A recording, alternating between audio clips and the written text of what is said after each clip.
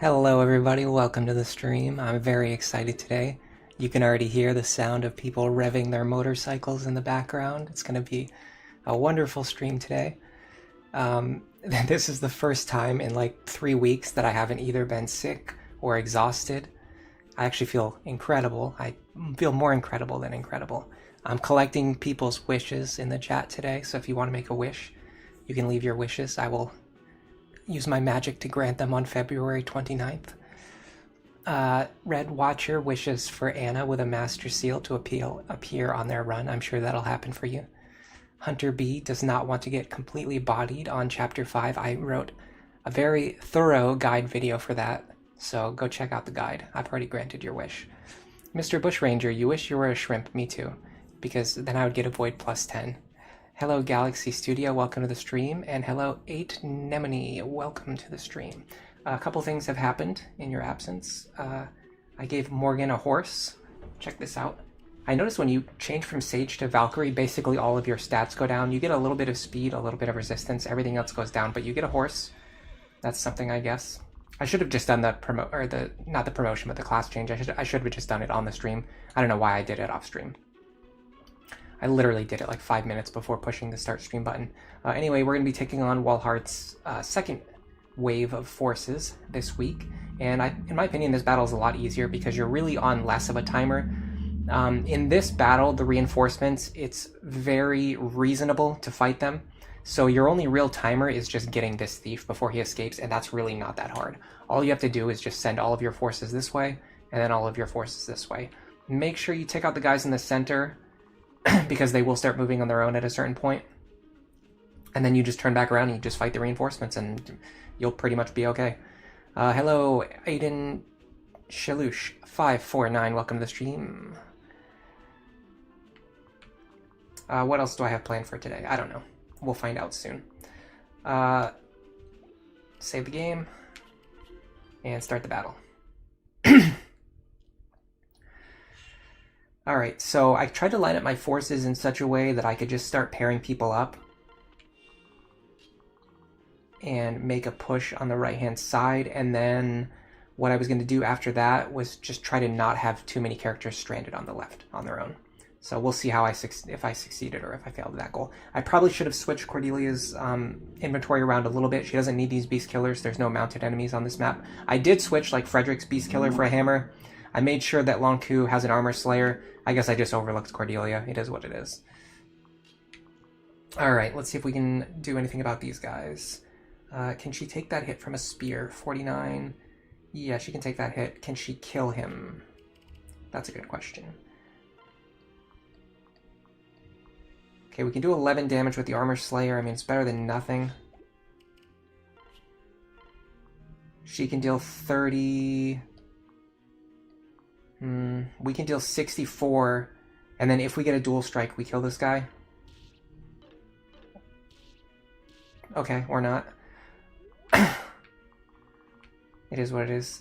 I don't know why that happened, but we'll find out in the next life. So there's a couple other things that we need to do. Pair these guys up. Of course, he has counter. I probably should have had Frederick take care of this guy, huh? Alright. What do we do next? I need to actually get rid of you. But I need to get my characters over there and I can't do it. Ugh. Disgusting. I need to move you out of the way first. But of course the guy that I want you to fight is the one guy who has counter. How much damage do you even deal to him? It's not even enough. I've erased myself from existence just from counter damage.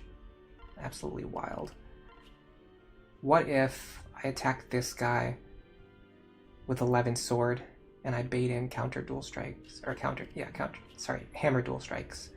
Problem is I will deal pitiful damage and it just won't accomplish anything.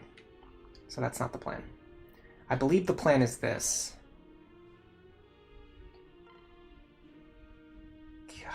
Come on, man.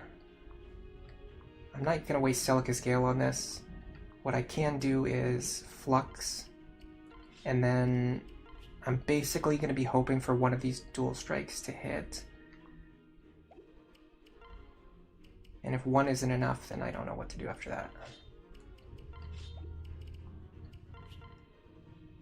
I'm in a very, like, no calculator mood today. Vengeance proc, that helped a lot. I just do not feel like busting out the calculator today, I'm telling you right now. I'll do it if I absolutely must. Okay, now we should be able to take this guy out and trigger Gale Force.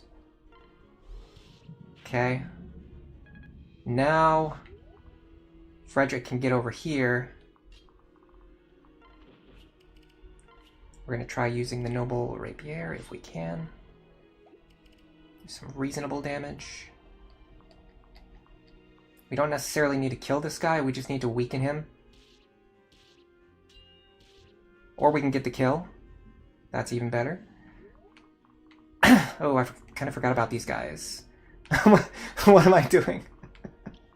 For some reason, I didn't think they could reach this far. Okay, well, I mean, it's just this guy. He's got a silver axe. I doubt he kills Frederick, right? 55. He doesn't kill. If we can just switch to a better weapon, we'll be fine. We could even body block him, maybe. If we could put someone here to body block him. Like, for example, you. You would be a good candidate for such a role. Probably not going to get Gale Force with you, but we're standing next to Robin, so our crit rate is pretty high. I honestly think even with like multiple crits, we wouldn't kill, though. Okay. So, next you're going to run over here. So what if Robin is standing here? How many characters will I have to fight? You for sure. It's just those two, right? Excalibur and a Silver Axe. We'll be fine. We don't even need Nosferatu. I will trade Frederick's equipment just in case. But I don't think anything will be able to attack him. Okay. So our right side should be pretty much completely safe, I believe. Let me check. Yeah, so there's two guys who can reach Robin, which we want Robin to fight and clear them anyway. A silver sword and a silver axe. I wonder if there's anyone who could, any character who could fight these two. I almost think Laurent could do it. Either Laurent or Morgan, right? How far does Lisa reach? Not as far as I want. So the tricky thing now is going to be getting my other characters out of range of these guys. I did intentionally put everyone pretty far over here for this exact reason, but even with this, we're really out of position. Okay, hold on a second. I can utilize Anna for this. Give +1 movement to Maribel. I want her to grab. Don't really care who, but I guess Libra because he's the furthest away.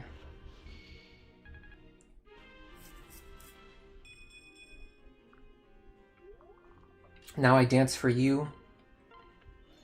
Okay, now I would really like Laurent to fight these two if I can.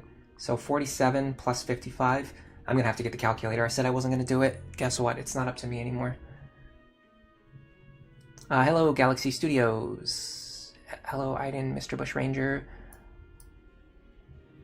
Red Watcher is recommending the corner turtling strategy. Yeah, once you use it, it's actually really effective. Or once you master it, it's really effective. Let me get my calculator.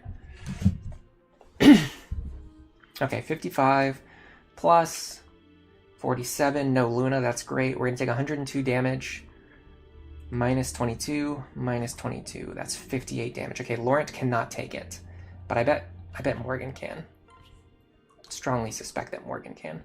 Okay, 102 minus 27, minus 27. That's 48. Yeah, Morgan takes it comfortably. I'd like to heal Laurent if I could, though. Is there a way to accomplish that? Can you fight safely? Yes, you can. If I put you here, equip the Thunder Tome, use my Physics Staff on Laurent. Laurent goes here. Switch to Morgan. We're going to have an awesome crit rate too, because we're standing next to Robin, who is also our father. And then you're going to go here, and you're going to rally luck. Alright, this should go nicely. That's perfect. Awesome. Fantastic. Beautiful. Wonderful. That went extremely well. So we were really struggling last chapter, but I feel like our team has, like, we just finally got Severa, especially. Like Severa, Laurent, and Morgan. We just got them over that tipping point where I believe our team is now very, very strong. I think we can handle everything that the game has to throw at us from here on out.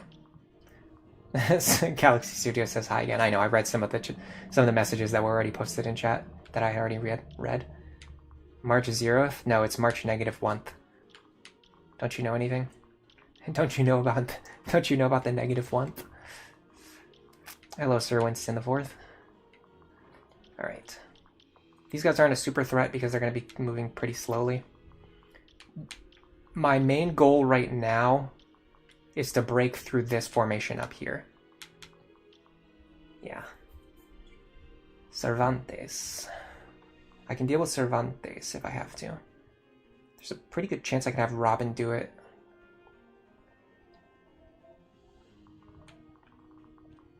Like right now. If not, maybe Morgan. Cannot quite reach. So whoever does it, I'm going to need to either dance or rescue them anyway. So let's first operate under that assumption. I think honestly the best target for our dance is actually Robin. Go here. Take out one of the most difficult or problematic enemies, which kind of seems to be both of you. Is there any way that Severa takes this guy out? Not quite. That's unfortunate. If we could reliably take him out, that would be awesome. I mean, we can probably comfortably take out this guy though, right? Yes. Okay, so let's do that. I'm going to start here though. There's no reason to move forward if I don't have to. We could even do it with the steel bow, which is pretty cool. Save a little bit of money. March imaginary to the second. That's the square root of -1 squared. So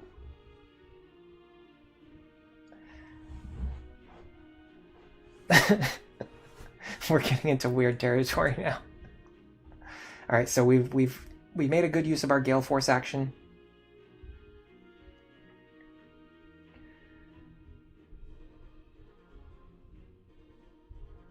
Is there a way that I take out both of these guys?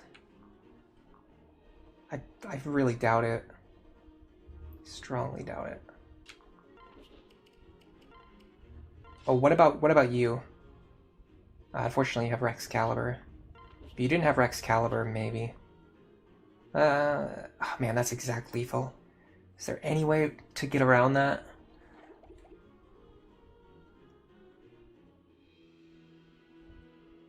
I have one idea, which I'm almost sure would actually work. So what if you go here, go into the convoy. I have a ward staff. I use it. Oh, unfortunately, I wouldn't be able to use it on Cordelia because she's not in the front row. Man, that's really sad that they literally have exact lethal on me.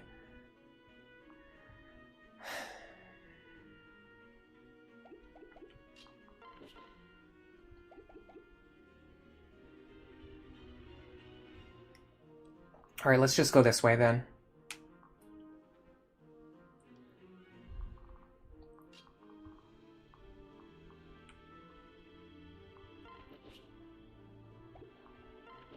I'm probably not going to trigger Gale Force here. I have to make sure I stay out of these guys' range though. So anything above this line should be fine. So let's start moving our characters with that assumption in mind.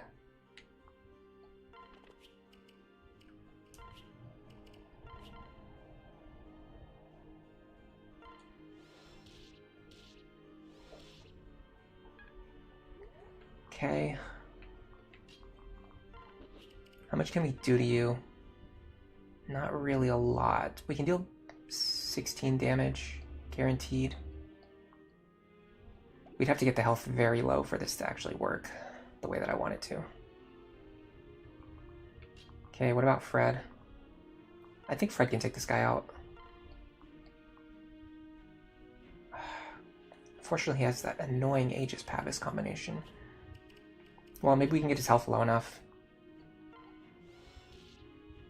Yes. Okay, we're fine. We're doing good.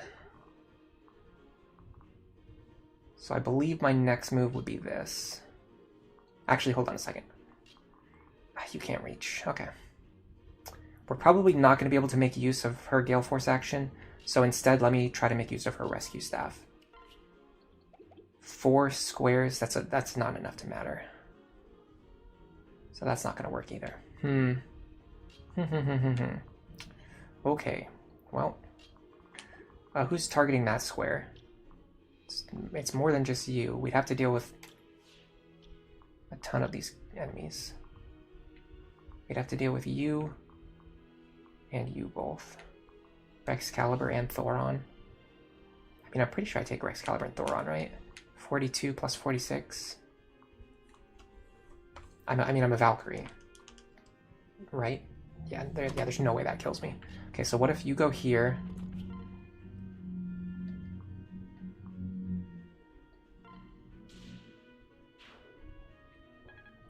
Now, what I'd like to do is get Robin up here, which is going to take a little bit of maneuvering.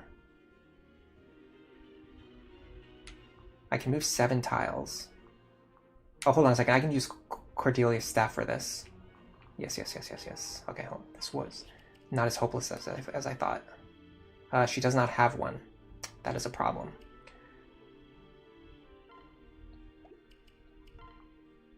Her daughter's not holding it either. I can take Muriel's, but then I'm not going to have it later.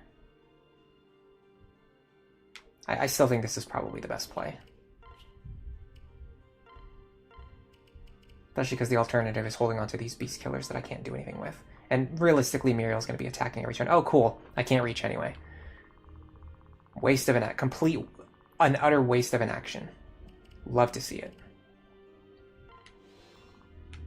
I could have just rallied move. No, that wouldn't have worked. But either way. And now I'm also blocking the square that I need to be... Oh my god, this sucks. Okay, hold on. I can fix this.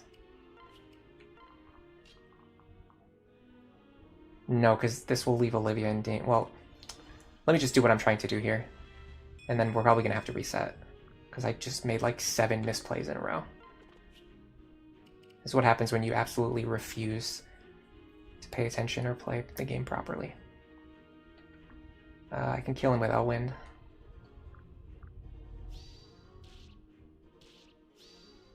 Nice guard.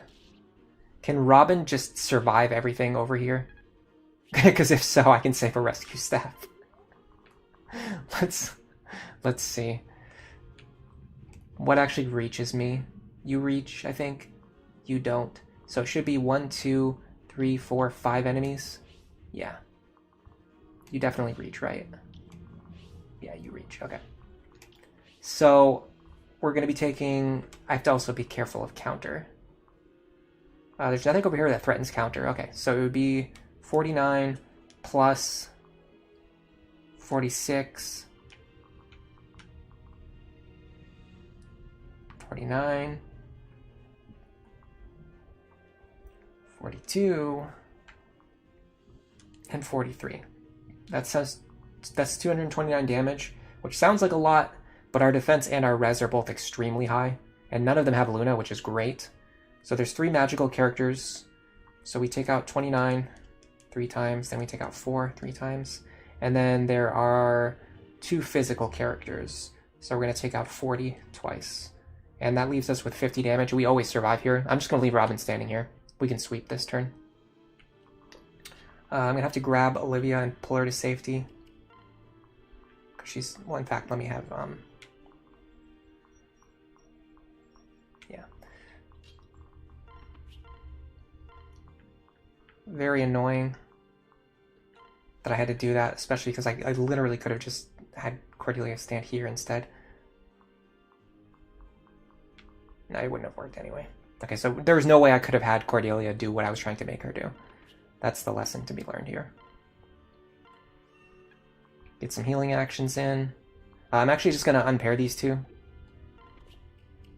It's more valuable for me to have them unpaired next turn than it is for me to have Lisa's health a little bit higher. I'm actually surprised this guy attacked here. I thought they would all go after Morgan. Maybe he can't reach Morgan.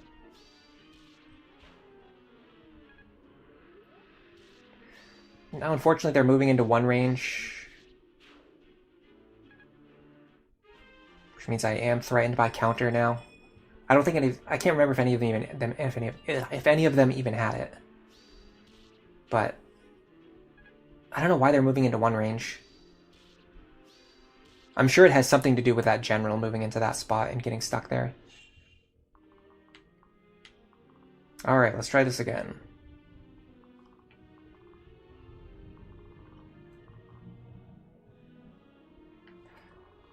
I'm not that worried about the thief. He doesn't go that fast, but I am worried about the reinforcements. They're going to be here at the end of next turn. Hello, Tricky. Hello, Ceratith. Welcome to the stream.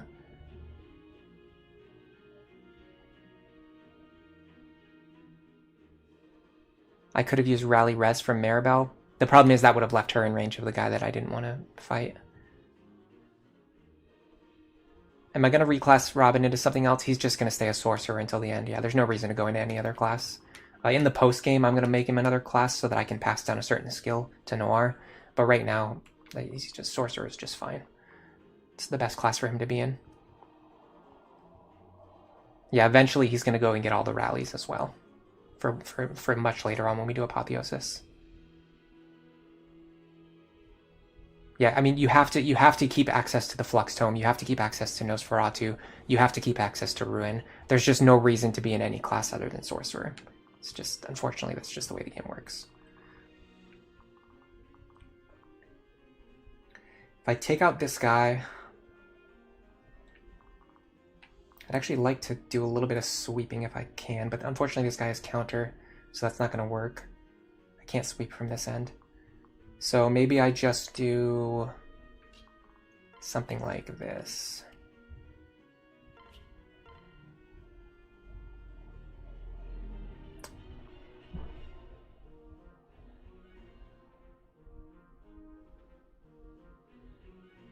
The problem here is if I don't kill him right now, he will kill me.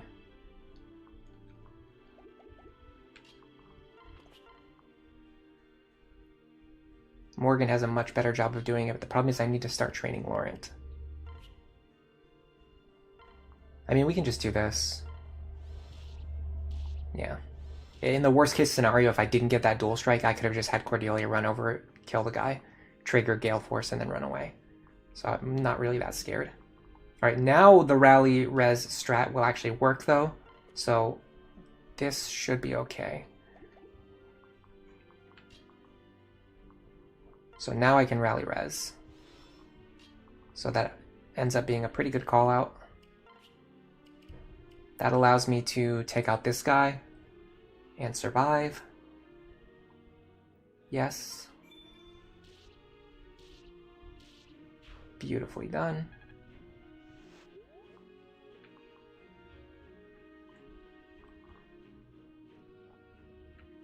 Then I can run away.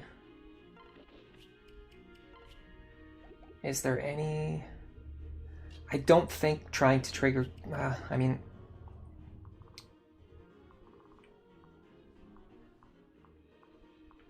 Unfortunately, Maribel's actually threatened right now.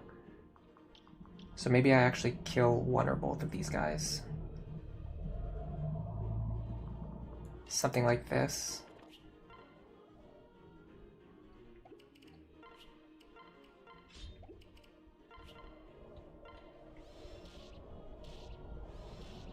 Okay.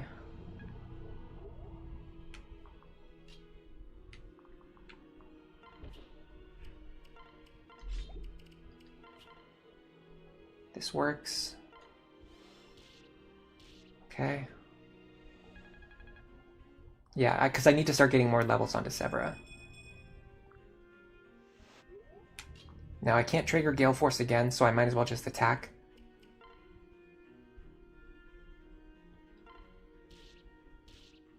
Beautiful. Cleaned up that group, okay.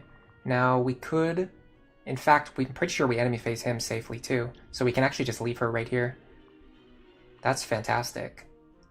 That is wonderful news. Cool.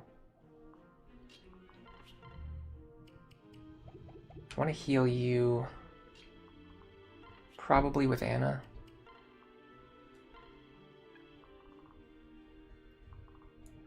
You heal here. You two fly up here.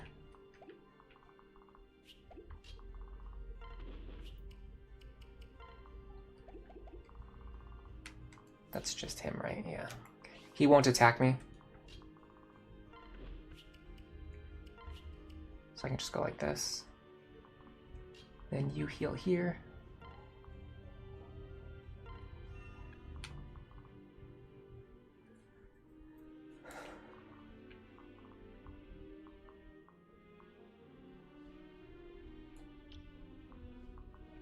I'm very, very, very worried about fighting this guy, but I feel like I have to do it. I have to do it now, or it's just not going to work out later.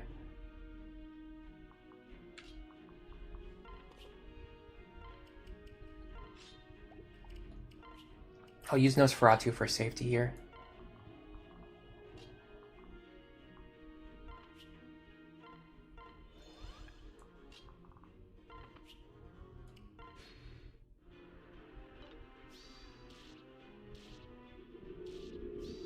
Good God. Counter is such a disgusting skill. Double Luna. Epic. Okay, you'll be safe. Now, there will be enemies who spawn across the bottom of the map this turn. So my goal this turn should be to run away.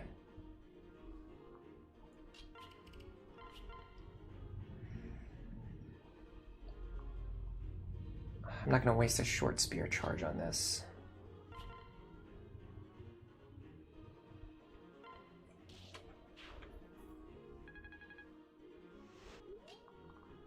I have to get pretty far away, though, because they actually reach pretty far. So let me start by doing this.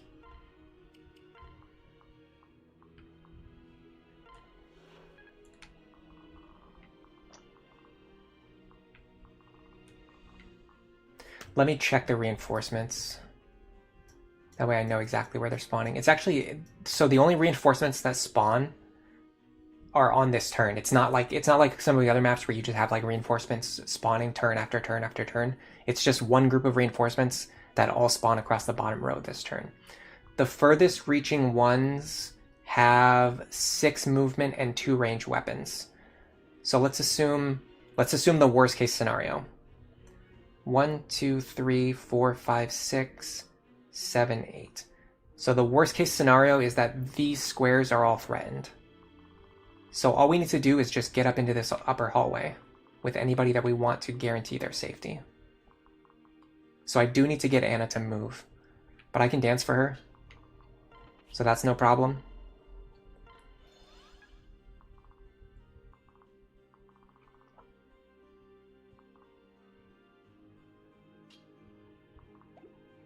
I'll save her in case I need to rescue again.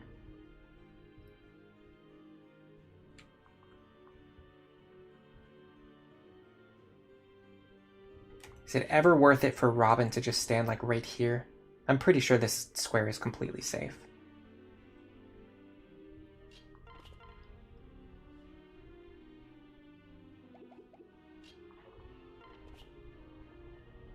And I can get some free Nosferatu healing.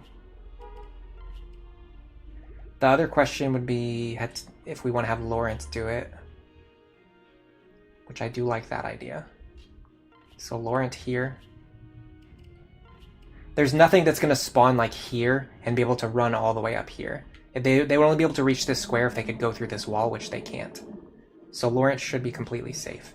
In fact, it might be better for Robin to start chipping away at these guys up here. Although unfortunately the one guy I can fight, of course, has counter.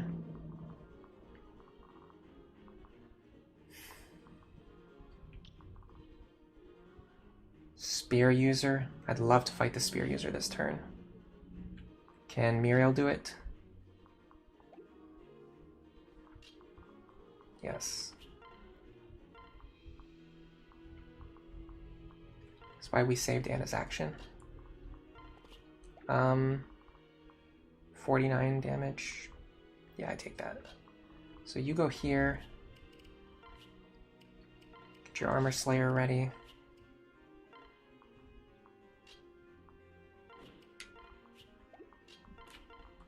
Laurent here.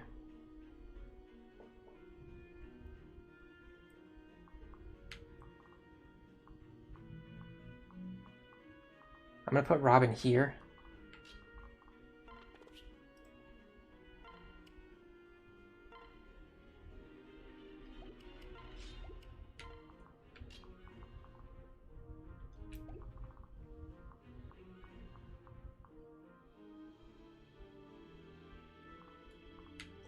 So Libra here should be safe.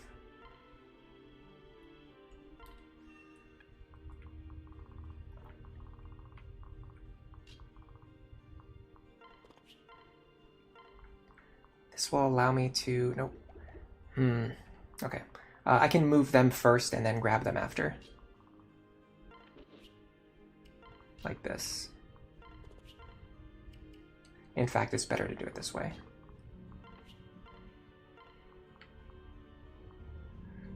And I really hope that Olivia is safe. I'm pretty sure that she is. I mean, if one thing can attack her, I don't think it's going to kill her in a single action, but I guess we'll find out in a second.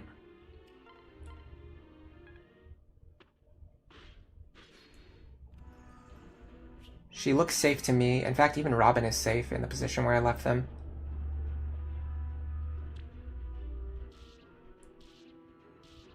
Okay. I do believe some of the enemies will start moving, especially the ones in the center. So we do have to be prepared for that eventuality. There they come, yep. Okay, so this looks very, very, very, very scary. But the thing is, there's nothing else, like, every single threat that exists is something that we can currently see. There's no more ambush spawns. There's no more enemies that are going to start moving on their own. All we have to do is just survive what we can see right now. And I believe the best way to do that is to start carving away at this territory up here. Because there is a lot of safe ground in this hallway and in this top right section. So we just need to push our way through here and I think we'll be okay.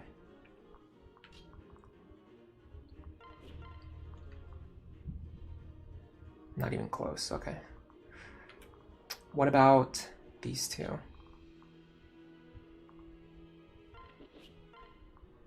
No, not even close. Okay, what about just having Muriel keep hitting him? I mean, that's probably our best option, but it's still not even great. That will get him down within range where we can take him out with a Gale Force action. The big problem is going to be you. I think we need to get Robin up here. I mean, that should be doable. Excuse me.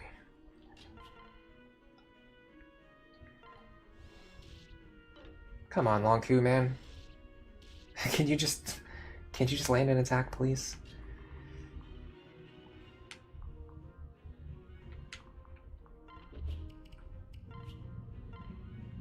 Okay, no Vantage, so we just take him out.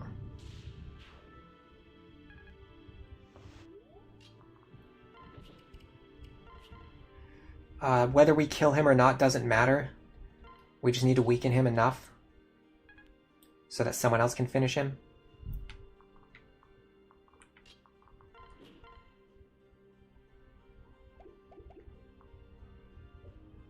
Don't think Frederick will be able to do it, not even with the Crom pair up.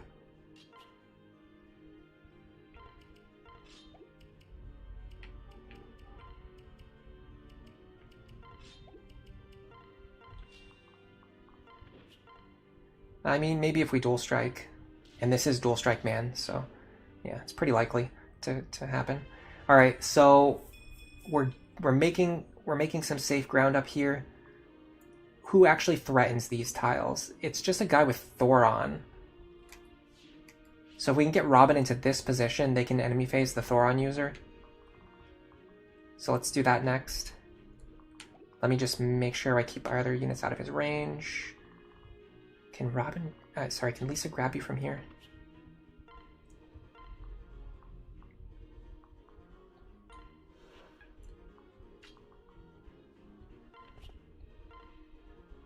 It's a little bit scary that he has Luna. But we have Tonebreaker, so we'll probably be fine.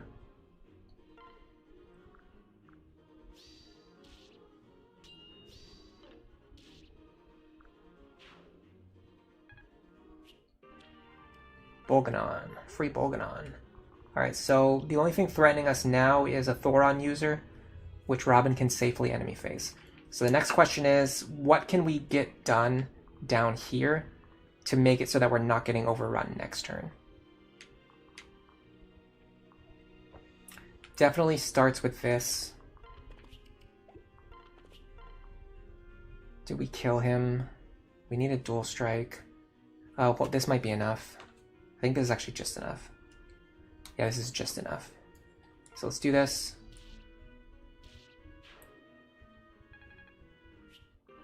Now we need to rescue Libra and one other character. So the way I'm going to do that is I'm going to rescue Libra first, and then I'm going to use Libra to rescue the other character.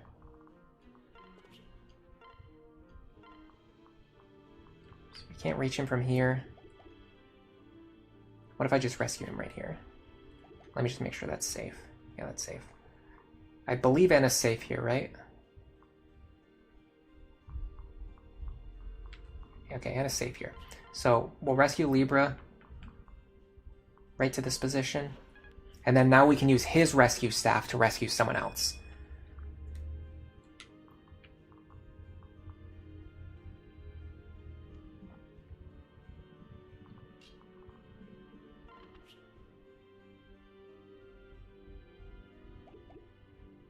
We're going to have to rescue Olivia either way. So I'm going to do this. Because I think there's a chance that we can actually leave Laurent in range of this guy. Yes, in fact, a very good chance. So Laurent here.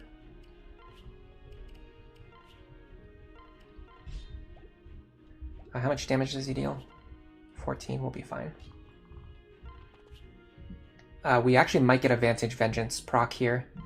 This might be our first, like, realistically, actually useful Vantage Vengeance proc of the run. So if that happens, it'll be pretty hype.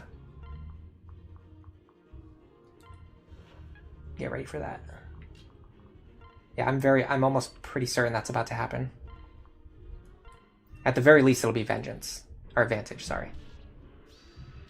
And there's a very, very good chance we're about to see Vantage Vengeance go off.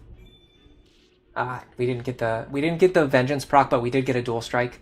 So that is a really good example of what Laurent is going to be doing for us in the future. Keep his health low, enemies come in, and we just kill them before they can actually hit us. And in this case, it was extremely safe because the guy didn't even have lethal on us anyway.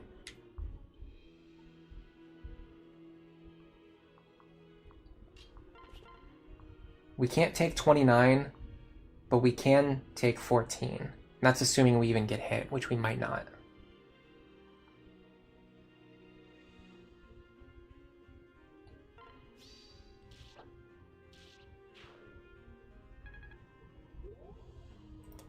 Our chance of proccing Vengeance right now is 62%, which is pretty good.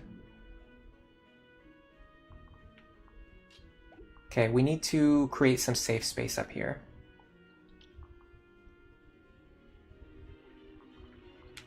I'll be very happy if Frederick can kill this guy. It's not looking super likely. Maybe with the Silver Lance. Almost. Okay, it's probably better to have Cordelia do it then.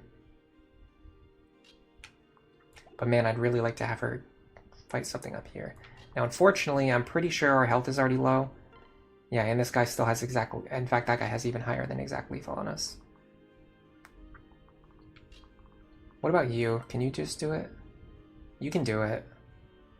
Okay, so let's do that. So start with this. We're opening up some territory up here on the top. So if we take out this guy here, that's still a lot of squares that are threatened by these longbow snipers. What if we take out one or more of the longbow snipers?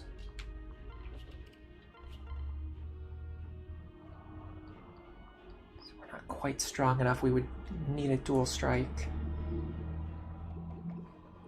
I don't know if that's worth the risk.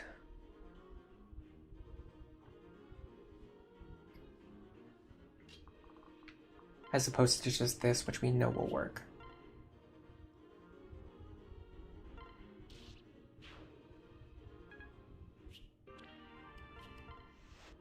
Well, what if we now... Oh, we can't reach anymore. Well, we could do this, though.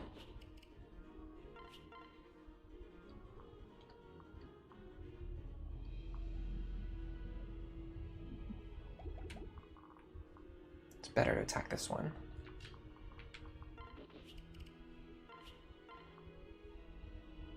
Man, we just don't do good damage. Oh, hold on a second. I wanted to go here.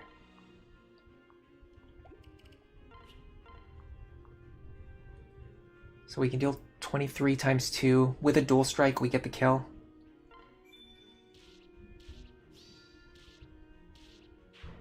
I think maybe 2 Luna procs would have done it, but that's not like a realistic plan. Okay, next I want to go... So I think the only thing threatening that tile is the longbow sniper. Yes.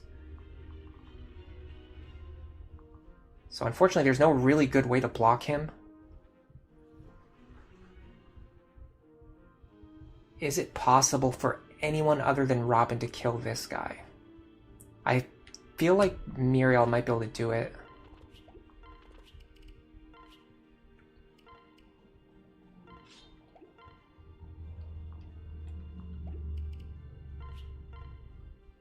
That moment when a 11 sword does more than a Amatsu.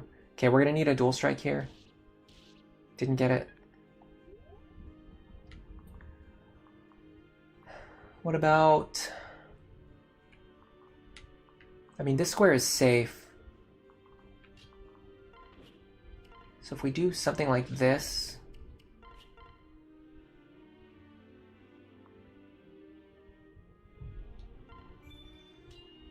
Okay. We're gonna have to rescue a few people, but not as many as you might imagine.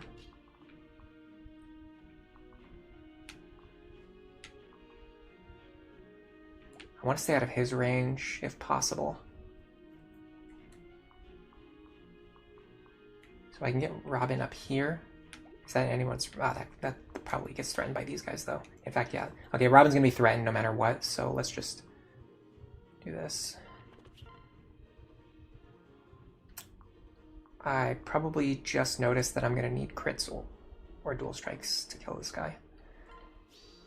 Or vengeance procs. Or vengeance crits. Okay. Free longbow. Now we pull those two back.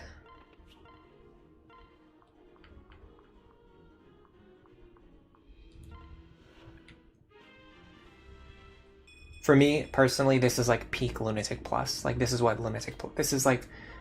When I talk about how Lunatic Plus is worth actually playing, like, this is what I'm talking about. This is so fun to me. This puzzle of, like, trying to figure out how to kill, like, to break apart specific enemy formations. And they don't just stand there and let you do it. Like, they're actively pushing towards you and trying to, you know, overwhelm you. But you have the tools and you have the time that is required to actually make a good headway as well. So you're not just, like, completely helpless either. I think Dance here.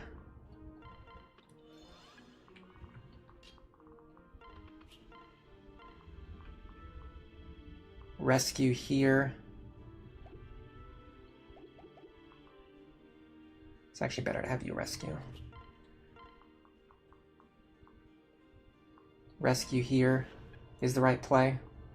And then if we can take 27 damage, we can enemy phase this guy. So let's go here. And then heal.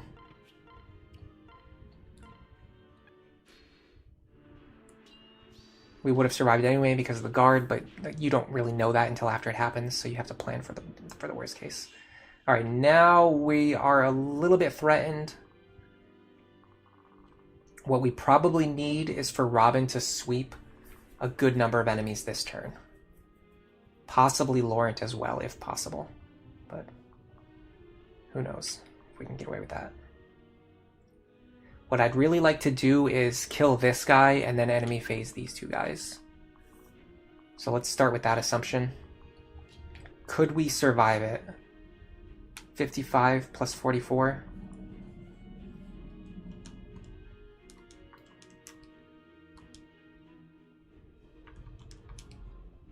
We could not survive without a little bit of luck.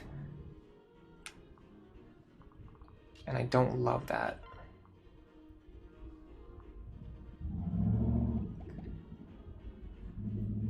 But it might still be our best option. Well, actually, I don't know, because there's a lot of stuff. There's a lot going on up here. Hold on a second. Maybe the better idea is to just focus on clearing out this group so that they're not threatening every single tile that we want to possibly stand on. I do still think that we have to kill this guy.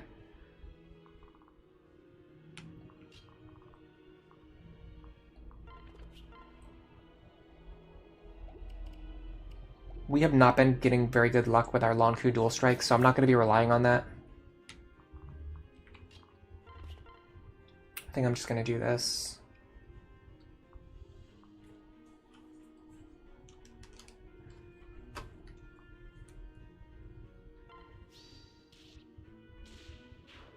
This team is looking very strong, by the way. They're really not even fully trained yet either. They're like 80 to 90% trained. Go here. The big difference is that now I'm going to do this instead.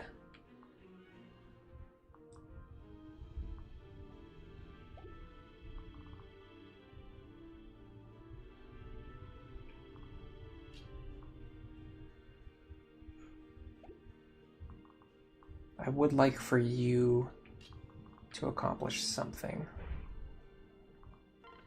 What is something? I don't know. So the tricky part is that the squares that I want to attack from are currently occupied. So in this case, the terrain is actually working in the enemy's favor. Well, sorry, this guy has pass. These two don't. You're the only one with counter. I can definitely do something with that information.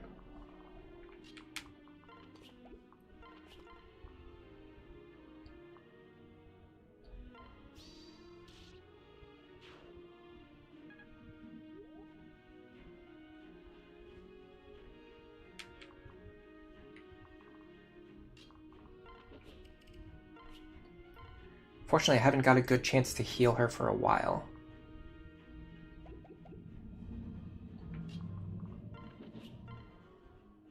You deal 21.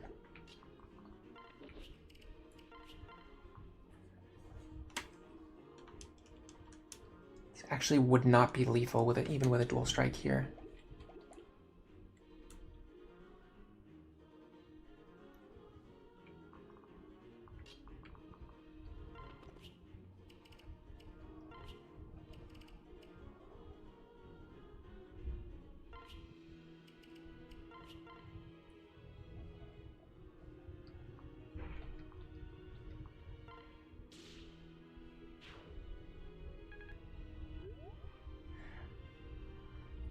Let's assume that we're going to have to rescue someone.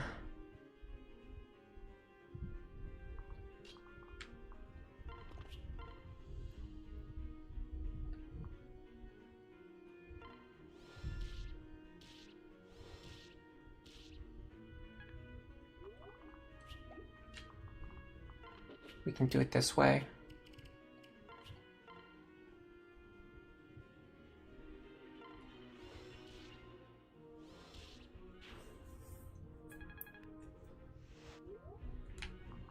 You are actually pretty scary. I did not realize that you had counter. That is a huge problem. That is a massive problem.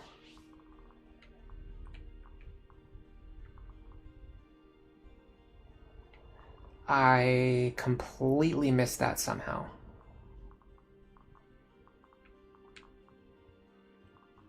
Whichever one of these two attacks... Or sorry, whichever one of these two is attacked by you, you are basically going to kill them. I need to get... what I need to do is get his health low enough so that I don't have to worry about taking counter damage. So let's see how much damage we deal to him. 61 or 60, so let's just assume 60. So we have to get him below 60 minus 13. We have to get him below 47 health. So 74 minus 47 is 20. So we have to deal 27 damage. We can deal 28. So we are actually totally fine. Nice, okay. So this does mean we have to use another rescue staff, but I'm not that worried about that, although I don't have very many. This is why using Maribel's rescue last turn was a big optimization, because this means we can have Anna rescue. Her staff is about to break. So if we used Anna's staff last turn, she wouldn't be able to rescue this turn. And that would put us in a very bad position, because we don't have a lot of actions available, and we have to rescue a lot of targets.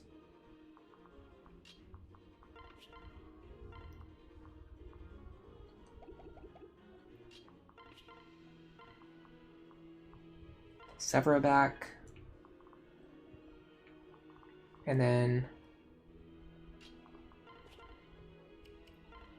grab you.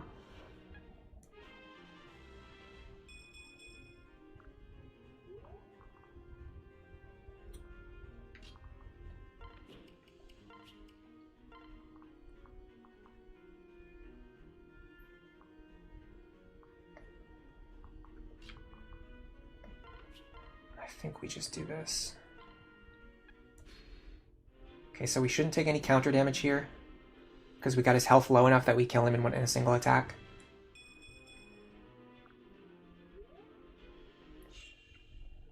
Oh boy. We are getting pushed into this corner. I think last time I did I think last time we did not have this many enemies left standing by the time we got pushed this far into the corner. I think we're still relatively fine. But it's getting a little bit scary, for sure.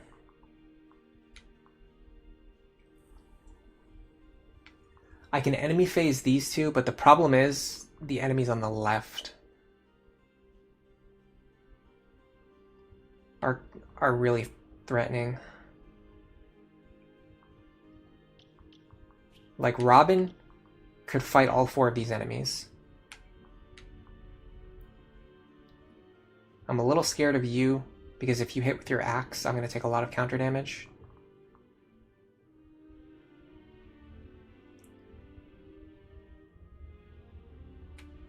What about you? So the problem is I have to get rid of you.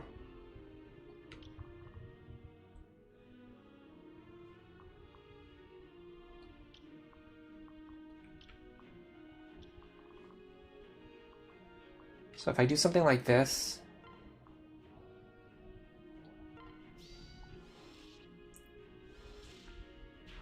Okay. So my idea is Robin should be able to fight everything here on the right-hand side. Let me confirm that information. 44 plus 55, 54, 55, 46, 44. And there's only actually one enemy with Luna, which is very fortunate. Yeah, these enemies have crap skills. That very much plays to our benefit. So we're going to subtract out 41 times 4. Then we're going to take out 68. We're only taking 66 damage, so Robin is guaranteed to survive here. All we need to do is just get rid of this guy.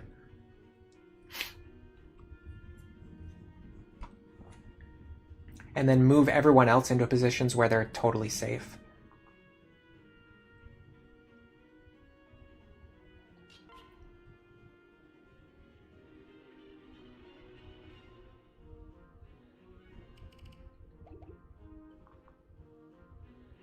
Starting to run low on rescue stabs. That is a genuine concern. I'm pretty sure the smartest thing to do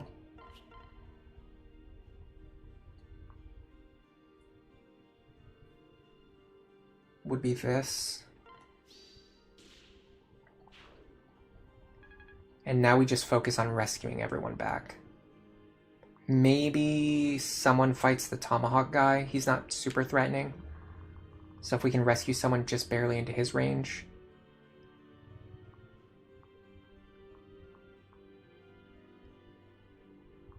He reaches pretty far, unfortunately.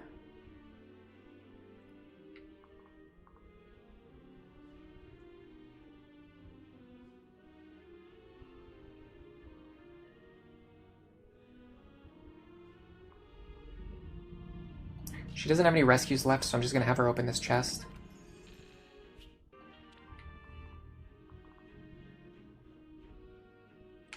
Okay, what if we just have Severa do it?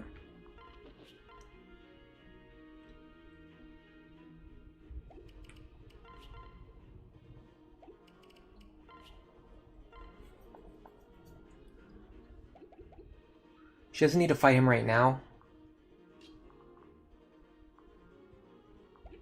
So I have to pull Lawrence back to safety, so let's focus on that first.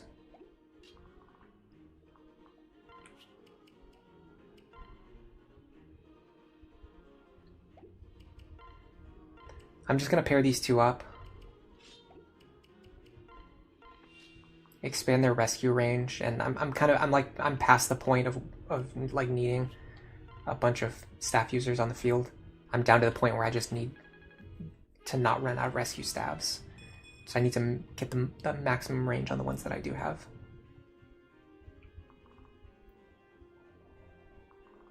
I don't even need to dance for anyone this turn. Let me just make sure everyone can actually get to safety. I'm pretty sure they can, but there's no reason not to confirm that. Okay, so I want you here.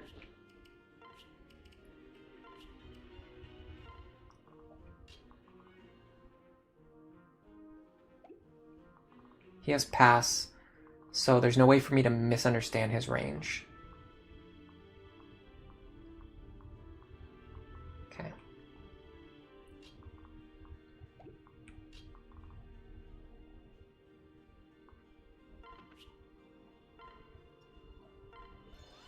What we should do is actually this. Free staff experience for Morgan. Slightly more optimal.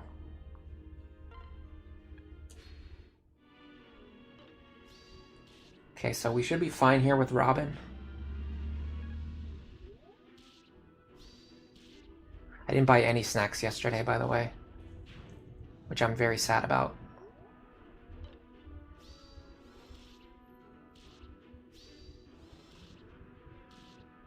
I have the wrong window open.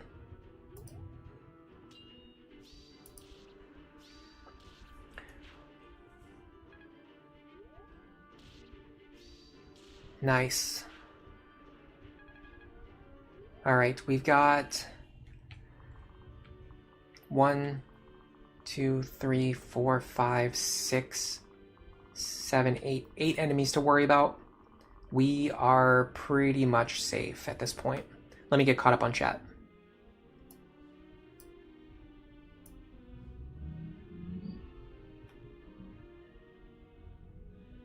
There's a lot of stuff I missed. Hello, Clem. Welcome to the stream. Sir Winston. What am I going to do on February 30th? There's no February 30th.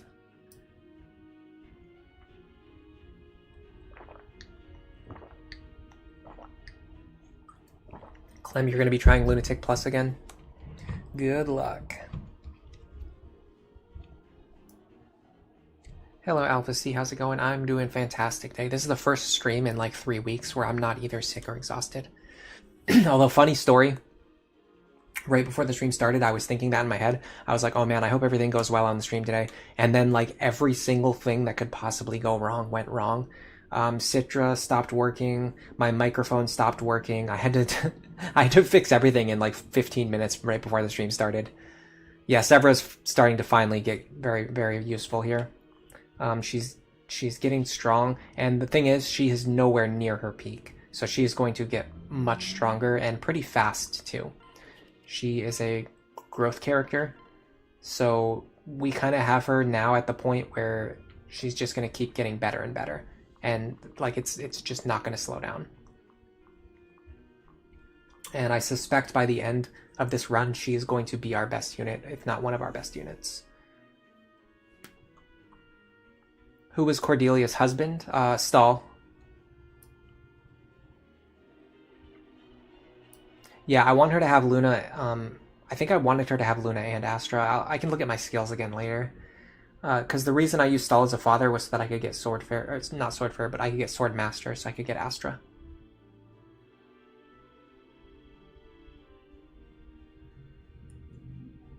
Am I going to do Apotheosis? Yes. The entire point of this run is that I'm planning for Apotheosis. That's why I'm using like kind of weird units right now, because I have to not recruit any second generation units until I am able to grind and get the skills on them that I want to get them for Apotheosis.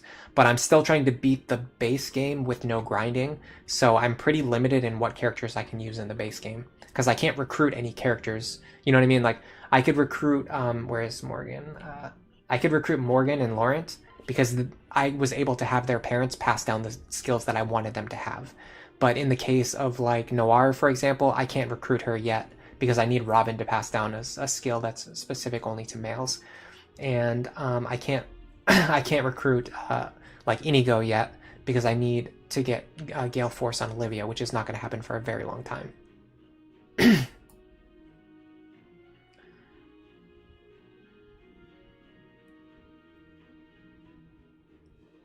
Yeah, I want to get lethality too. That would be epic. No, she's not going to be an assassin. She's going to be a sniper. The reason sniper is so good is because it's essentially the only promoted class that can use the longbow, and the longbow is like among the best tools in the game. Like, it's pretty much like rescue staff, longbow, Nosferatu. Like, those are items that allow you to do things that you just literally cannot do without them. Meyer Tome obviously falls into this category too, although Meyer Tome's a little bit weird. It's kind of like a cheese item. You're not supposed to be able to obtain it normally.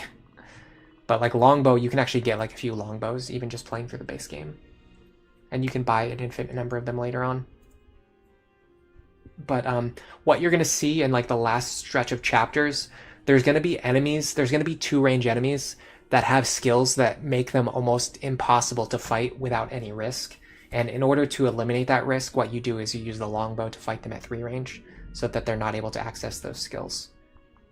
So, and what's really funny about the longbow is it allows you to attack from a knight's move away. Like if you were playing chess, it would be a knight's move away. But it's not a weapon for a knight to use, it's a weapon for a sniper to use.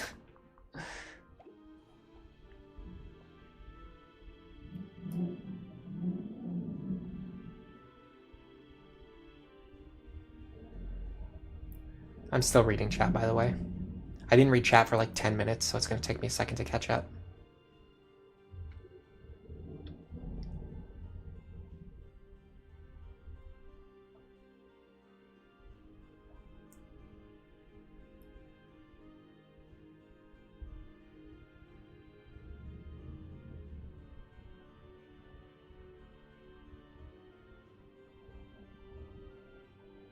I think I like lethality way more than the average person, but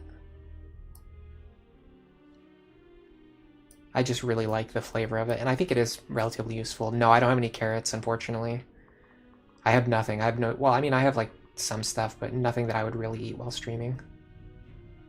You got your cousin into Fire Emblem Awakening and Fates. Do you think newbies should look at guides, or do you think they should experience the game the way that it is? I think it just depends from person to person.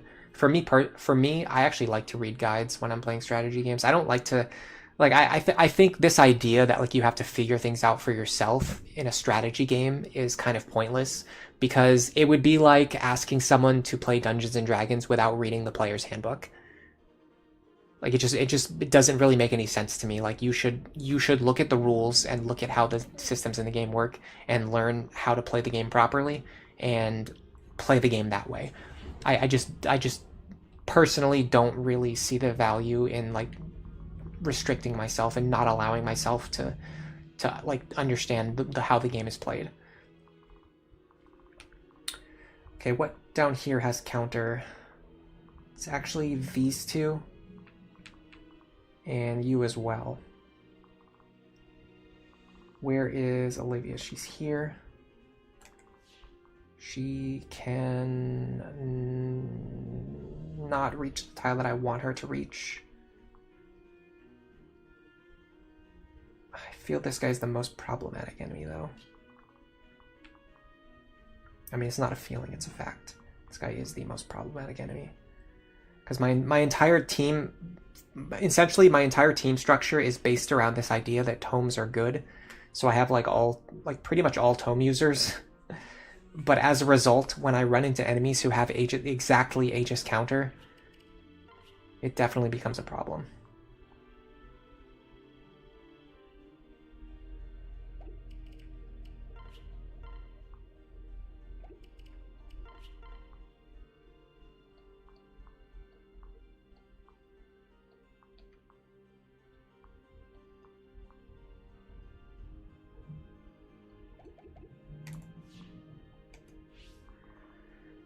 I'm just frustrated that I can't reach the tile that I want to reach. And even like my non-tome user, like my best non-tome user is also a bow user, which again means that Aegis also blocks her. So I don't really have great options here.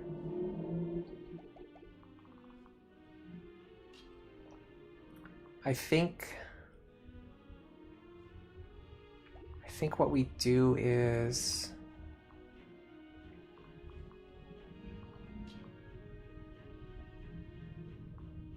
get rid of him.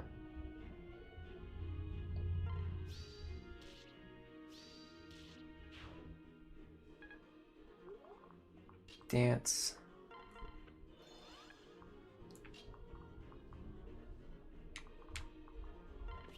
Get rid of him. Hopefully. There's no real way to guarantee it. Okay, that's actually fine. We can cover for that mistake. Or it's not even a mistake, but we can cover for that miss because you can run up here and do this.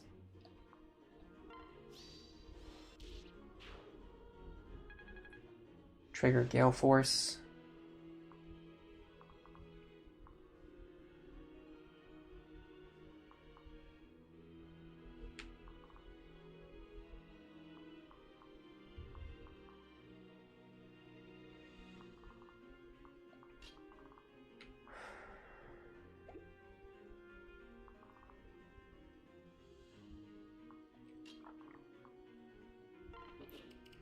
Still holding a rescue staff. If I grab you, I can run over here and do this. What's his damage? 55.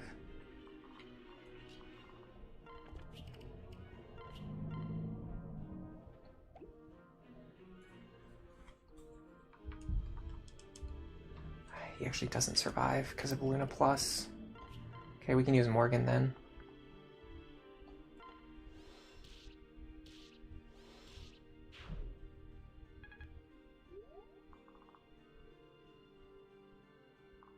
Okay, my characters are kind of scattered, but the idea is we need to spam some rescues.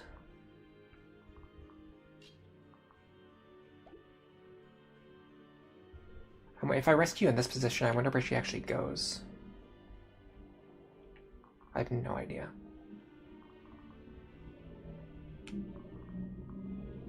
Okay, let's get my other characters out of the way so I have room to do my rescues.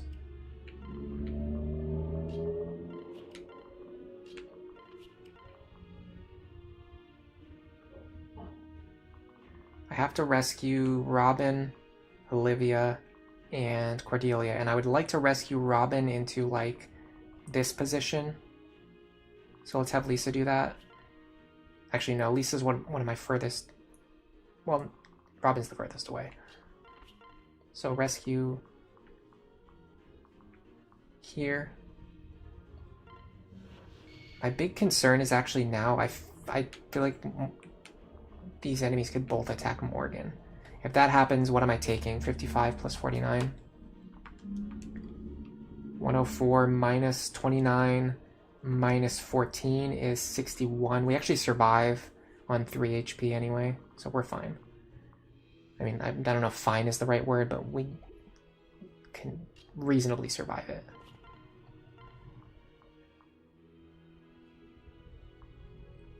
I'm actually going to rescue you first because you're holding rescue stabs, and I need more rescue stabs.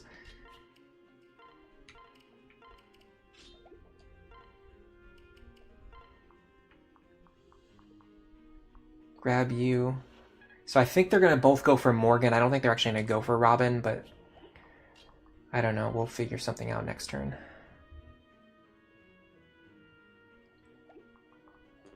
I'd like to heal you. I've been trying to do it for like 5 turns. Is that square threatened? It's hard to tell because the carpet is the same color as the enemy threat indicator. Yeah, they're both going to go after Morgan. We'll be fine, I think. I hope. Okay, we dodged anyway, but I'm pretty sure we would have survived that on 3 HP. Alright. Now we're in a very fantastic position. In fact, we can literally take out this guy this turn and then not have to worry about anything else until next turn. Unfortunately, he has 50 damage. Minus 11. That would leave us on pretty low HP, but we would survive. We just killed him anyway. Even better, I suppose. Alright, so next turn, we'll just fight those 2 generals.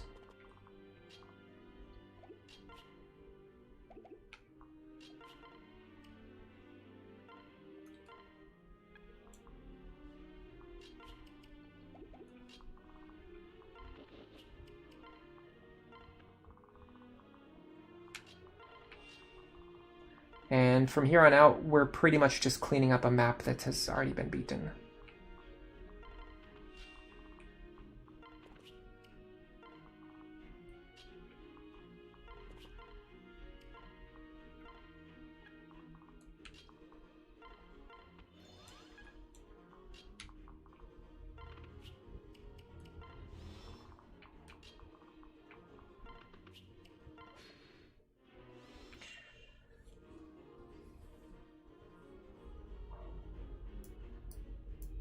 Yeah, the fact that the longbow can double, it can trigger dual strikes, it can trigger skills, it can trigger critical hits. It's extremely powerful.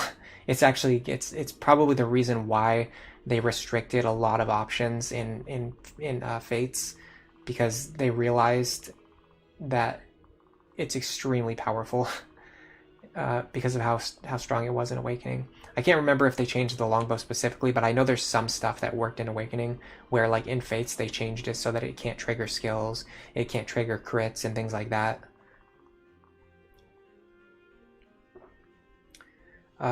You like Dark Knight because you can use the 11 sword to get around the Aegis Plus enemies. It's actually true. It's just, the problem with Dark Knight is it's just bad in, like, so many other ways. Like, it loses access to dark magic tomes, which is unbelievable. Like, hold on a second. You're telling me this class that we're looking at right now does not use dark magic tomes, and it's called Dark Knight? Like, that's absurd. Like, Dark Knight should absolutely have access to dark magic. And then secondly, it just has, like, worse stats than, like, pretty much every other magic using class. So, I don't know. But it is good for, yeah, it is good for being able to use the 11 sword. All you have to get C rank in swords. and it is good for giving +1 movement to the partner, which is actually a huge deal.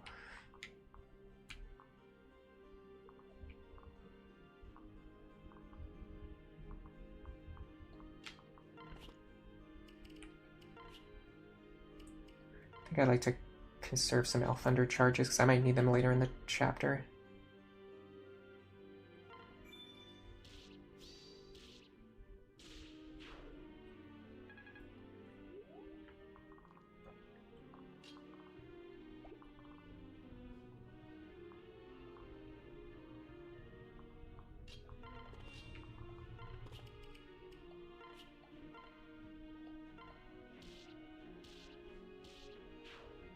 If I didn't get the dual strike there, I would have just given the experience to someone else, but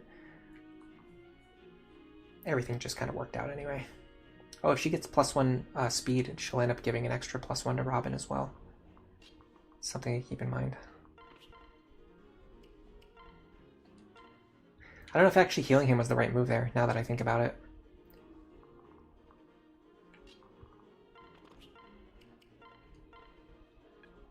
Because of Vengeance, it actually might be better if his health is low. Alright, I'm just going to move out of this corner because I'm feeling claustrophobic. I'm just going to put all my characters over here. And then I'll worry about healing and reorganizing my inventory. Honestly, I love just playing the game at my own pace and not rushing. I don't think I'll ever understand like the LTC mindset. It's just fundamentally not how I play video games. I'm like, oh, let me just take 5 minutes to move all my characters into the center and unpair everybody and reorganize my inventory and heal everyone and check my formation. And then like somebody else is like,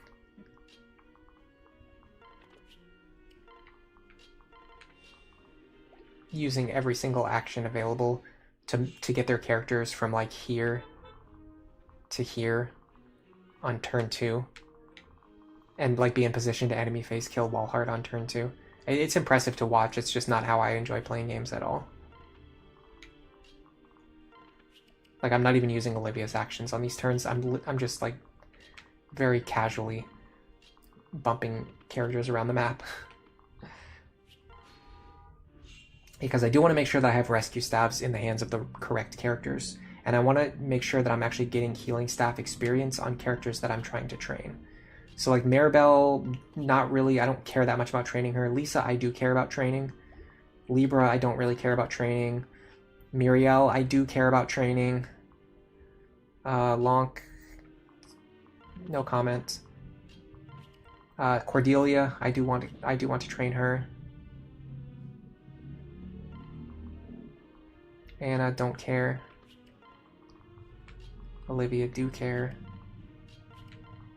Lisa, honestly, she just needs tome rank more than anything else. You guys can go over here.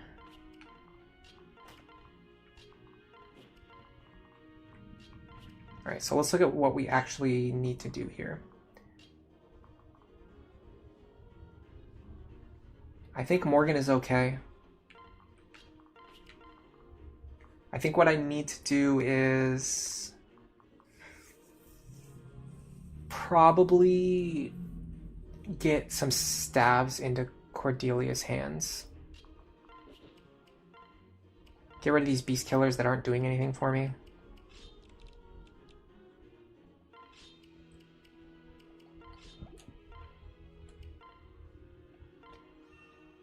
And then get some experience.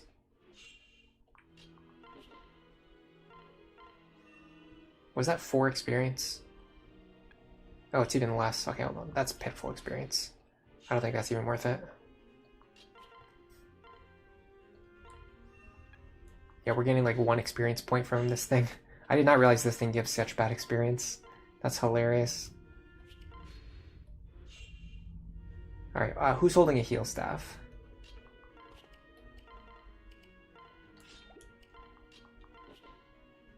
I think Cordelia is our best character to use heal stabs right now. Because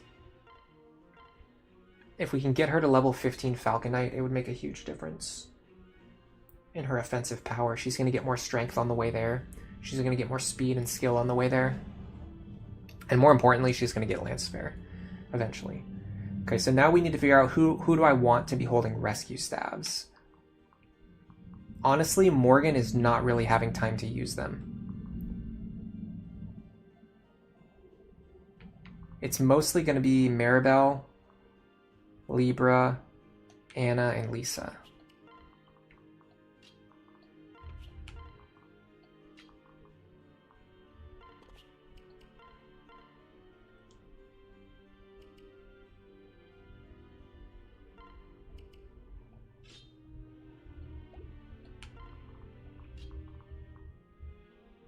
And you're currently not holding one, so I should definitely give you one. Now, having said that,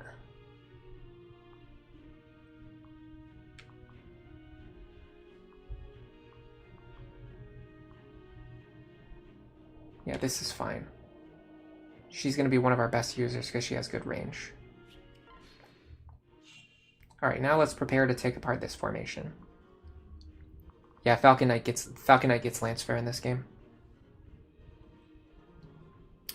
Galaxy Studio, you said the spy weapons are more terrifying on the enemy side. I think there's a lot of weapons and skills that are way more dangerous for enemies to have, and they're not really that useful for players to have. That's true in Awakening, and it's also true in Fates.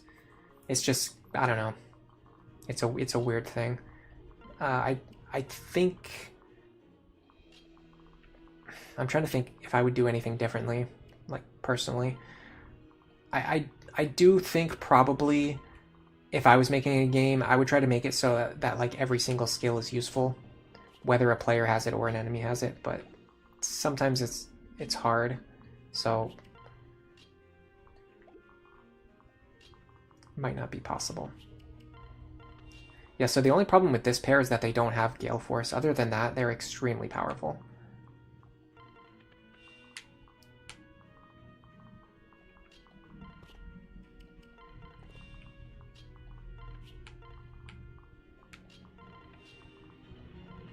And considering they're an enemy phase team, they don't really need Gale Force that badly. It's nice to have, but it's not like a deal breaker. Alright, so for this formation, this guy we can enemy phase, which is nice, because that means we can just kind of take things nice and slow. We can set up an enemy phase, draw them out, and then that would allow us to more comfortably just kind of take out the other enemies on player phase after they move in our direction. Now, what I'm seeing is that this square right here is going to be very useful if I can get a character who can fight both of these guys. That's 55 plus 47. Can Laurent do it yet?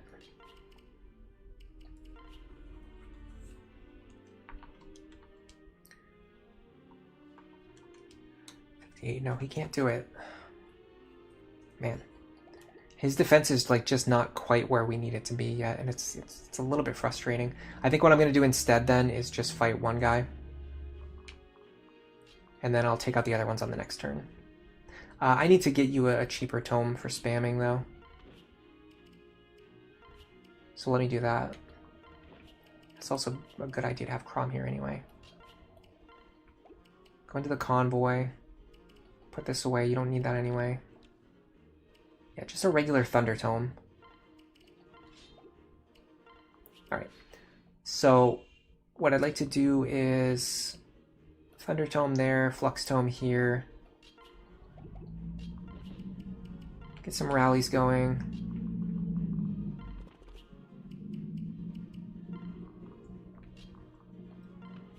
Rally Magic. Rally Luck. Rally Res, and Demoiselle. And we should be fine here.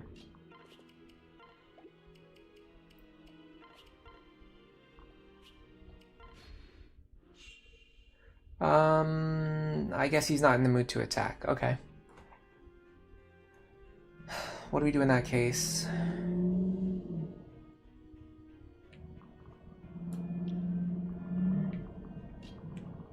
Probably something like this.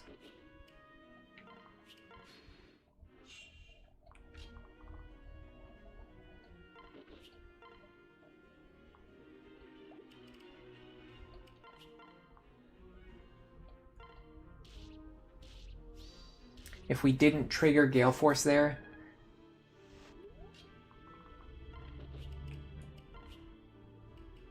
we could have just used a rescue staff. Obviously, it's better to save a rescue staff if you can. Now we hit all of our rallies. Now we just do what we were trying to do last turn. Nice. Yeah, I want to start training Lawrence so he can get some defense, so that he can enemy face sweep a little bit better. With Lonku as a father, he's going to be a little bit on the frail side, but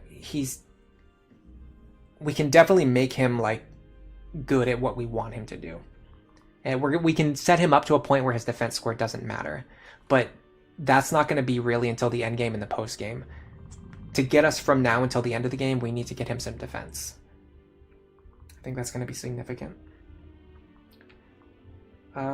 There's a good chance that Cordelia can beat you.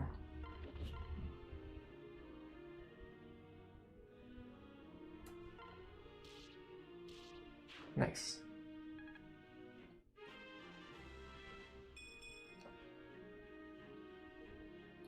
It seems unavoidable that when the enemy group outnumbers you, there's always going to be a skill that's more dangerous for the side that has more units. Yeah, that's an interesting consideration.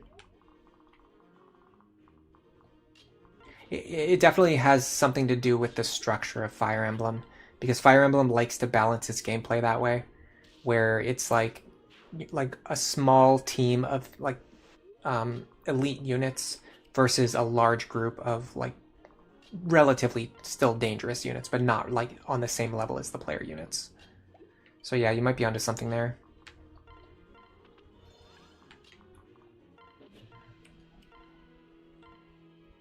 Yeah, we're not getting good staff experience anymore on Cordelia. We might need to switch her over to like combat training, or just, I don't know, accept the fact that she's probably not going to get Lance Fair before the end of the game. Right now we're going to go back up here.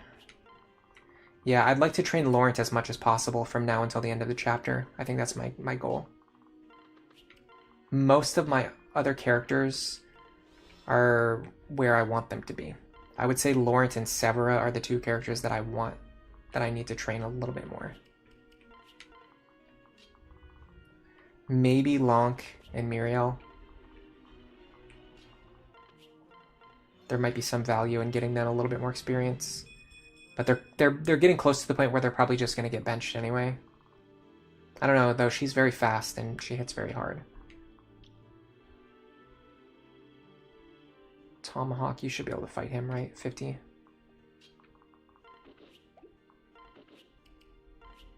Yeah, you'll be fine. Where did Lauren go?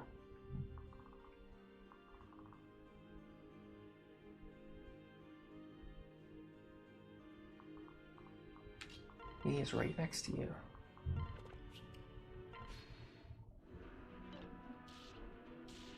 Oh, sick.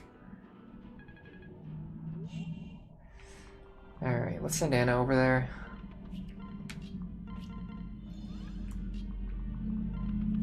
I don't think there's enemies in the vault, no.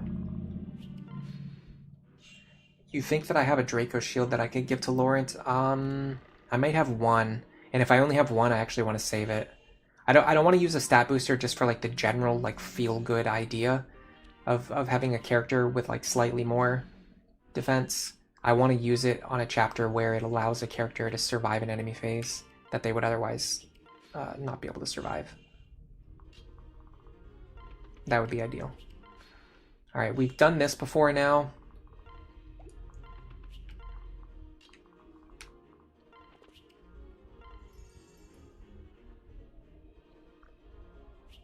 So the issue with this formation is that once you fight any of these enemies, all of them start moving, including Walhart.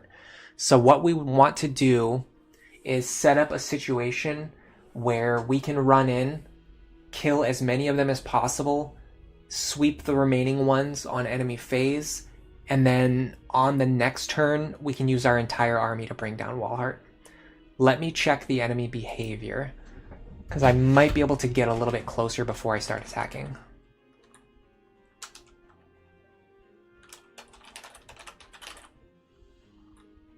We're on chapter 20.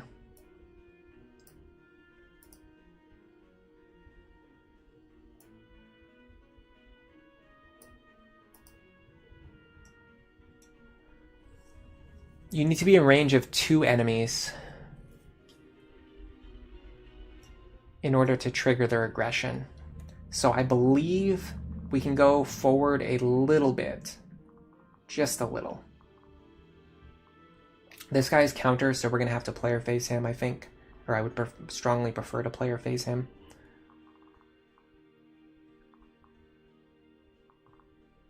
You guys both have Rex Caliber.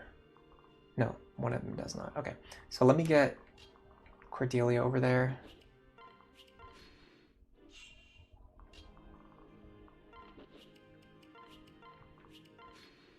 And does this guy have counter? Of course he does. Okay. Sure. Okay, so here's my idea. I'm really scared that the wiki's going to be wrong and this guy's going to run over and attack me. Okay, so my idea is I run in here, I take you out with my javelin, trigger Gale Force. Then Severa needs to attack something. Are you... Honestly, I actually think 27 times 2. 54, it's not enough. I think you're the better target, because if I kill him, I trigger Gale Force. If I don't kill him, I leave his health low enough that someone could actually enemy phase him reliably. On the right-hand side,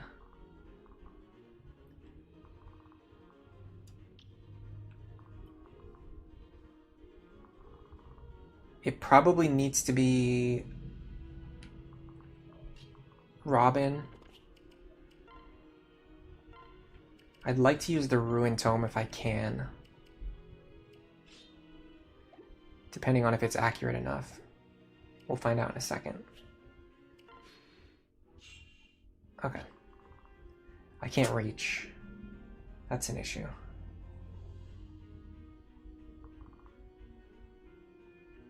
It's a big concern. I can get him out of the way first, though, so hold on a second. So, like, you here. Yeah, that's like a guarantee. Then you run up here. Take out this guy. You here, take out this guy. Severa takes out this guy. And then I can think about how I'm going to fight the War Monks. I can also start with a Rally Magic.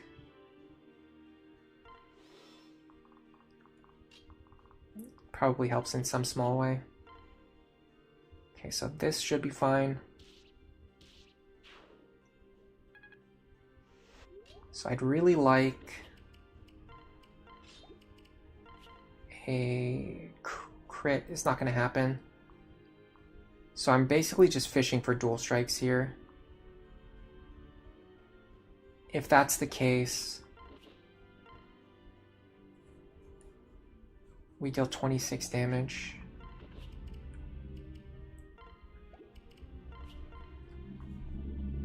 In that case, the steel bow's fine here. Okay, that's probably about as good as it could have gone.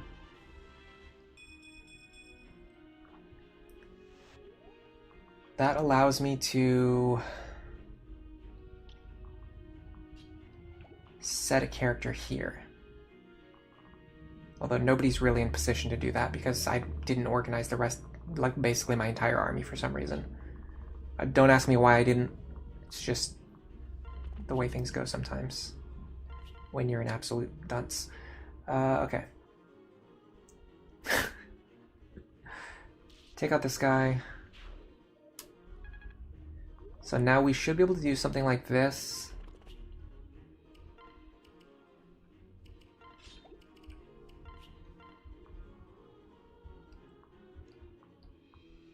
Ruin is 67% chance to crit. Didn't get it, of course. Or the dual strike for that matter. Why would you ever think, ever, in a million years,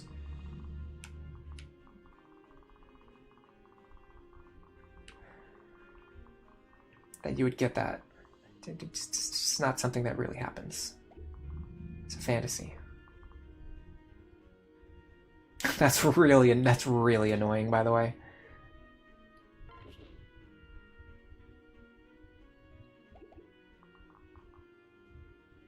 That's extremely annoying.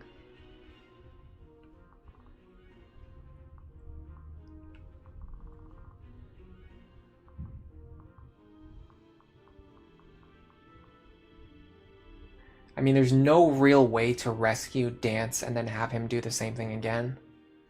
It just doesn't really work.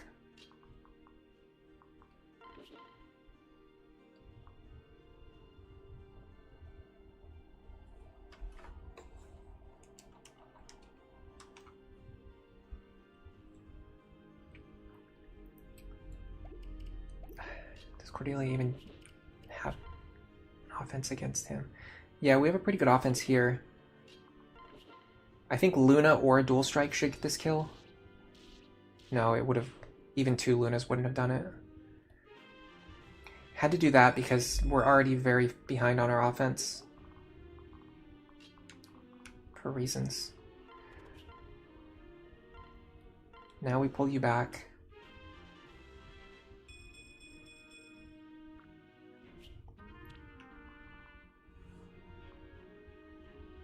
This is so annoying. Why is this guy still alive? Oh my god. That makes me so mad.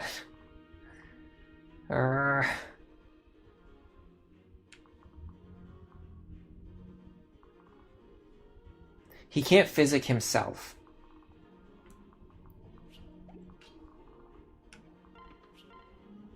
Right? That's an important piece of information. He cannot physic himself.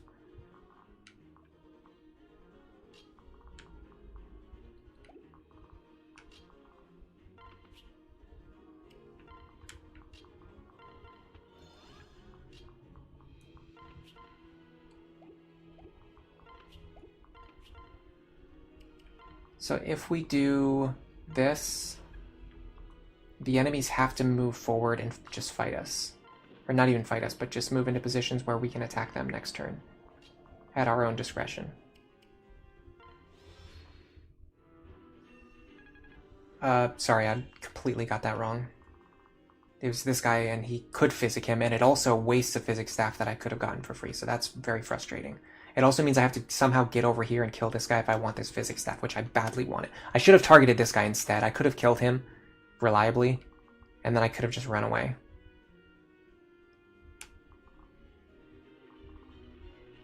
I'll add that to the list of 80 things that I should have done differently this chapter. What do you have? Excalibur is going to cause some serious problems if Miracle triggers. No, we actually survive. Okay. No Miracle proc. Now, I'd love a Gale Force proc here. Got it. Okay. We are in a very strong position now. All we have to do is just kill Walhart with our remaining units, which I'm pretty sure Robin could do it alone. Maybe. Perhaps. Possibly. There is merit to having Morgan go first.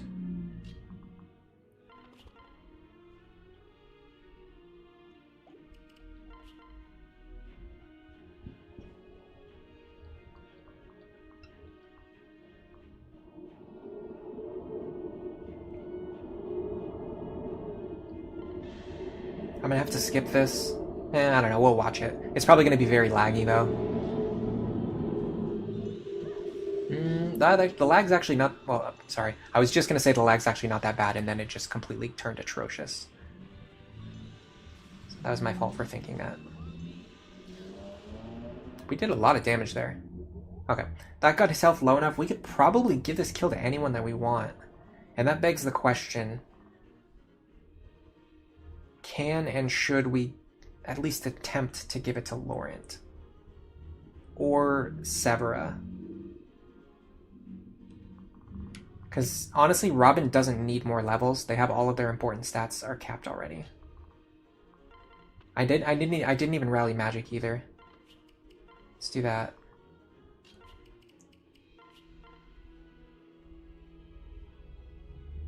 We can get the kill if we crit. I'm also going to put Robin here. That makes way more sense than what I've been doing. The reason our crit rate didn't go up is because we're already getting Solidarity. So having Robin stand there actually didn't change anything.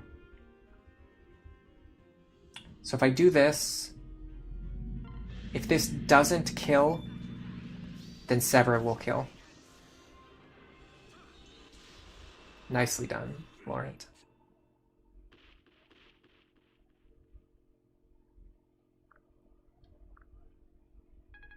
Traveled all the way back in time just to kill the Conqueror. 40 turns, epic.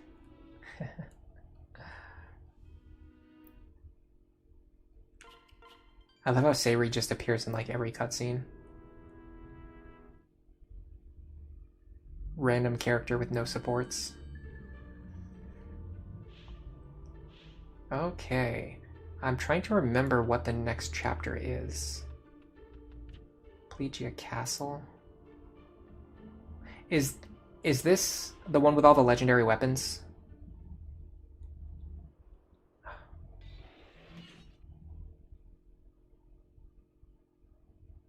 No, it's the Meyer Tome chapter. Oh boy, this one's gonna be rough, guys. Alright, let's go back to the world map. That means we're gonna have to watch all those cutscenes again later. At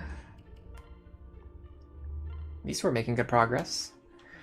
It's anyone's guess which is the real her.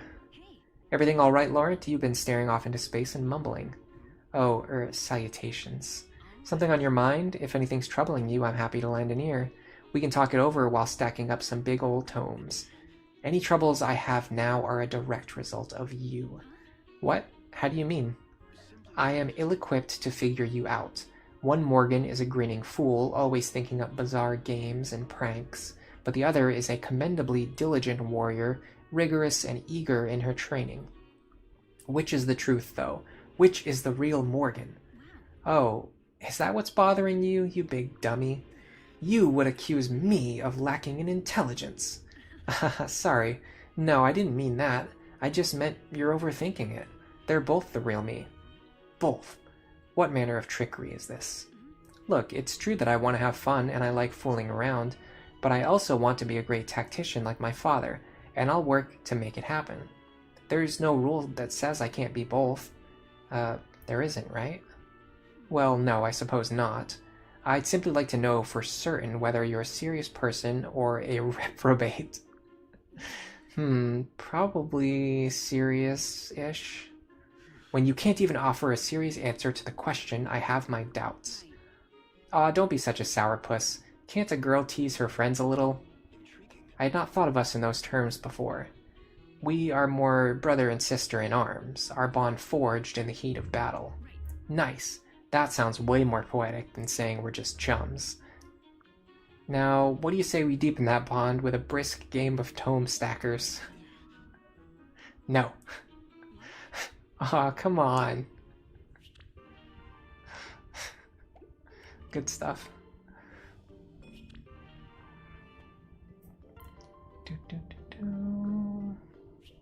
By the way, for those who are not active in the Discord, you might not know this, but I've been working on a comic book that I can hopefully release in about a month. We'll see. Hello, Legacy, welcome to the stream. Hello, Idius Maximus, welcome to the stream. Olorin, welcome. Sometimes I welcome the same person like 5 times. If that happens, it just means you're special. Sayori not having a long Q support is insane. Yeah, it's pretty insane. I wonder how you're supposed to pronounce long Q, by the way. I'm gonna look it up. I like to say Lonzu because it's awesome, but that's more of like a localization thing. I'm gonna look up his katakana name first. His katakana is actually Ranku. So actually saying Lonku is probably correct. Even though the way it's written, you would think that the Q would be pronounced with like a chi sound, like Lonchu. But his phonetic katakana name is actually Ranku, which means Lonku is actually probably the most accurate. Interesting. You're new to my channel. Is there a Discord? Yes, there is. I will give you a link right now.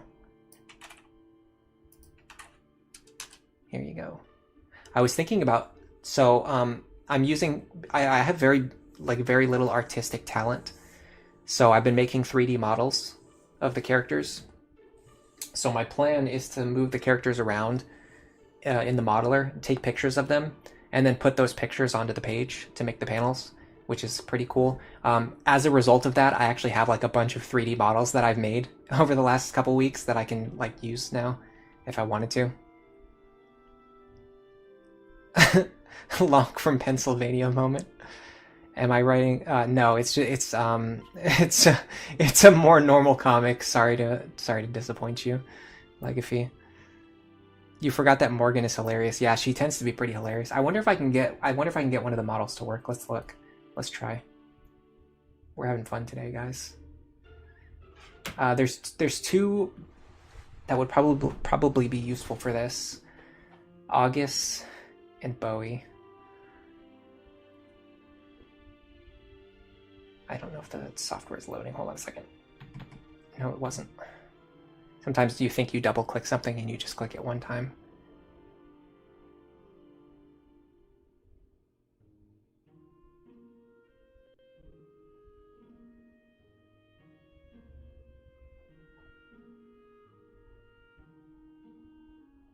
It's probably better if I load this before I start streaming, having said all that. Instead of trying to do it while streaming. Okay, let's see. Load. Where are my models? I have no idea.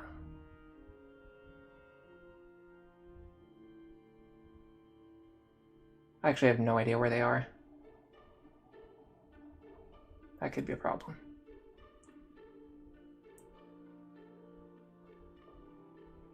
Am I crazy? Didn't I download them earlier?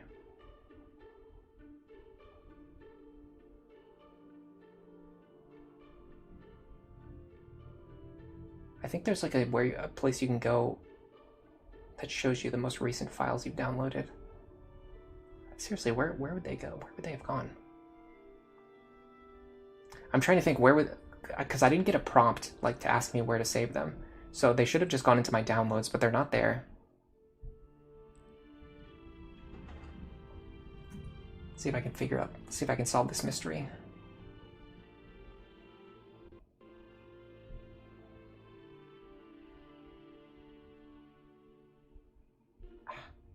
Go away.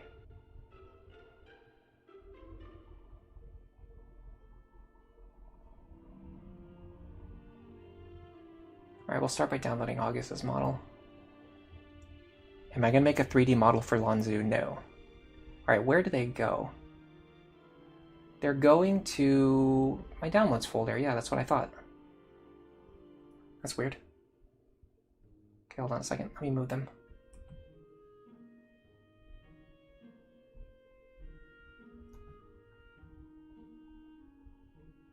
Oh, I know what happened. I didn't save them in a way that I can actually use them outside of the modeler. So yeah. Unfortunately, I won't be able to show you any of them today. Maybe I'll show them off next week or something. Sorry about that. I was completely missing a very crucial piece of information. There's 2 different formats. You have a file type that can be opened in the modeler for like, you know, like adjusting your model, like changing the textures, editing the structure and moving it around and taking pictures and stuff. And then you have to actually export it into like a separate file type in order to be able to use it like for streaming. And I didn't do that with them. I was just working on them to be used in the comic. I wasn't planning to use them for streaming, which is why they're not ready for that. Hello, Mr. Max. Welcome to the stream. Salutations. How are you doing today? This shop doesn't give us access to anything good. Let's sell the stuff that we picked up. I like how usually like 40 to 50% of my streams is just like me doing nothing. Just like chatting. There's also some like dragon stones and beast stones that we picked up that are completely worthless, so we'll just sell those. Now we've got some good money. Oh, by the way, Anna showed up earlier with a brave lance. Let me find it. I forgot to mention that. Check this out. Yeah, so, and it was on sale too, so we got an early brave lance and we got it on sale. We could forge this thing and have an extremely powerful weapon, but for now I'm just going to save it until I absolutely need it. Alright, we're going to have to run the Mire Tome Gauntlet, which is always a little bit of an exhausting endeavor. I need some more rescue staves for sure. In fact, you know what? Let's just... I'm actually going to put all my stuff away and just take out my items one at a time. This will help me get an idea of what I need to buy. So yeah, like I only have 2 rescue staves. So I'm going to have to buy at least 3 more. I'll buy 5 more, just so I have them. And then on, like, heal staves, I have a good amount of heal and mend staves. I could probably buy, like, 1 more heal staff.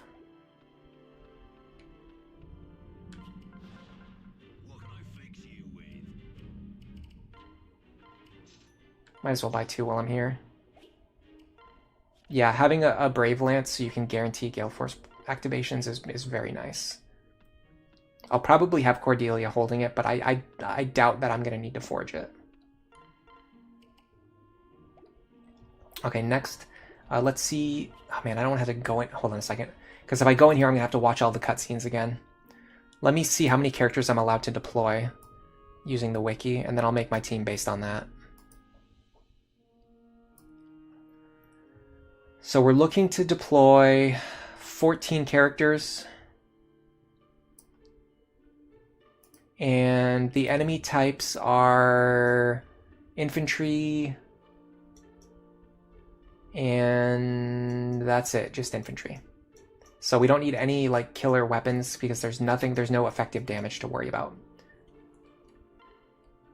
So we need to bring 14 people. So 1, 2, 3, 4, 5, 6, 7, 8, 9, 10, 11, 12.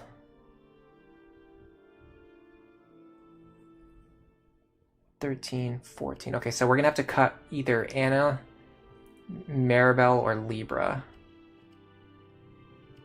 And it looks like Libra is the one to cut. Because Maribel has the same rescue staff range, but she has more movement. So she's just more valuable to have. So we're going to send everyone. So let me confirm this. 1, 2, 3, 4, 5, 6, 7, 8, 9, 10, 11, 12, 13, 14. Okay, yes. So we're going to send everyone down to Maribel with us. The only thing I need her to have is a rescue staff and a heal staff. Next, we're going to do Severa, Silver Bow, Steel Bow, Longbow. Superior Bow, probably don't need anymore. I'll keep her remaining inventory space for items that she can carry for her mother if needed. Okay, Laurent. The tome users are going to be weird because we still... do we still not have access to any Arc tomes? Or can we buy them now? We can get Arc Fire, Here we go. Arc Thunder and Arc Wind are over here. Okay, so we have access to good tomes now. Unfortunately, the shop is blocked. Why would you ever think that you could access the one shop that you want to access? So this is Fire Emblem Awakening.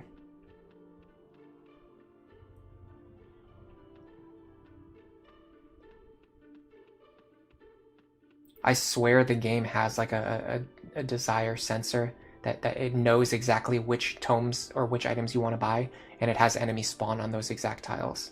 It's literally inevitable. They will always block the tiles that you need. We could play around with the clock in order to get in here, but I'm just going to see if I can do it with the items I have in my inventory already. Problem is we have a lot of tome users.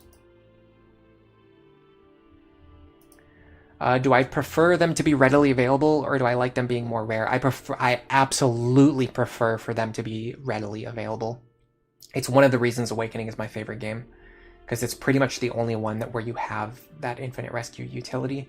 Although I have mentioned this before, but I realized that in Three Houses, because you restock your number of spell casts every chapter, you essentially have like infinite rescue and infinite warp in that game as well.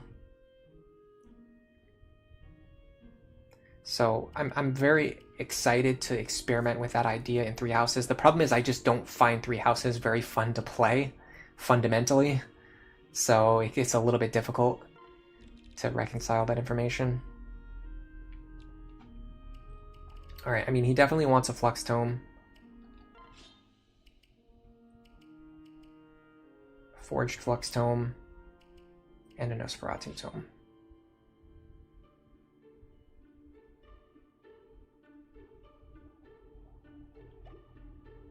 Next up,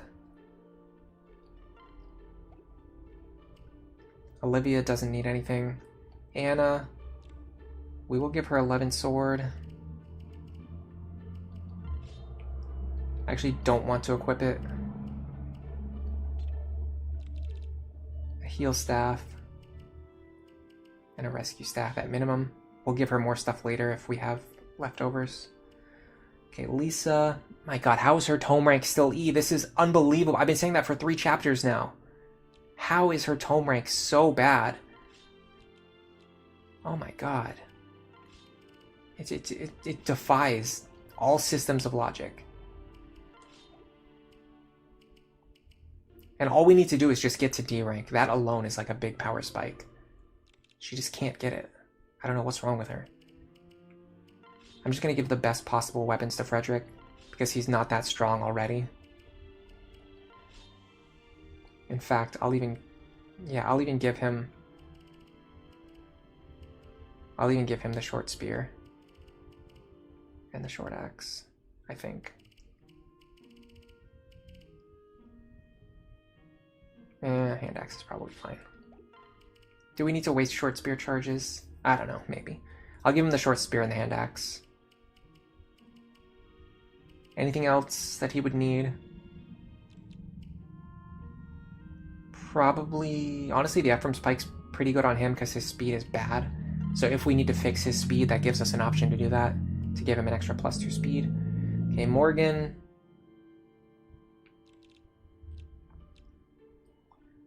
We want you to have a very powerful tome. Honestly, I think I'm just going to give her the fire tomes.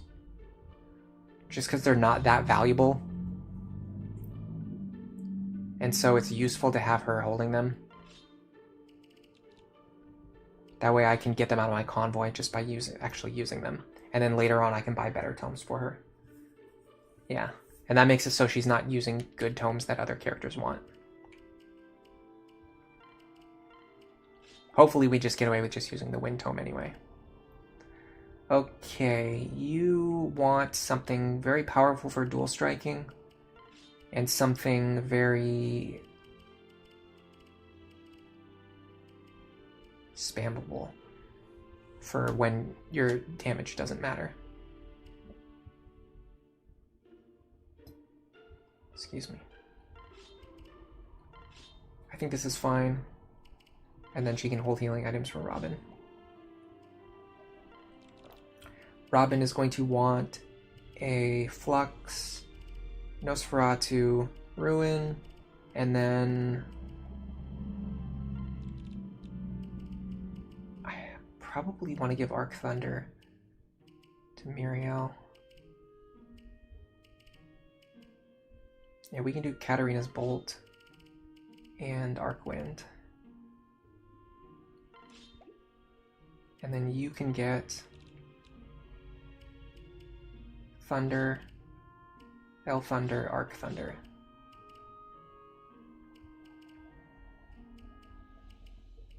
And L Wind.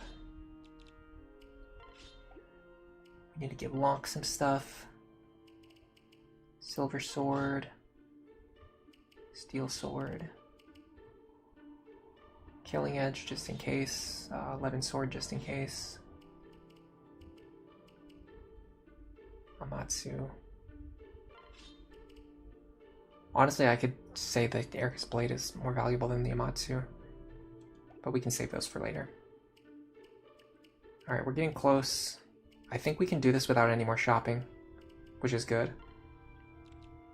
All we need to do is just distribute the items we're already holding.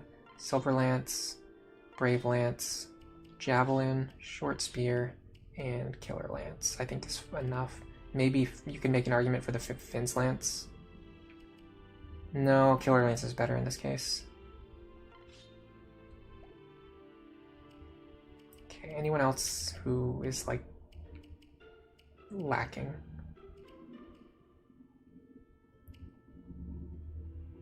I mean, I'll give her something just in case she ever needs to attack. And she can get a Mend Staff as well. In fact, I would like her to have a Physics Staff too. And then I'll give one to Anna.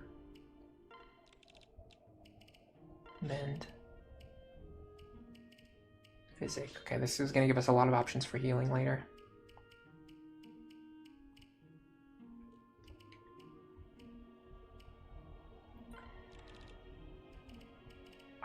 Honestly, I doubt there's much that's more powerful than his Forged Flux Tome already. Maybe if I can give him an Elwind Tome, just in case he needs it. If he's having accuracy problems, he has a more accurate option to switch to. Without sacrificing power.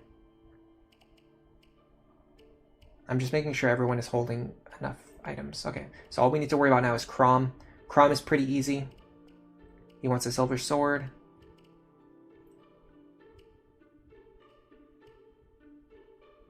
I could give him the other 11 sword. I mean, there's no reason not to.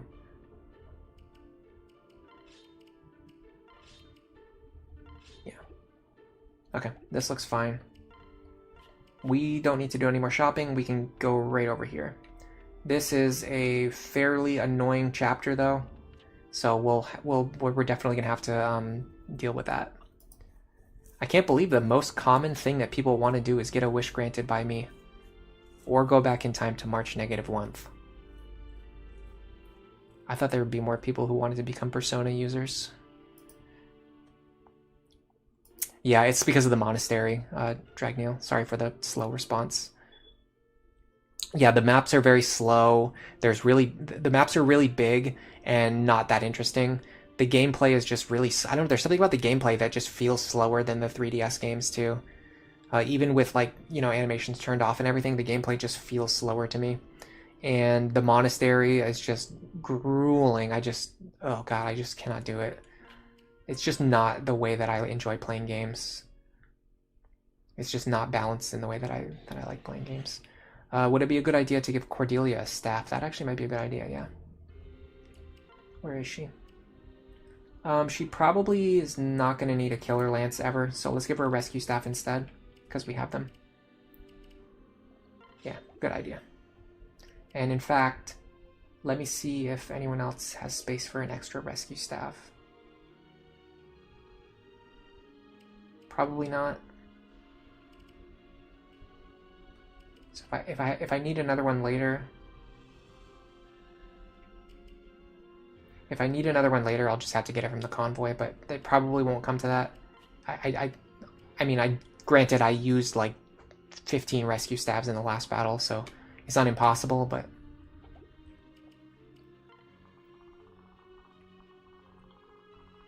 Alright, when do we have to worry about reinforcements? As early as...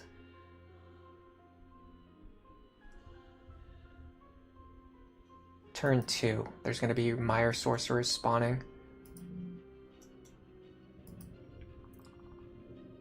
This area also becomes dangerous as early as turn 5, so we really need to move. Like, we cannot sit here and play around.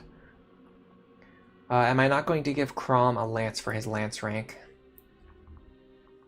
Problem is, his lance rank sucks, so the only thing we can give him is like a forged bronze lance, and it's just not going to be good enough damage. I mean, I guess the noble rapier is not really that useful. Yeah, I can give him the forged bronze lance instead, but I'm just probably not going to use it. In fact, the fundamental thing to keep in mind is that Frederick is probably not going to be doing much of anything to begin with, so it just doesn't really matter what his parrot partner is holding.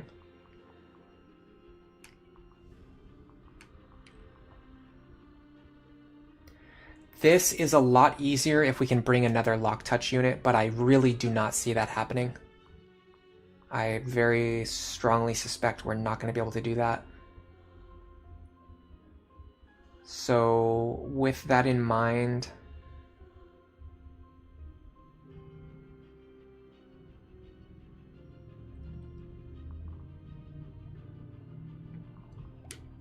I'm going to do a test run, so don't expect too much out of this. I just want to check something.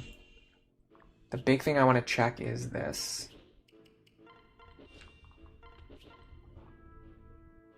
Not even close. Not even close. Okay. So we're probably not getting this guy with a Gale Force user. Yeah, we'd have to get a dual strike there, which, I mean, it's not impossible, but it's not that likely either. Let me see if there's a way to do it, though. I mean, it's probably not that hard to just get one dual strike.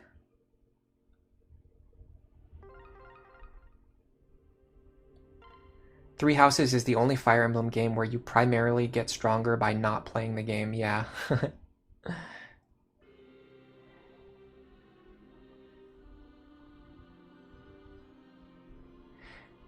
There's only 2 characters in Echoes that learn Rescue, but you like the idea of them using HP instead of durability. You know, actually that brings me to a point, another thing that I don't really love about Three Houses, which is that every character has their own individual spell list and their own individual skill list, and that is such a tedious way to play a game that is all about building your units. It basically means you have to have like a separate wiki open the entire time. At least when you're building your units before even starting the run. And if you're having to spend hours building your team before you even start the run, I just don't know. It's just, I just don't think that's for me. It's part of the reason why I don't really play Fates either. Fates really rewards like pre-planning, but to an extent that just becomes tedious to me personally. Okay, what's going on here? Hold on a second, guys. Sorry. Okay.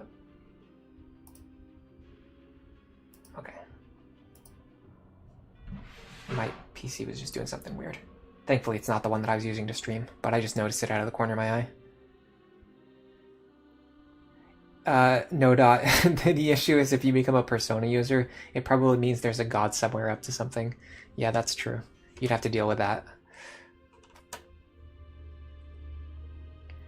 You would be really hyped for a Fire Emblem game that was entirely based around inventory and skill growth management? Not me. Definitely not me. This, like what we were just doing in the last chapter where we were like using hit and run tactics and rescue stabs and fighting like an overwhelming force of enemies, like an unfairly difficult force of enemies, but with our own builds being strong enough that we actually could fight back with like pretty much 100% consistency. Like we didn't really take any risks there. We didn't have to get lucky to win.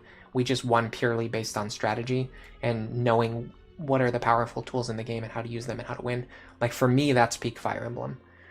I'll deal with like the inventory management in between battles if I have to, but if it starts to get too typically, honestly, the main reason why I end my streams is because I don't feel like doing inventory management. Like if I ever end a stream early, it's because I don't feel like doing inventory management. If I could just do like battle after battle after battle, I would probably play the game for longer without stopping. Dragoneel, you're asking if I like pre-planning for the second gen units in Awakening. I do, but it's not. It doesn't have as high of a like a time or a knowledge requirement compared to Fates and Three Houses, in my opinion. Although other people might think differently, and a part of that is probably because I've played Awakening so much that I know the systems really well, so it doesn't take me as long to either remember or look up the information. But I do think the builds are a little bit more simple, which makes the information faster to look up, which makes it not take as long. Do you have to rip your face off in order to use a persona? It depends on the game. They use different tools. In one of them, they just wear glasses, which is probably the easiest one to do. Just wear your glasses and then you can use your persona. Some of the other ones are a lot more gruesome, like having to rip off your own face. Your issue with the spell list is that some characters just have bad spells and you never get to use them as a result. Yeah, so it's not only the fact that it's just like an annoying knowledge requirement, but then on top of that, if what am I trying to say here? If it makes some of the characters just unusable because they don't have access to the good spells, that doesn't feel good either. Like, one of the things I love about the rescue staff in this game is that everyone can use it. Even Cordelia, just switch her over to a Falcon Knight, her magic stat sucks, but she can still rescue someone from 5 tiles away, and that's still useful to be able to do. If she just could never learn rescue because the devs just decided it's not on her skill list, like, that would be so stupid. Like, that would just make her a worse unit for no reason at all, other than just no reason. There's just no reason for it. I can't even think of a reason because there's not one. These Swordmasters are going to be a pain to take out. They are going to be annoying to kill. So let's think about this instead. Is this a reasonable idea?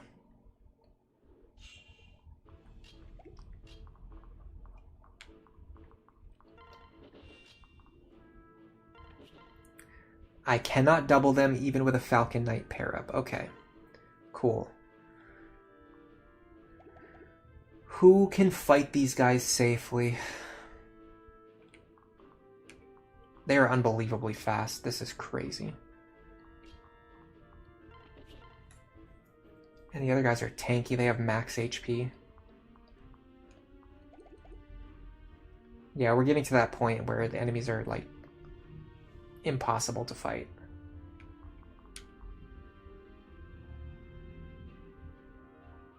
I don't think even Morgan can double these guys. Robin can't do it. I don't think I have any character who can double these guys. 43.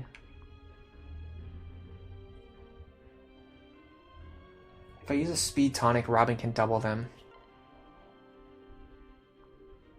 But that only helps me a little bit. Okay, what about Morgan? How much speed am I getting from Lawrence? Probably very little.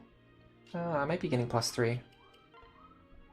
Okay, so that puts us on 42. So with a speed tonic, Morgan can double. So Robin and Morgan both need a speed tonic. 40. Speed tonic won't be enough for Severa to do it. So Severa never fights those Swordmasters.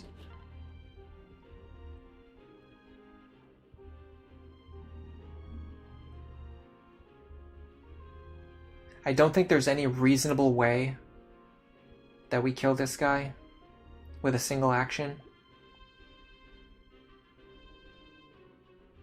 My issue there...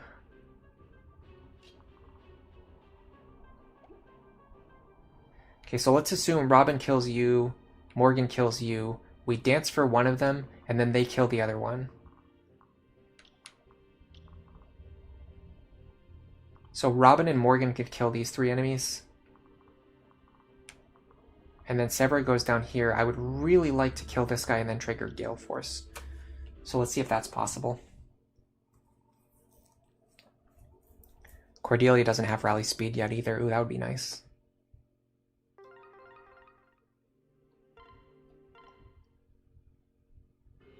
I don't think we have it yet. No, we have it. We have it. The problem is, if we do that, we're not pairing up with Severa, and we kind of need to pair up with Severa. That doesn't really work. And we can do it with speed tonics anyway, so we should just use the speed tonics. Hopefully I have enough in my convoy. No, I don't. Okay. We're going back to the world map again.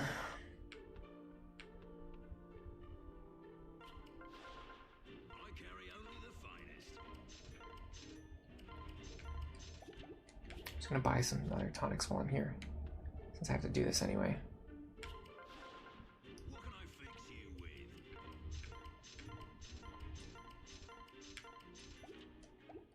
What do I have for defense tonics? Because those are the other kind of useful ones.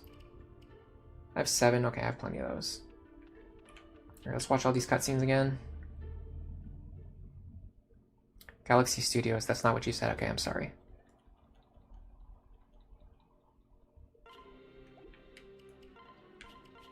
Sorry, I did not read your message perfectly while glancing at chat.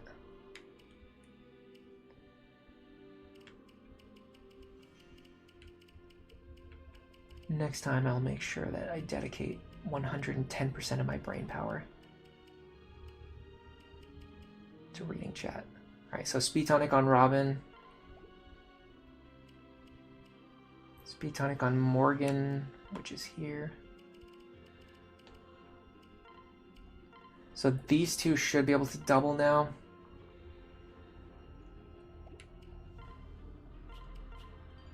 It's probably not going to be the winning attempt. Again, I'm just testing things out here.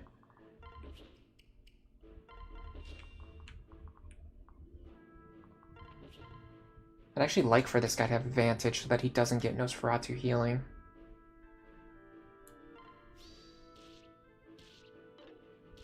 Dodging also works. Okay, that's a good start. So that's the idea of how we would typically want to start a winning attempt.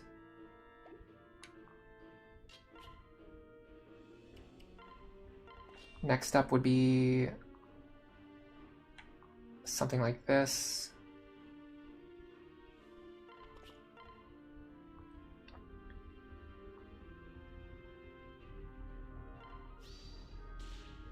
Okay.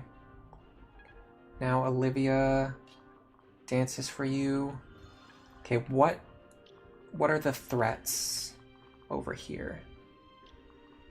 Actually, I'd like to be in his range if I could, but I don't think I can.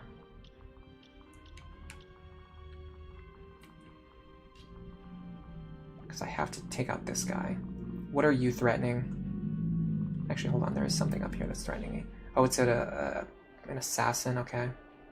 If he moves into sword range, that's going to cause problems for me. So I think I have to end my turn here so that he cannot... Well, hold on a second. What about this? That's not going to work.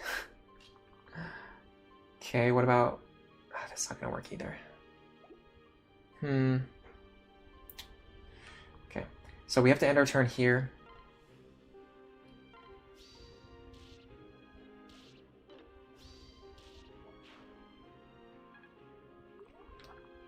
Next would be Morgan.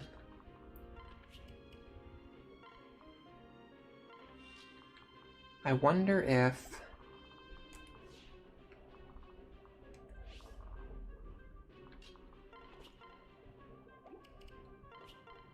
Okay, Laurent can't be fast enough no matter what. I'm also going to have to be using Elwind in this chapter. Everything's way too dodgy.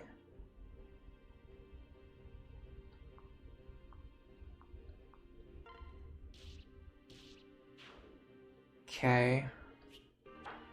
It's a decent start. The problem now is that, like, everything that I can possibly do is threatened by a Myotome user. And...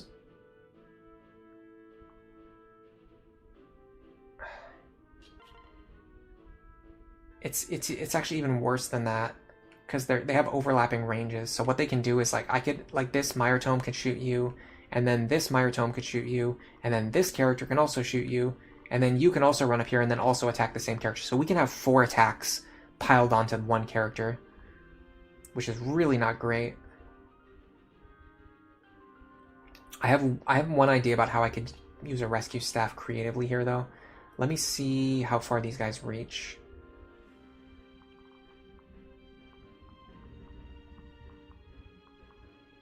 Okay, so if you go here, move her out of the way.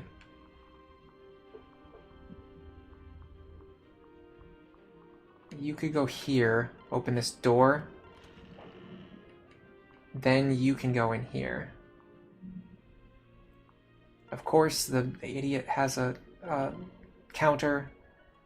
He's always going to have counter. That's just the world that we live in.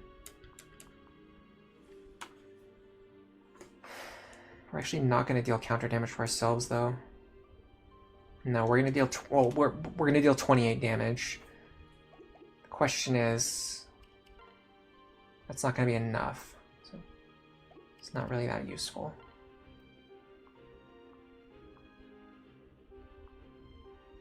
Not even close to being enough damage. The Brave Lance would be 52 damage. We'd actually survive, and if we get enough dual strikes, we would actually kill him. In fact, we might even need only one dual strike. This is a lot of Brave Lance charges to burn through, though. But it definitely works. Yeah, that's exactly what we needed. Perfect, okay. We kind of chopped ourselves to pieces there.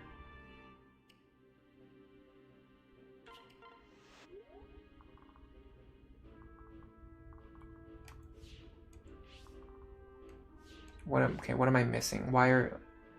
What is threatening this tile? Oh, nothing, okay.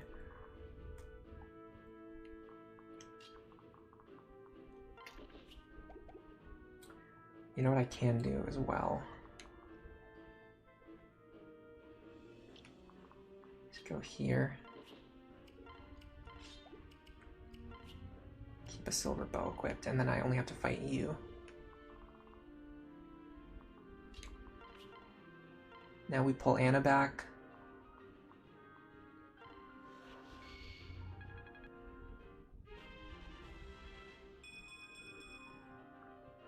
Now, I might be able to anchor something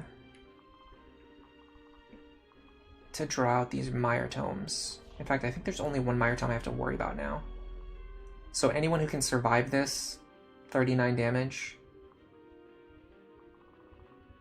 19 speed, anyone who can survive that is just totally fine to just stand like here or here. Now you, I would love it if you would attack Muriel.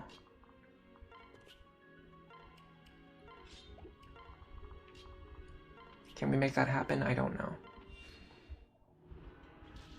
That's a fantastic Mire Tome anchor. That's good too.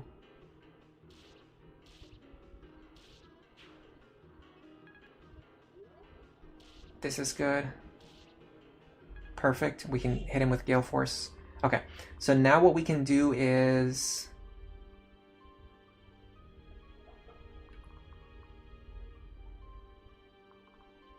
He doesn't have Vantage.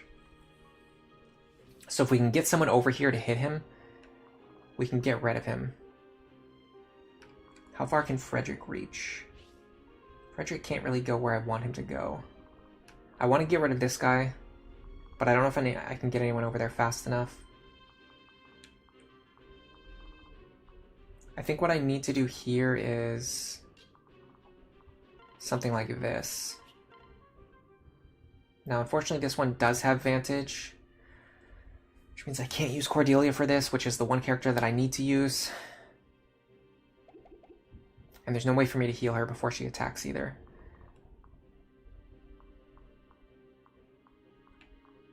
Okay, technically, I can still get over there. It's very unsatisfying, though.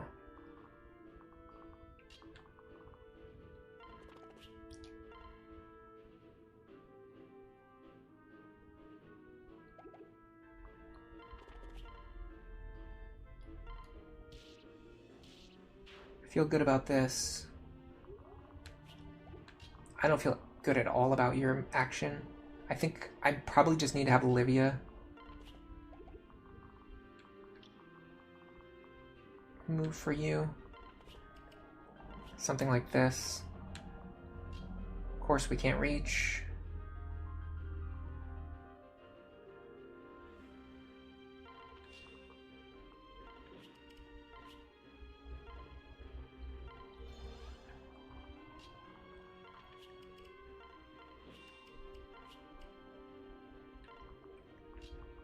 Okay. Out of these enemies in the middle, what can Robin deal with comfortably? Probably all of those characters. I can confirm it really quick, but we should be fine. I'm going to start highlighting all the enemies so I don't accidentally mess something up later. And don't forget, there are going to be Myotome characters spawning this turn.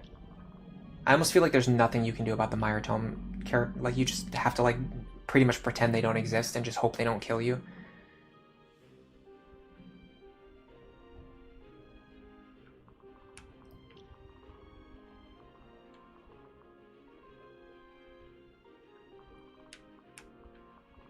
I don't see any Luna here. I think we're actually fine to just do this. Oh, don't do that.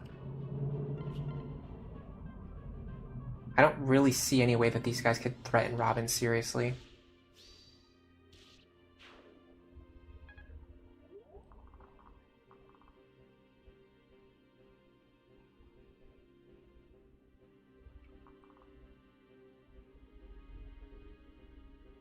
How do we reasonably allow Cordelia to attack this guy? I just don't see it. Well, you don't have Vantage, so what I'll do is this.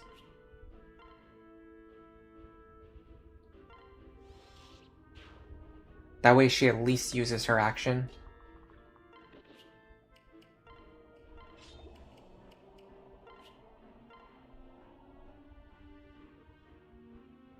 $22. Actually, we're at a pretty bad risk here because we're essentially taking...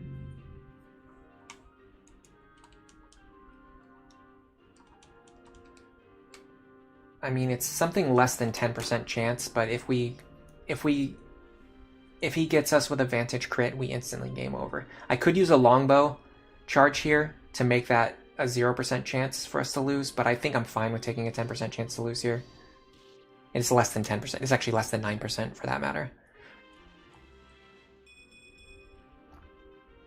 Just because I feel my longbow charges are more valuable to me than that. Okay, here's the question now. Which squares are you actually threatening? A lot more than I was hoping. But you're safe here. Does she not have a rescue? Why would she not have a rescue staff? What am I doing with my life? Literally, what am I doing with my life? In what world would she not want to have a rescue staff? It's fine.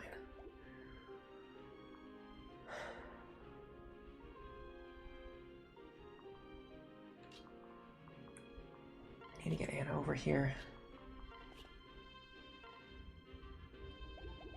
Where's Crom? Here? That's not enough distance.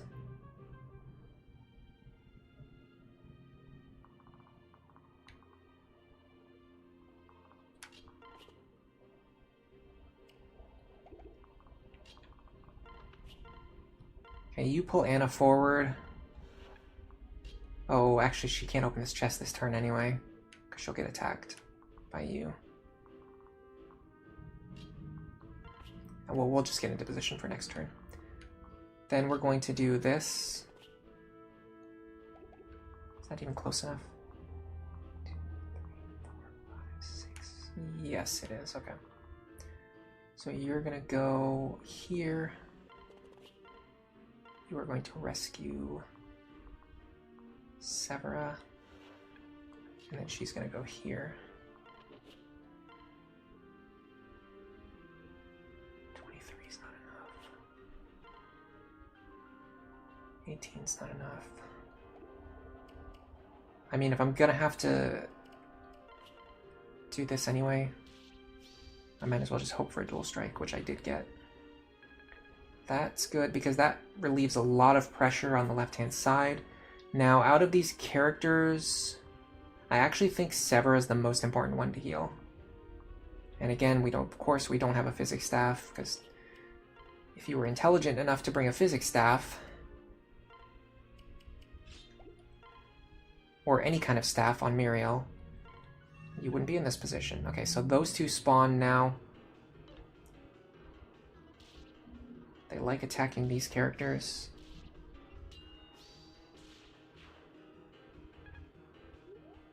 You don't need the longbow when you get lucky. I mean, that's a very simplified version of basically what the logic I was using for my play there, yeah. If I was worried about, like, you know, having to reset a chapter, like, and lose 40 minutes of progress, I would have used the longbow there. If this was an Iron Man run, I would have used the longbow there. But, like, for the sake of just, you know, getting, like, having more longbow charges available later on, I think it was better to just not use the longbow there, because there wasn't any significant risk, and I saved a very valuable item. Okay, so my next play is actually to go like this. Rally movement for you, so you can go up here and get this chest.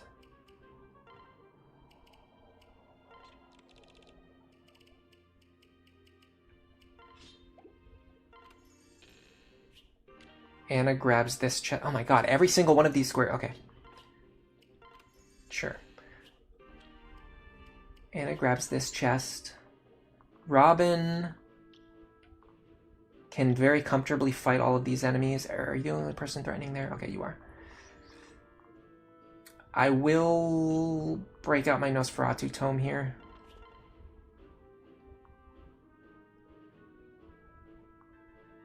I probably don't need it, but there's no reason to take risks here.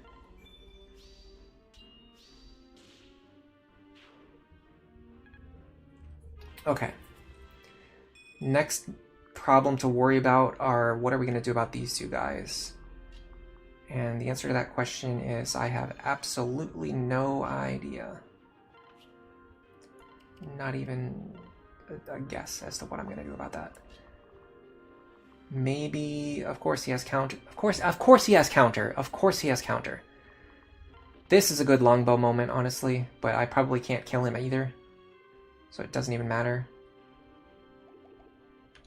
This does keep Anna safe, so I don't have to use a rescue staff now.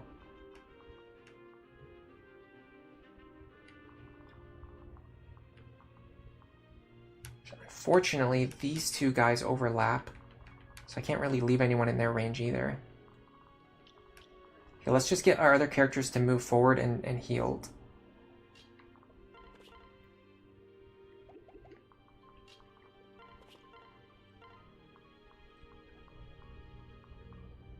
Of course, Frederick's just exactly out of my reach.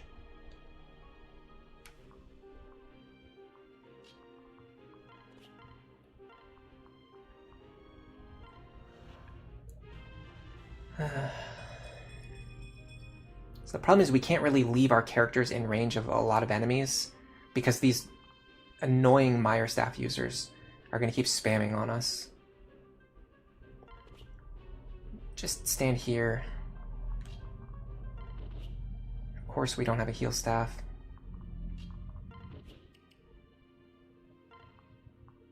Remember that we have C rank stabs. That's going to be important.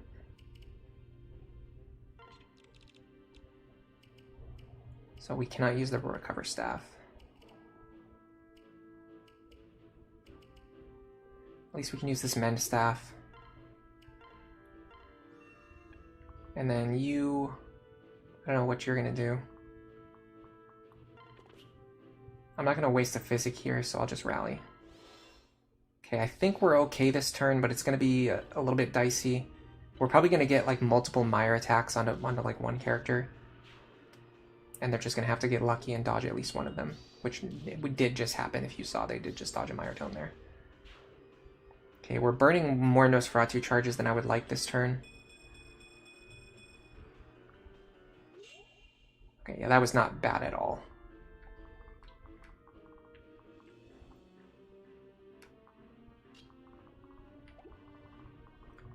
What are the significant threats here? It's definitely this guy. In fact, he's the only real threat. The problem is, it's already turn 4, isn't it? Yeah, we're in a serious amount of trouble right now. We have to get moving fast.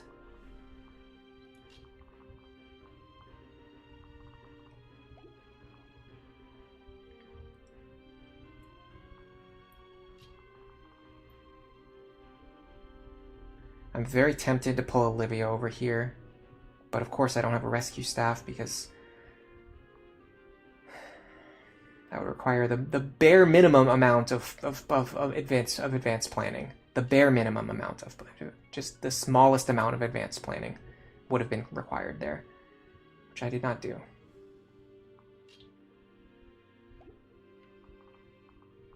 Pretty sure I have them in my convoy too. It's not like I don't have them. Okay, what is threatening this square?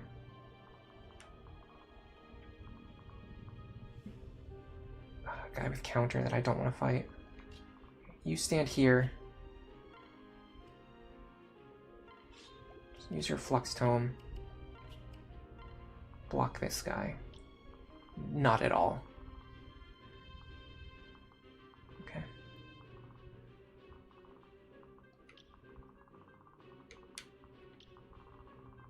The Meyer threat range is going to go down by 2, so it's only going to be like here-ish. These guys lined up with each other? Yes, they are. Okay. So the Meyer threat range is going to go down to here. So if I get my characters below this line, they should be safe. So this row right here is going to be very useful this turn. I need to get characters onto this row. The problem is the enemy that comes out of this staircase. No, that's on turn 5. Okay, we're actually fine. We have 1 turn to save ourselves. So this row is going to be very useful. So let's start moving our characters down to that row and below, of course. If I go like this, I can go into the convoy. Grab a rescue staff. And pull Olivia over. Now Olivia can dance for me. Then I can pull Anna over. And then Anna can grab this chest. Which is going to save me a turn later. Because I don't have to worry about getting into that chest somehow.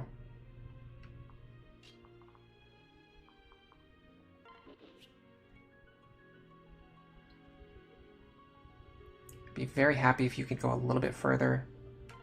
But this is not terrible. These two, we can actually just go like this. Problem is I have to get you out of there too.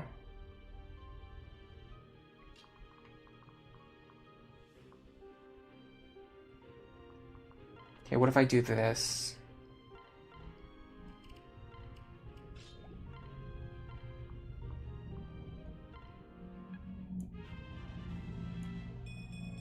That's going to allow me to move these two over here, which again, that's going to be useful next turn.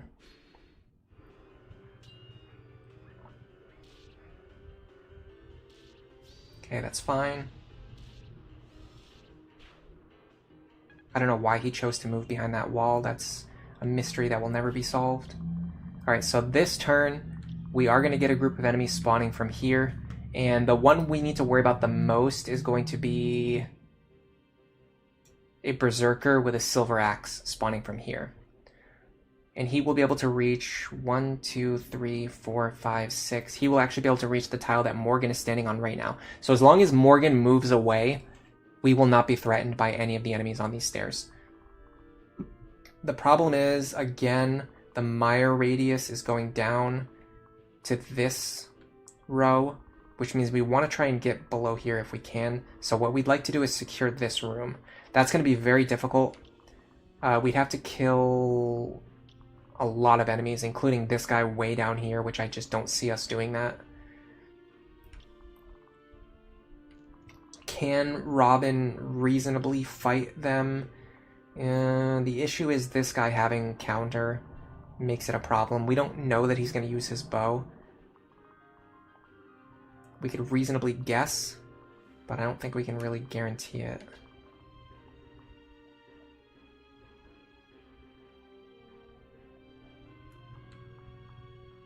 This guy also has counter. That's a bad draw. It's a really bad draw. We just got really unlucky with the enemy skill draws. It's just like the exact ones that we don't want to have a specific skill are the ones that have that one specific skill. It happens all the time. I complain about it constantly. So I'm probably not going to be surprised that it happened again. I do like the fact that Muriel can guarantee to clear these guys, so I'm going to use her for that.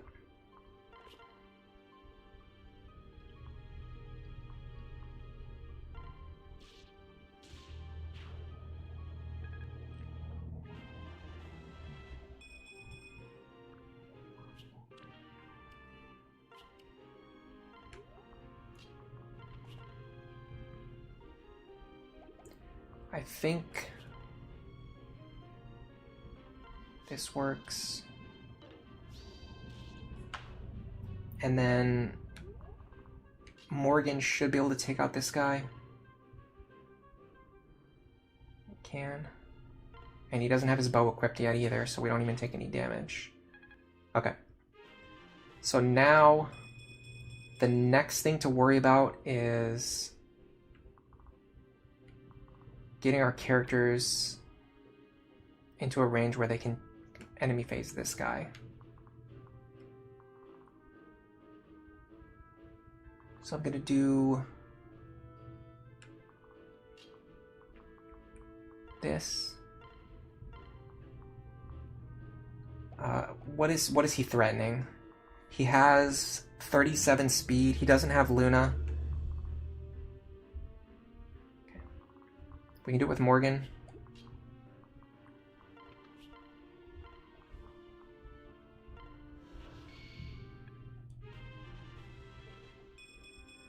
Can Muriel survive if I don't rescue her?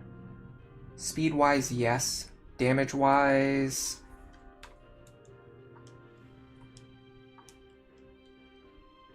no. I have to heal her. But healing is less of a cost than rescuing.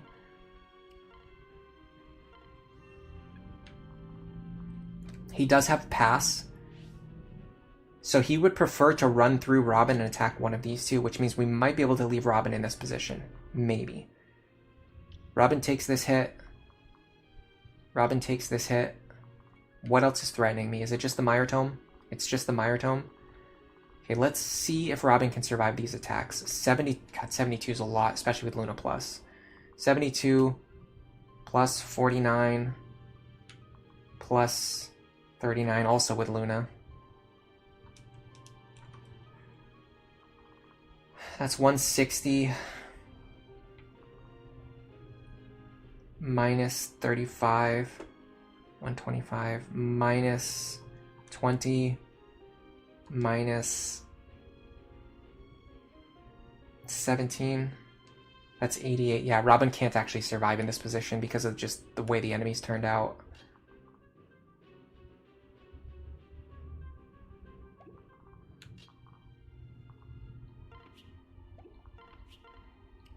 We'll just stand here this turn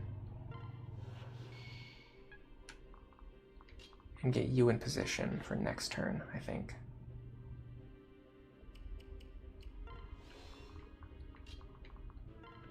Okay, I think we're fine here. Honestly, the only thing we're doing wrong right now is that we're kind of moving kind of slowly. I'd like to go a little bit faster if I can, but it's really, this guy right here, honestly, is the biggest issue with this map. If he wasn't here, the map would be a lot easier. But because you have this one Mire Tome user in a fixed position that you cannot get rid of until like way way, way, way, way, way later in the chapter, it just causes so many problems. Is there any chance we get rid of this guy with one of our Gale Force users? Unfortunately not. Our Gale Force users are just a little bit too slow. Can we get this guy at least? And she's just not hitting hard enough either. Man, I just don't know why our Gale Force users are just not doing it.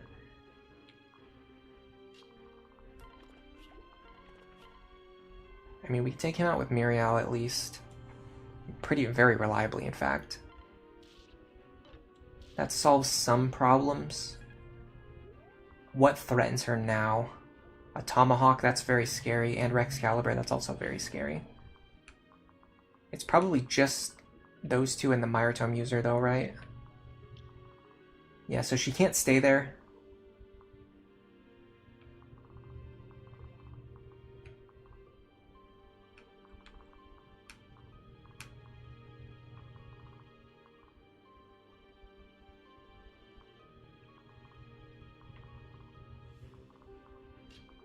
But we can solve that problem pretty easily just by doing this. And we could theoretically have another character move into that spot. I feel like I just don't know why our Myotome users are so underwhelming. Also, this turn, there's going to be enemies spawning on these tiles here as well. So we have to either block them or... yeah, I mean, we have to block them. This tile is only threatened by a Silver Axe guy who does not have counter. Theoretically, we can just have Frederick stand there if we absolutely need to.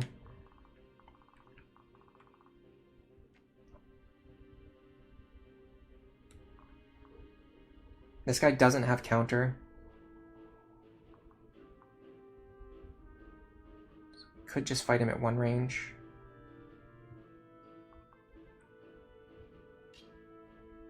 I don't want to, but I could. What I could do instead is this. This is much smarter. Flux here.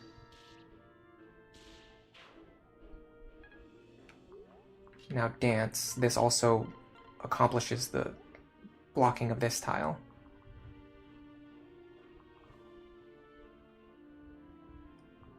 Do we take this Bolganon?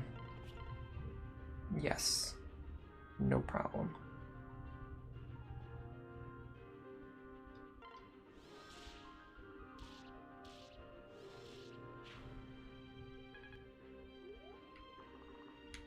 Is it just Meyer? Yes, okay. Problem is I'm running out of actions to block these staircases with.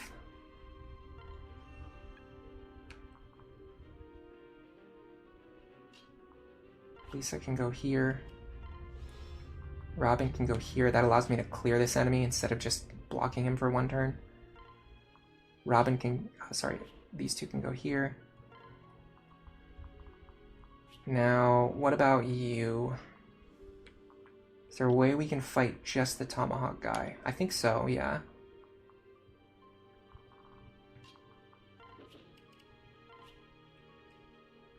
Can we survive? He has 60 to attack. Cordelia definitely survives.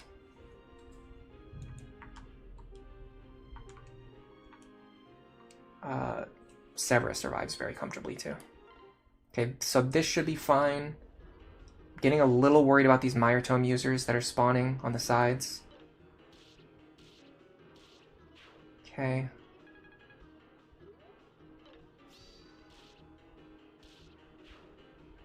Imagine if that guy had counter and I missed it. I would have taken so much damage there.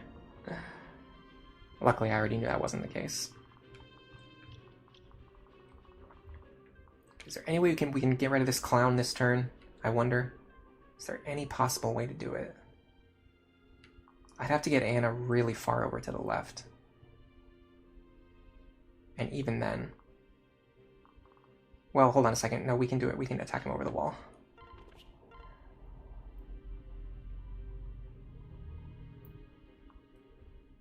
I'm gonna Arc Thunder here. I need crits.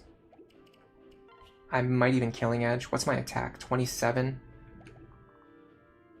We heal 4 damage. Oh, or with the Killing Edge... we would deal. Yeah, no. We don't deal enough damage for the killing edge to be worth it. So we're basically just hoping for Arc Thunder crits here. We're not exceptionally likely to get them. And even if Long Q hits, he's probably not going to deal enough damage. So is that the play, or is it better to do something else, like maybe this?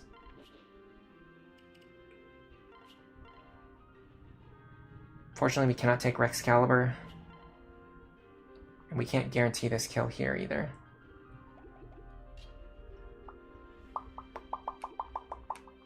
Okay. And whoever ends their turn here is going to be hit with multiple Mire Tomes as well. Which is not fun either. And of course, they all have Rexcalibur. Every single one of them has Rexcalibur. That's a given.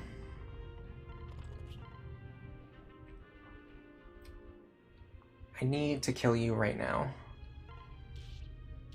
You're just getting on my nerves. That solves some problems. Now this turn...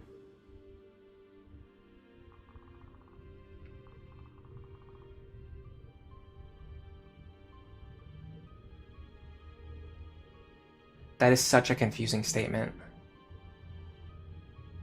Upper left southern stairs.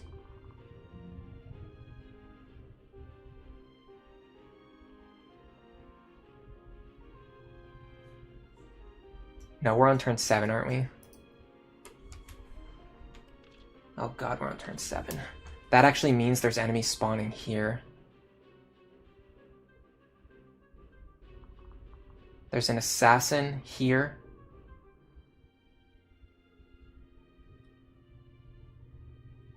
And a sorcerer here. We need to rescue Morgan. We need to get back out of there. I greatly underestimated what was coming out of those stairs. Can we just have Robin sweep these guys this turn so I don't have to deal with them? The problem is we're getting to the point where we need to go kill the boss, like now. Like now. Like we just cannot sit here and just mess around all day.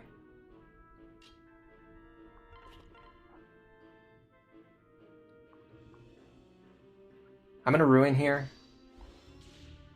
Yeah, I needed that extra damage.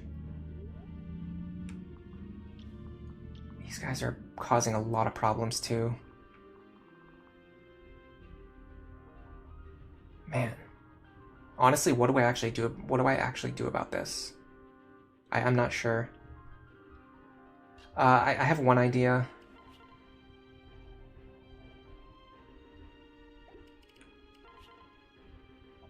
It's not a great one, but it is an idea.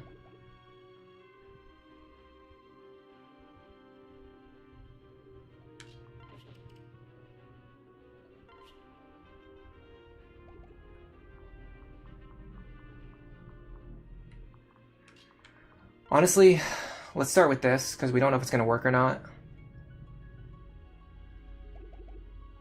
How in the world do I do this?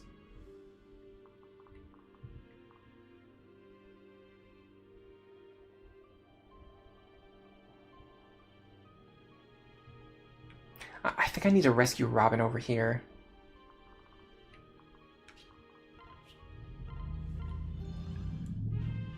And have them attack again.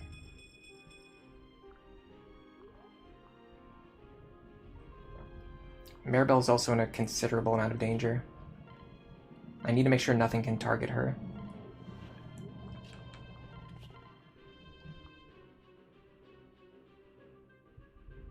Okay, we can guarantee this kill at least.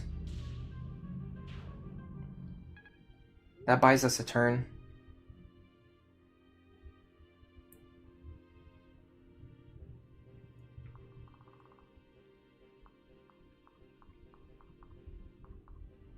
Okay, this square is threatened by a bow.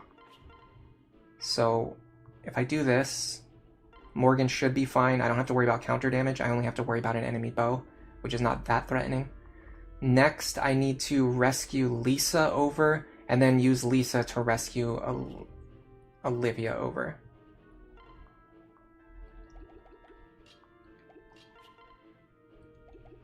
I am very, very threatened by Mire Tome users right now. What are you threatening? Okay, I'm pretty sure if I just stand here, I'm fine.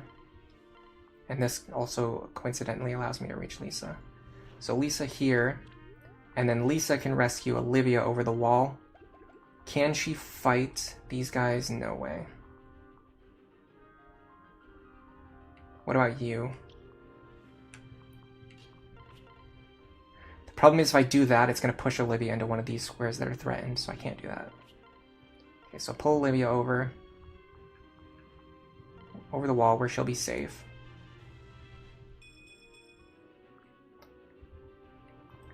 Now...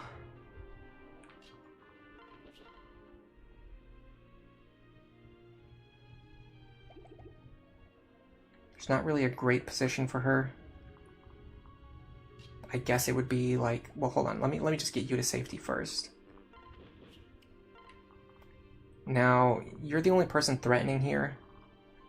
So I think I'm going to do this.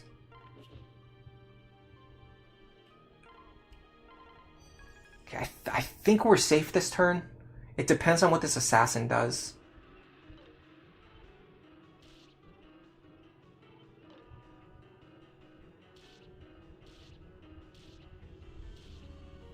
Okay, so we could have attacked him and triggered Gale Force, but I mean, like, again, you have no way of knowing that until after you attack. And if we did it and it didn't work, then we would have been in so much more trouble. Okay, this turn, the enemies are spawning up here, so we don't have to worry about reinforcements this turn, so that's one saving grace. But we are in a lot of trouble right now. I need Anna to open 2 locks in 1 turn, or use a key on one of them, like a door key or something. But whoever uses the door key is going to be hit by like 7 Mire Tomes.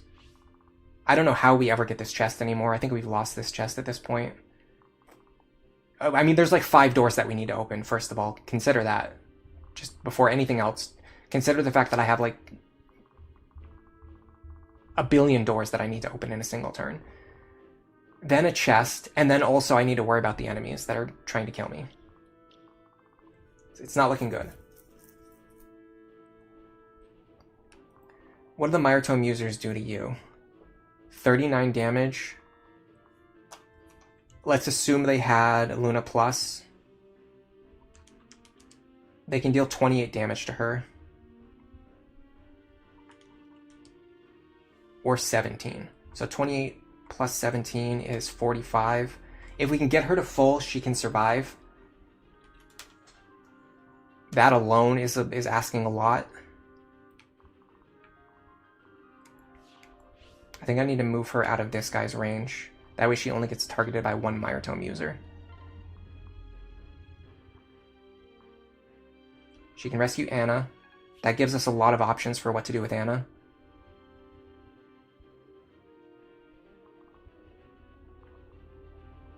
This door is not particularly important this turn, but it will be extremely crucial next turn. I'm going to have to rescue Robin in order for them to do anything this turn.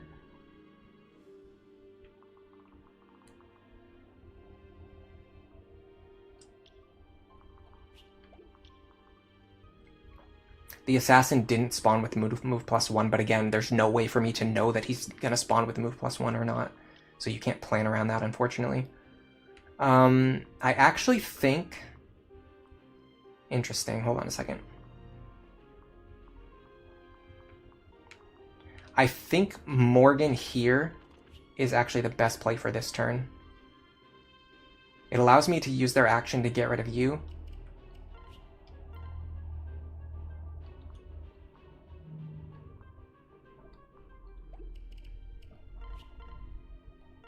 And then not have to rescue them.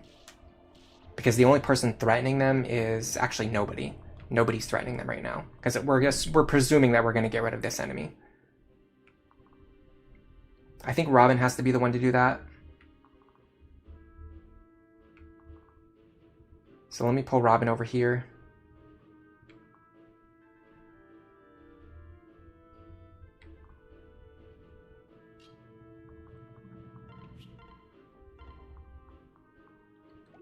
don't want Anna to do it because I need Anna to open this door.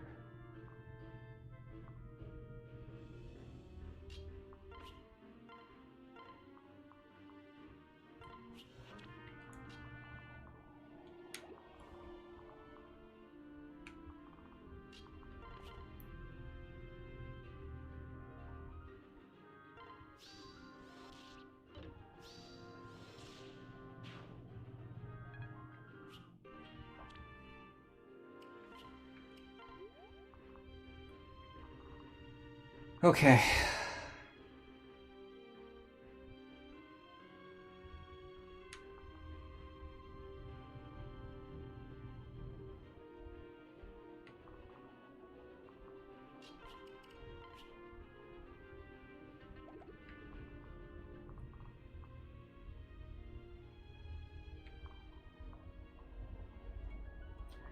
Morgan is currently holding a lot of our rescue staves. There's a ruin user here that I'd like to fight this turn.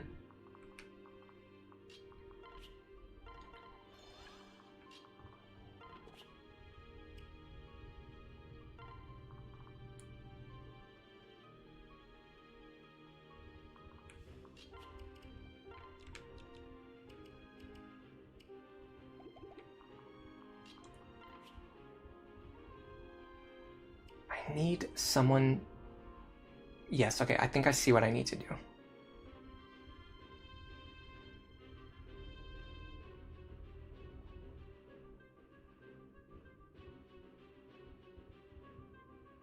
Door.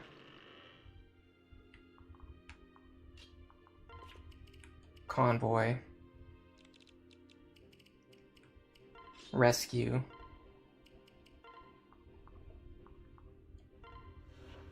Anna comes back.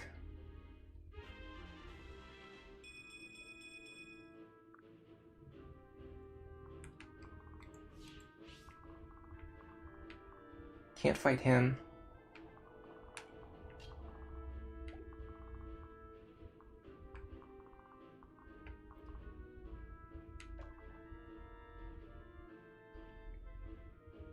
I think I want you to open some kind of door at some point.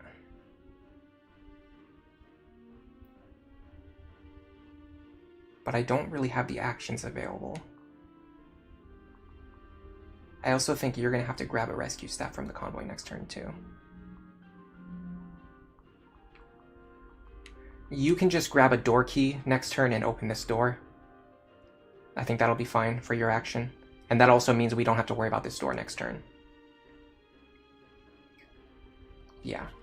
I think right now we're totally fine. It looks weird, but I think we don't have to do anything other than just grab a door key. I'm probably going to regret those words soon, but we'll see.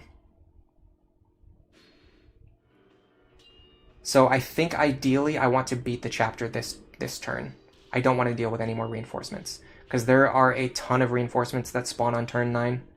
The game basically is telling you, like, hey, you do not want to still be standing on this map on turn 9. So you go here, get this last chest.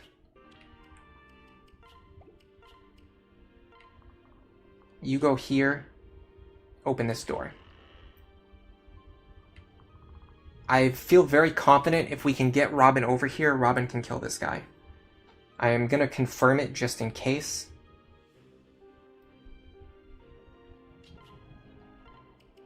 At best, we can deal 66 damage. Minus 14 res. That's 52. Times 2. We can deal over 100 damage.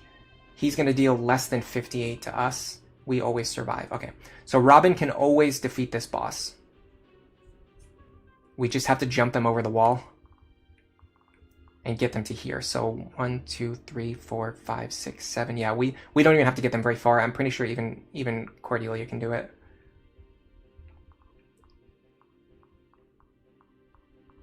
We can almost do it from this tile, which would be really funny, but we can't. What I'm going to do is I'm going to use Maribel to get Robin into position.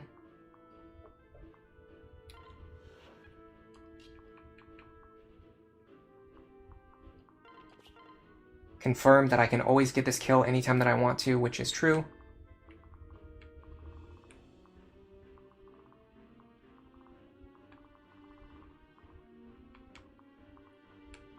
Did I get the Mire Tome from the enemy already? I can't remember. Or is that in this chapter? Let me check.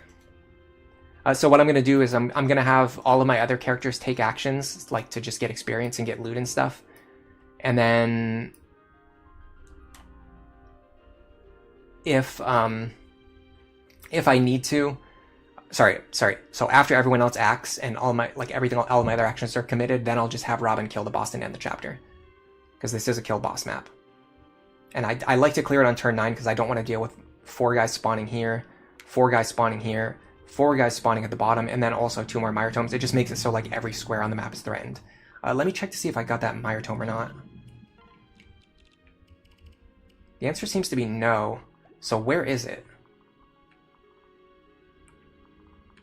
It's not yours, is it? I think it is yours. I think green means droppable. Yeah, blue is forged. Green is droppable. Yeah, because this guy's going to drop a bolt axe. Can I get anyone over here to kill this guy? It's a pretty... I mean, it's not impossible, is it?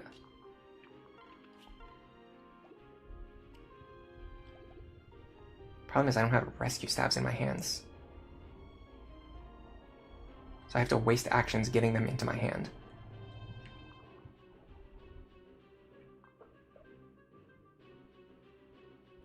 The one who has the rescue staff is the one who needs to rescue. If I can get over here... If I can get over here, I can definitely do it.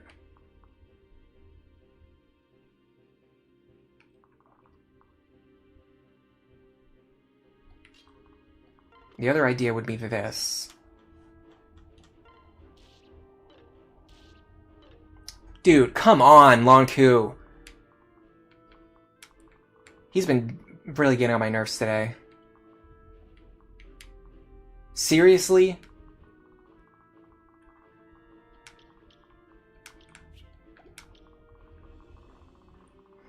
That just like completely screwed everything up. I don't think I can get the Mire Tome now.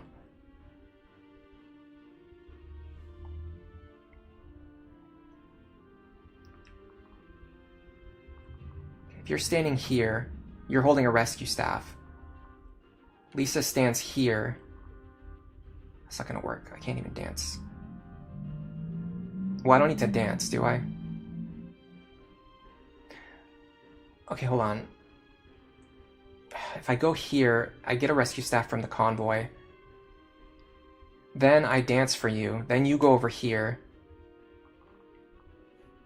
Could Morgan actually kill this guy? We can deal 68 damage. Minus 25. It's 43. We can do it, but we're gonna... No, we won't get hit with Vengeance because he has a Mire Tome equipped. Alright, I'm gonna do this because a Mire Tome is very valuable. It's more valuable than 1 rescue staff charge. Way more valuable than 1 rescue staff charge. So we're gonna go here. Dance for you. Pull Morgan as far as possible. Morgan goes here.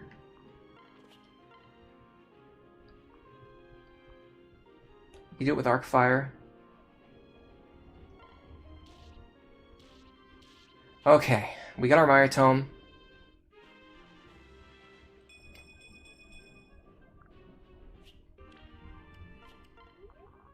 Now you can just grab some free experience and stuff.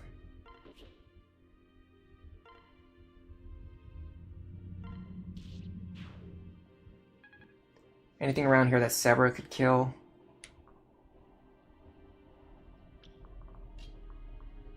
$51 damage. That's a lot. I don't think I can take that.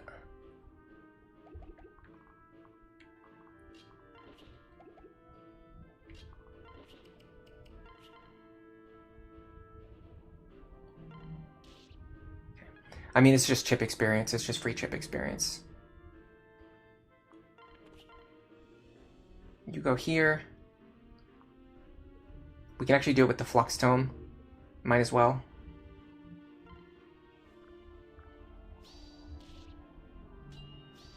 Okay. Very annoying chapter. It's over. It's behind us. It's in the past. Let's move on to the next.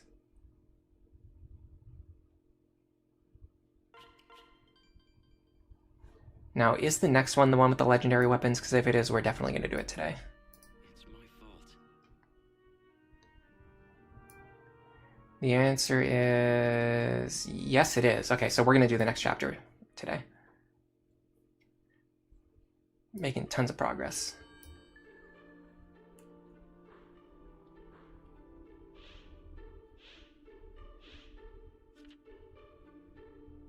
We can also buy arc tomes now without having to mess around with the clock. That's fun. Robin and Olivia, how did that happen? She must have danced for him like just enough times over the course of tons of chapters, like 20 chapters. Hello, Naive Skinny. You used an Armstrift Sorcerer to kill all of the Myotome users? Yeah, I mean, that's an idea. Hello, Neff Champion. Welcome to the stream. Oh god, guys, I'm starting to feel hungry, though.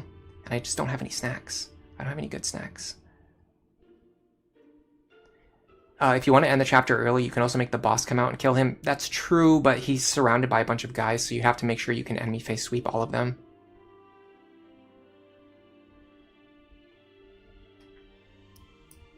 Longku's in Swordmaster, so he can't use any bows. Honestly, his only utility that he's providing right now is he's just giving a speed boost to Miriel. When she's already one of the fastest characters in our army. Honestly, the main contribution he made this run was giving us Laurent. A very powerful Laurent build.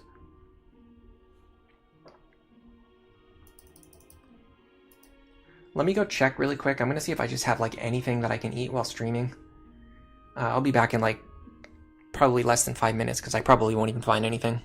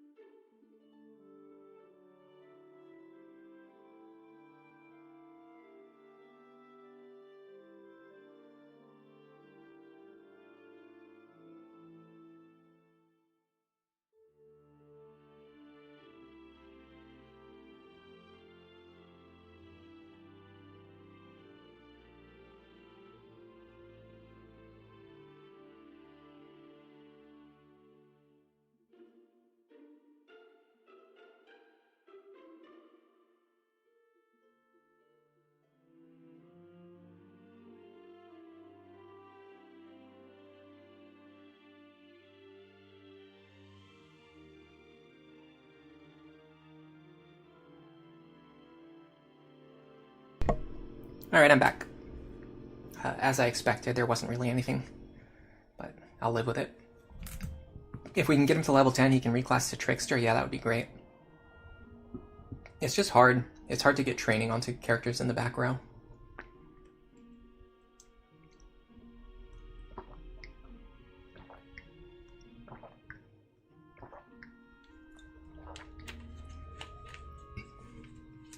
Once their once their stats get low enough, like they're far enough behind the enemy level curve, they just can't deal like any damage, so they can't even get chip experience, which makes it hard to catch back up.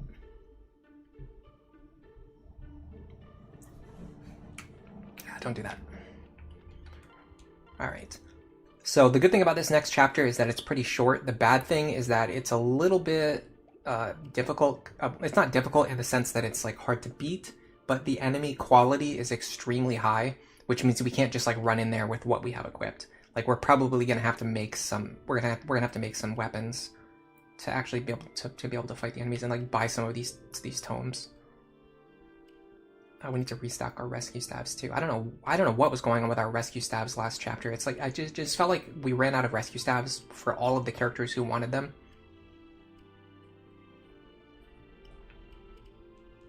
The good thing is we don't really need that many for the next chapter because it's so short.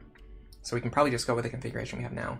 I think what I need to think about is like using Muriel and Morgan as rescue staff users. Because there was like a billion times last chapter where I wanted them to have the staffs and they just didn't have them.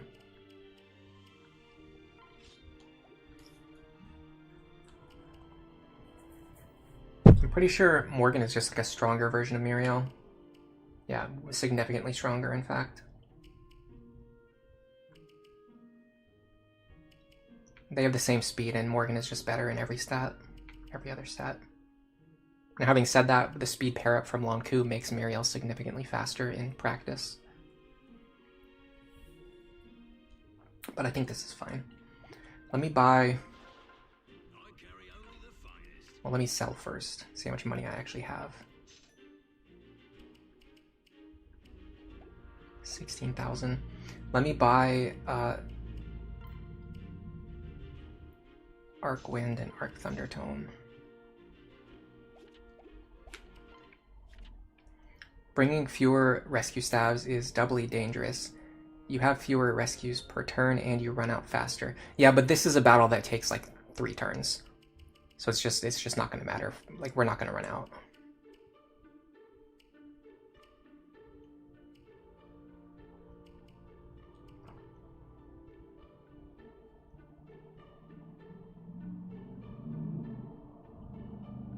Is Morgan on a training arc, or am I going for a staff using Morgan? She's still training.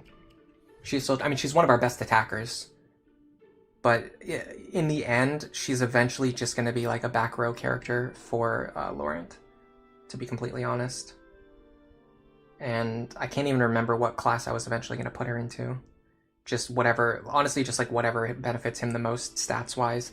Because her main thing is going to be providing Solidarity, Anathema, Dual Support Plus.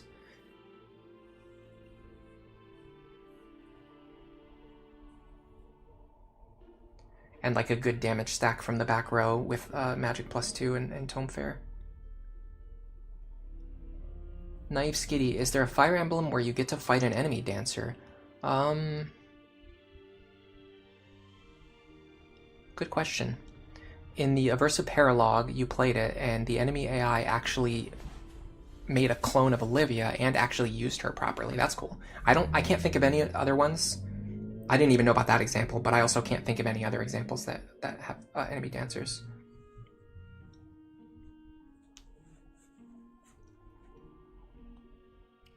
That's really cool. Alright, let's see if we can get away with just restocking what we're already holding. Because we're good in terms of weapons.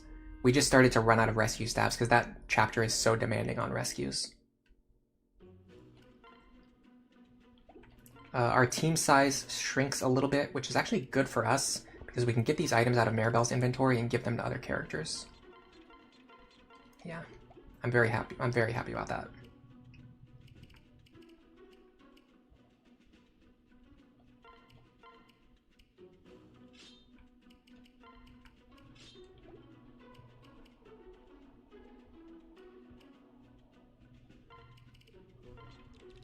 I want her to have a physics staff too.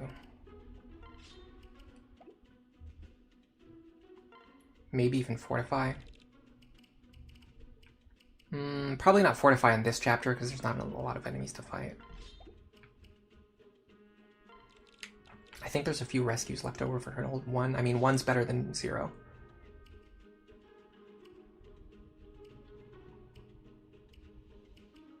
Alright, so let's just see if we can get it done with this formation. I think the enemies move in a weird way. Yeah, like they move on turn, it's definitely not turn 6. On Lunatic Plus, it's turn 3.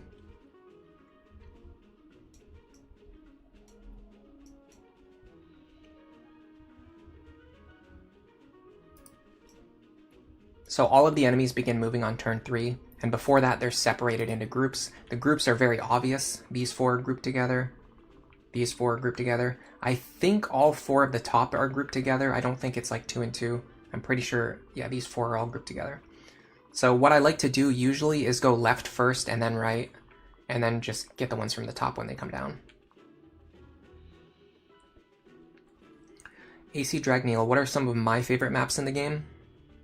It's not a question that I was expecting to be asked right now, so I'd probably have to think about it a little bit more. Do I have any that come to mind off the top of my head? I mean, honestly, I really like this game. I like almost every map in this game, to be honest. If you ever hear me complaining about a map, you'll know that it's one of the ones that I don't like. Like the Mire Tome Gauntlet, I don't really like. I don't even hate it for the reasons that a lot of people do, and I don't hate it as much as other people do. But it's just like a little bit overboard. I think the idea for the map is good. I think, like the one we just played, the Mire Tome Gauntlet, I think the idea is actually good, and it can be fun to play, but they just went overboard with it to the point where it's not fun.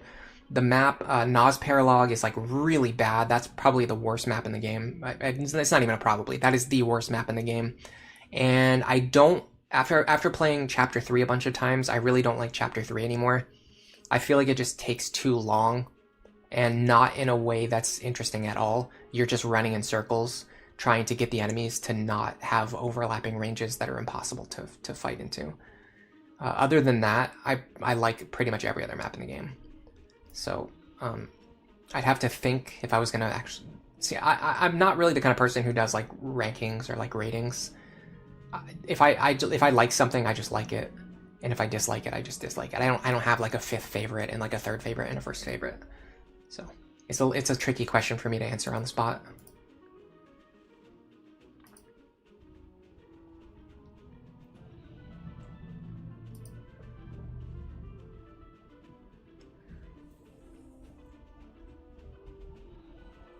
You think there's enemy dancers in Thracia? It wouldn't surprise me. I haven't played it though, so I don't know.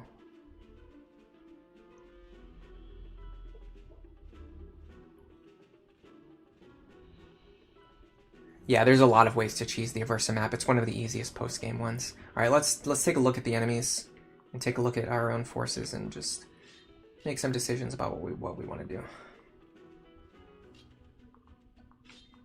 So we want Muriel, Cordelia, Saria, and Morgan in the front, which we basically have. And this is probably fine. You can usually just beat this map in one attempt without too much thought. Excuse me. So I think because we're not in a rush, I'm going to use this turn to just get into position. Yeah, I don't want to enemy face him. So what I'm going to do is I'm just going to move my characters up. Maybe...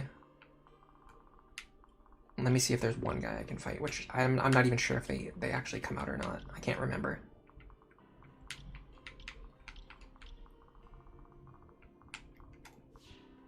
So it would be you. Can anyone fight you safely? Brave Bow, that's a little bit scary, but not really that scary. Robin could definitely fight you. Possibly Laurent as well. So 57. What's your speed? 39. I have to make sure I'm not getting doubled. With the Valkyrie pair up, you're actually not getting doubled, right? Yeah, no, not even close. So you can't... at least not get doubled. 57 minus 20 is 37. Unfortunately, we would get killed from getting hit twice with the Brave Bow. So that's not going to work. What about Morgan? Morgan does not get doubled. 57 minus 24 is 33, times 2 is 66. We do survive. All right, so let's have Morgan do it.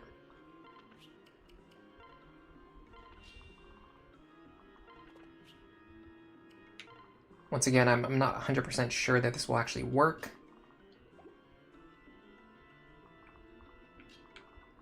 I don't remember if they do attack or if they just chill and wait for us to attack, but we'll see.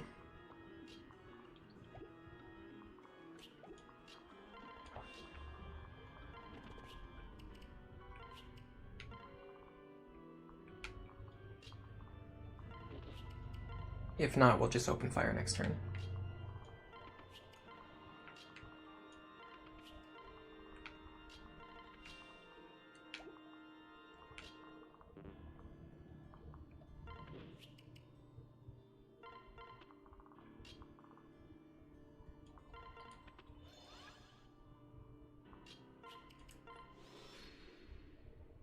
Okay, he does attack.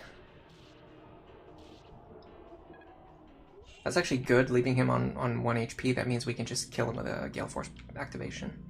I could have brought a Beast Killer with me to get these Dark Knights and Paladins. Hellswath is not scary at all because we can just fight him at 2 range.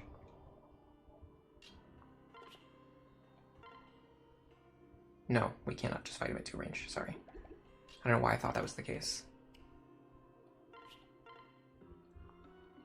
But we can do this. We survive 43.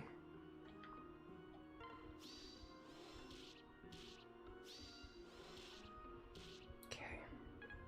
Now, I think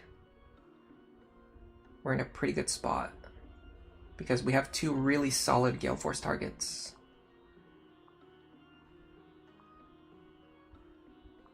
Technically, they're just like anything targets because like literally anything could just kill them. Is Gungnir also 1 to 2 range? Answer is no. Okay, so I think Muriel and Lonku could damage, possibly kill this guy. Pretty safely, yeah. I mean, they can at least attack him safely. Let me move Cordelia first.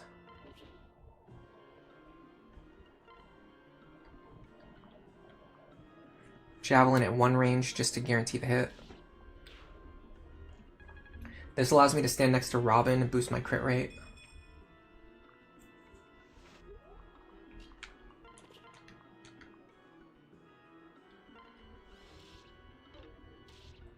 Oh, he triggered Vanilla Aegis, which is kind of funny. He didn't have Aegis Plus, he just has Aegis, but he triggered it. Alright, next we would do something like this.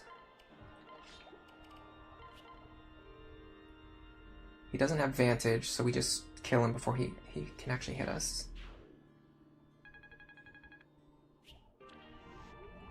Now we go here. Oh, we actually don't guarantee this with Flux, or even with anything else that we have. I think that's okay. We can use Ruin for this.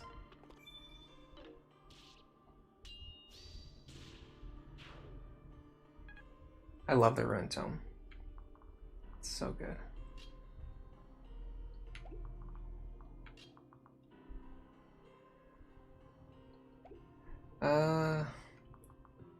I believe these guys all have like overlapping ranges. Yeah. I can't remember if there's like one square where you can just pull out one guy on the right side. I don't think so. I'm pretty sure they just like completely overlap. Maybe.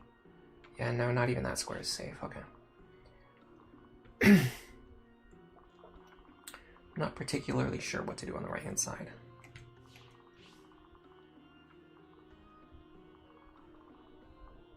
Excalibur here.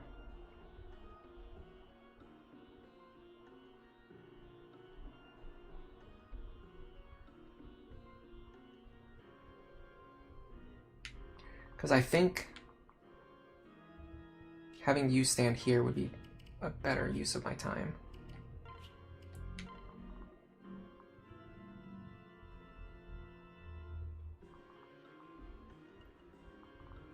Then what I'd probably do is dance for you.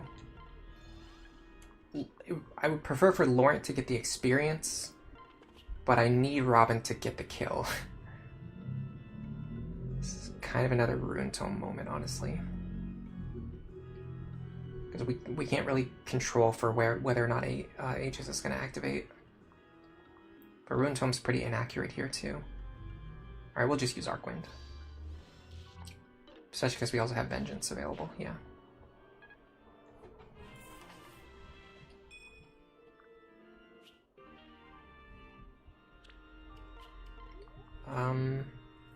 We have 5 capped stats. We need a little bit more defense and a little bit more resistance, and then Robin's pretty much good to go.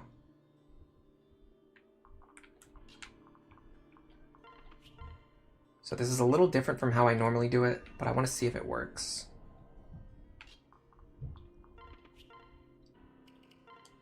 Don't do that.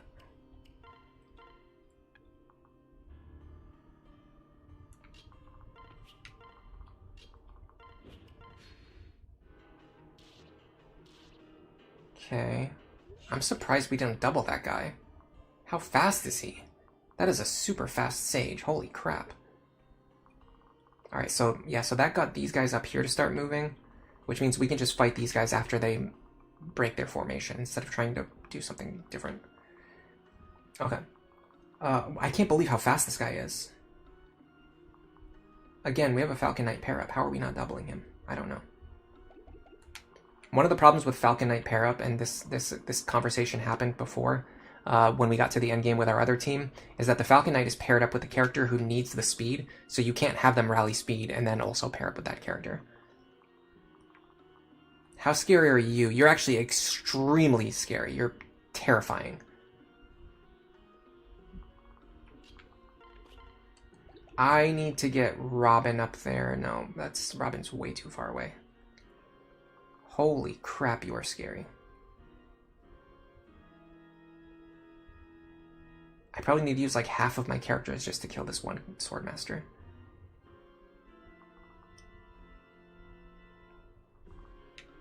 How do I get Robin up there fast enough?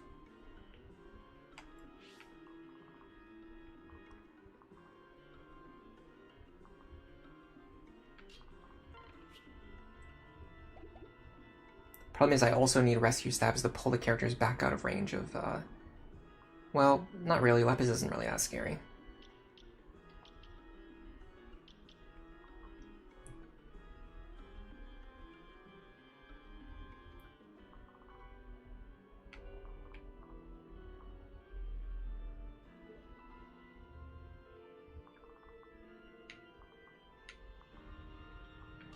Let me try this. The good thing about this map is it's like really fast to reset if you mess things up. So I want to do this. Actually prefer if I would get hit here.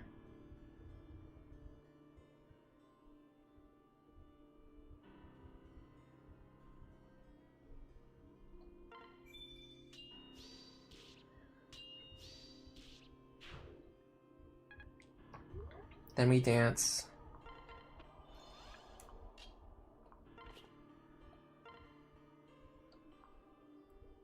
I mean, I don't even know what to do here. This is insane.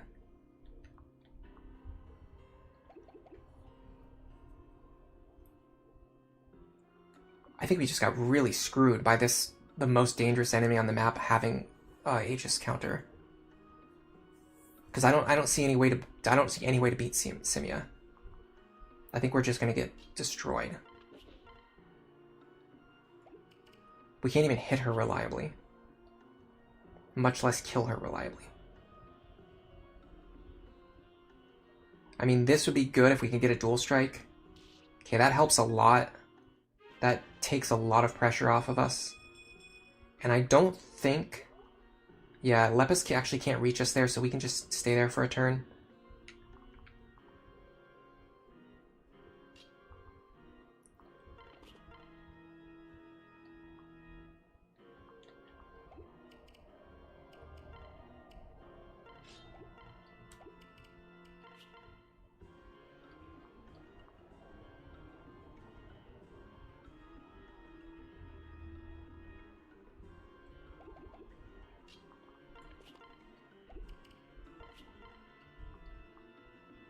Again, we're just praying for a dual strike here.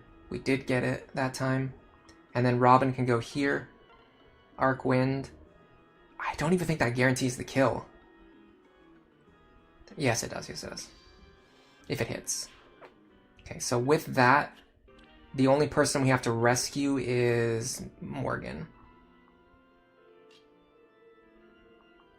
I'm actually going to pull them over here. Because the enemies on the right are about to start moving.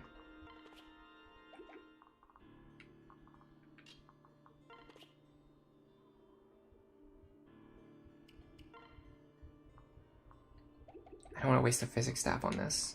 Let me move Crom here. I should be able to go into the convoy.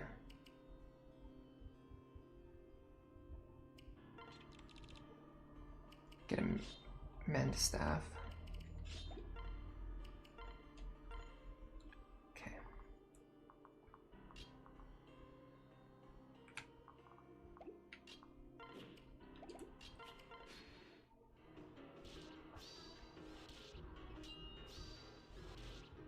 Of course, another one has Aegis Plus. Love to see it. Okay, this Waste Tome. Probably waste me. I could longbow him.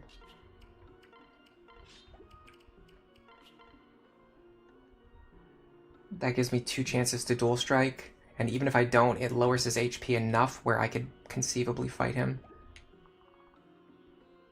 Okay, this is good because now we no longer have to worry about all of these characters overlapping with each other.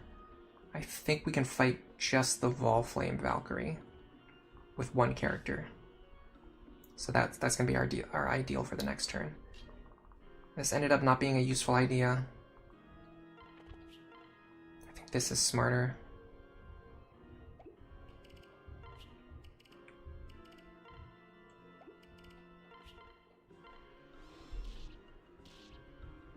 Sure. God, he's so tanky.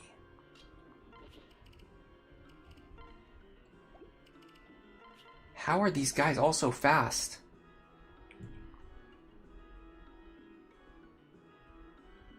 It's kind of crazy, isn't it?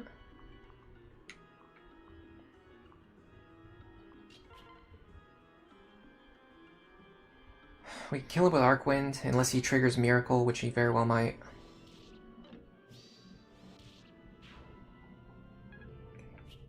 Now we can do...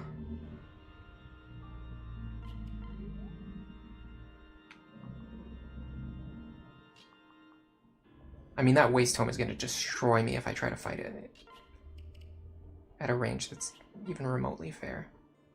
Like, I have to go for... Okay, that's fantastic. Okay, that could not have gone better. That could not have gone any better. That solved all of my problems.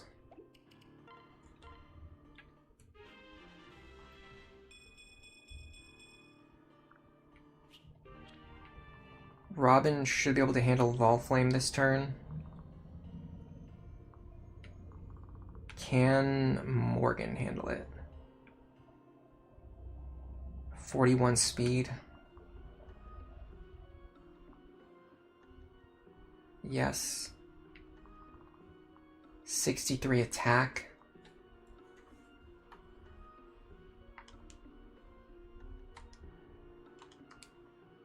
Yes. Okay, I'll have Morgan do it.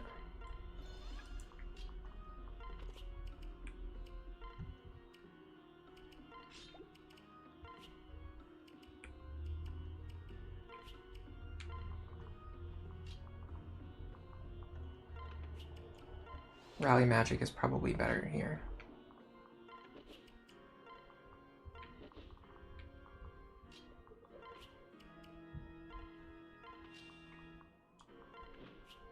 I'm going here for a reason. And that reason is I want to grab our Beast Killers. Give one of them to you.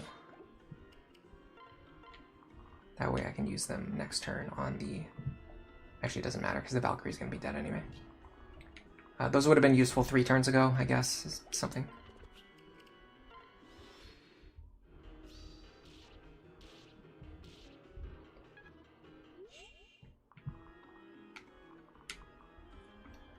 Alright, you are locked to 1 range, so you're not as scary as you look. You are very scary. But if I can hit you in 1 range, I might be able to accomplish something.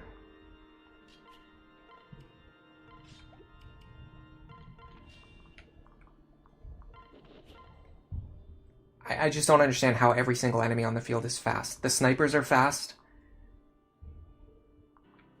Really?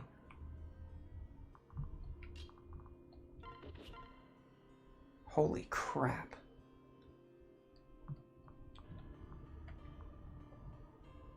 I mean, I'd have to hit him. If I can hit him, I can win here. But that's a very risky proposition.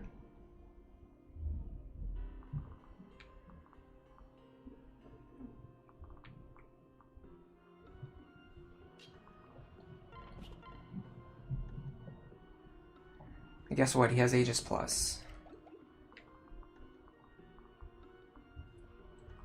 Who would have guessed?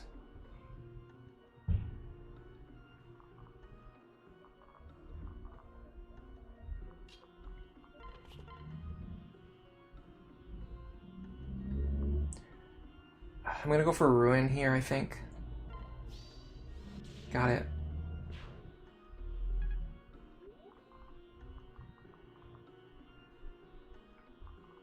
Because now I can dance for you. Man, I want her to do this, but if she misses, she just dies. So that sucks. Like if I could attack here and then, you know, if I miss, it's not a big deal. That would be great. But that's just not how it works. Even this doesn't work because with Luna Plus, she will one-shot me. Yeah, she's gonna deal an extra 10 damage.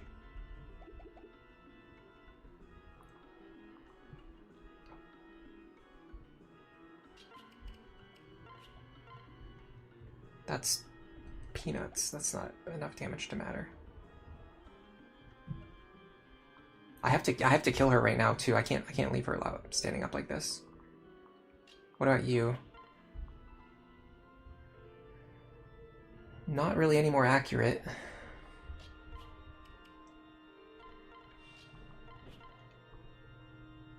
And not enough damage either. Having said that, with Chrom in this position, Cordelia might be able to hit now. 87, still not great.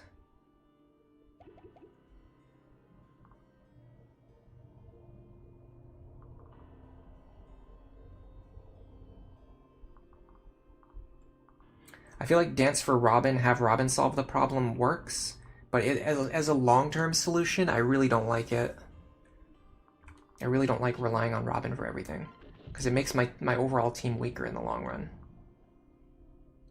Brave Lance doesn't do jack here. Or even here, for that matter. I feel like if we get this Beast Killer hit, it works, but if we don't get it, we're just beyond screwed. What about you? No, you're taking 52 damage. You're dying instantly.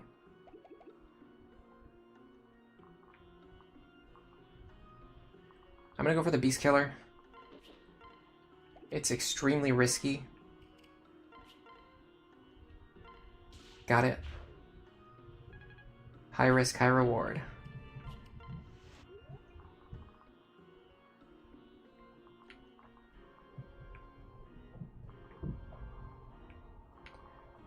Now, I'm very worried about you, Fel. I think I just back off. Especially because I bought myself a turn with that play. I can just back off.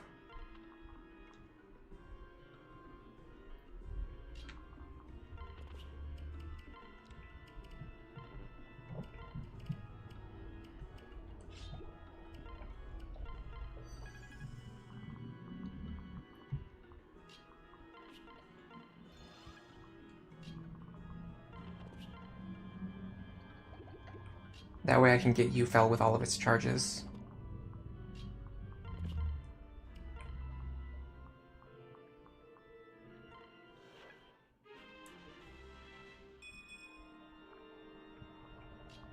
We got a very acrobatic Anna, by the way. She's very acrobatic.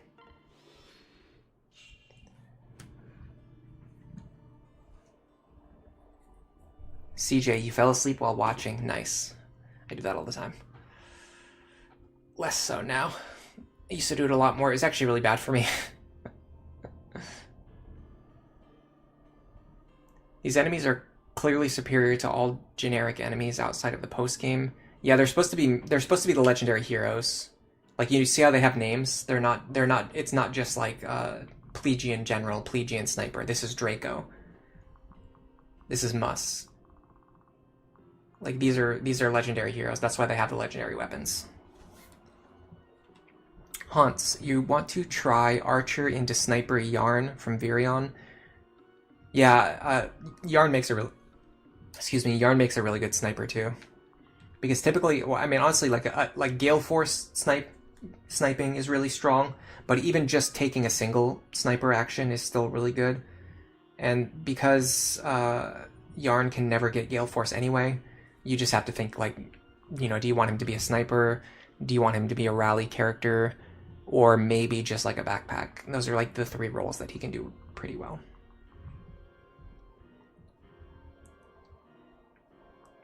You want Robin to take out Mus. I think Morgan or even Laurent might be able to do it. Pretty comfortably, in fact. Yeah. So if they dual strike here, they take him out, or crit. So that's a good start. Now we can just gang up on the longbow user, and we can even fight him at 1 range, so we can just keep all of our Ufel charges.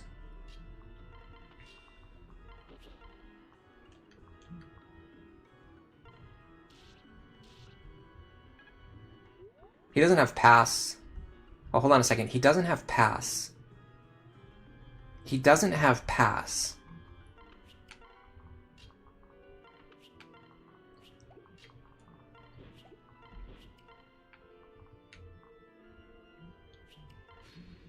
Who do we want to give the experience to? Wasn't there someone I was just talking about that was like really far behind? Yeah, it's Long Ku.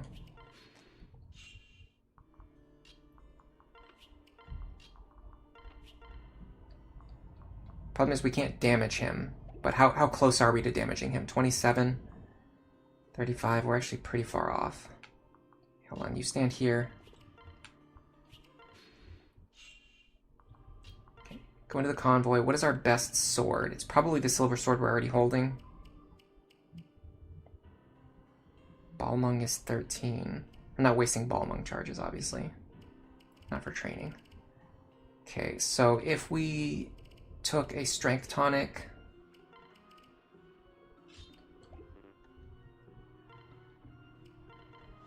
we'd be on 29 attack. We need 6 or 7 more damage. What can Frederick give him? Frederick can give him 6. Is that enough to deal 1 damage? Oh my god. I just don't understand why the enemies are so tanky in this game, in this chapter. If you're using the most powerful weapon for your type, you have max weapon rank, you have a Wyvern Lord pair up, you have a strength tonic, you should be able to do 1 damage to them. 1 damage. I don't think that's too much to ask. But this just goes to show how badly he needs to be trained. Give me a second. I'm pretty sure I have an energy drop. Is it worth it for this? I don't know. Probably not.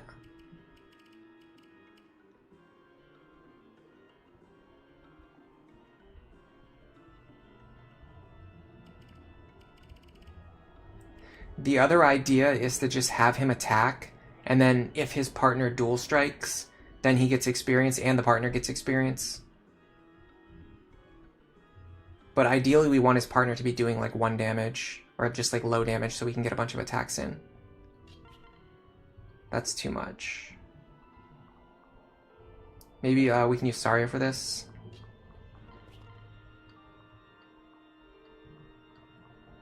Okay, it has to be more than the Thunder Tome. What's his res? 23. It actually has to be just one more than whatever we currently have.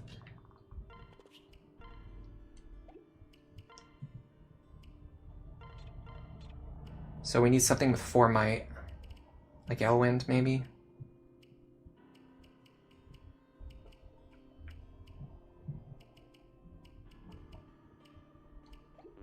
Somebody, I'm sure somebody has an Elwind Tome.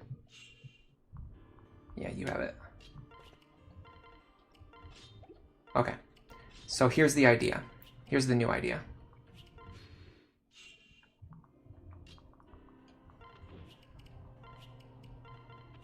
This is good because both of these characters need training anyway.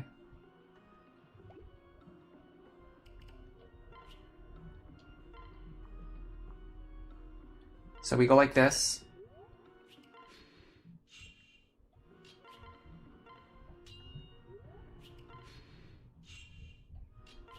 Oh, you know what we should do before that? Ugh. That's a lot of damage. I need to get her tome rank up. Let me just have her attack one time. There. Because if we hit the boss too many times, we won't be able to get any weapon rank from them anymore. Alright, so we're going to go like this for a while. And whenever Saria dual strikes, we're going to get chip experience. It actually might be better to swap their positions. I don't know. It's a tough call. Dude, really? I mean, it's only 27%.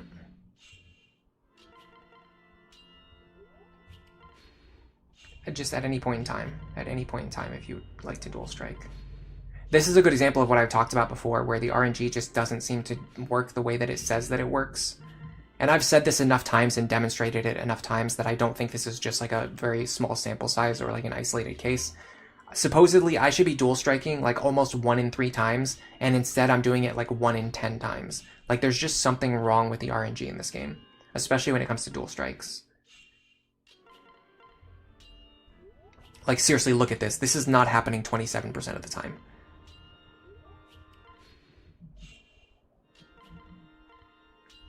It's happening like 6% of the time. Should I use a bronze sword instead? I mean, it's not that important. But sure, why not? Like, at this point, the steel sword and the bronze sword have basically the same value. If I dance for him, he can deal 2 damage.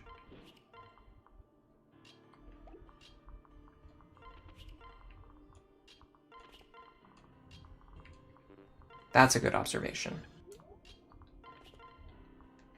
Of course, I just put the steel sword away. You think it's 2 RN? I think so too. People say that the dual strike is not 2 RN. They say that it's just 1 RN, but it's clearly something is going on because I'm not dual striking anywhere near as often as I should be.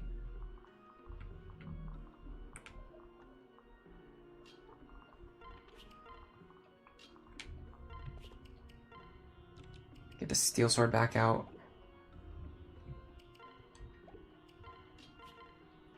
Dance for long.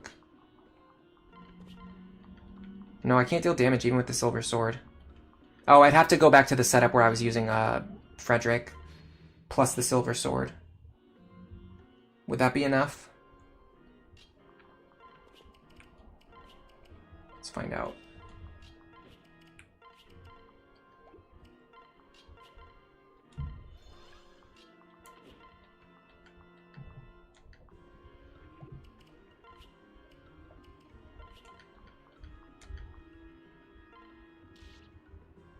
Cool.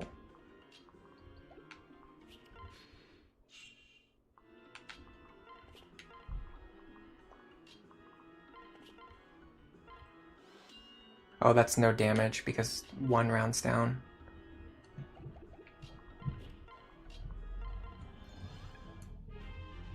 Yeah, I doubt this is worth the time we're putting into it, or the resources for that matter. But hey, it is fun.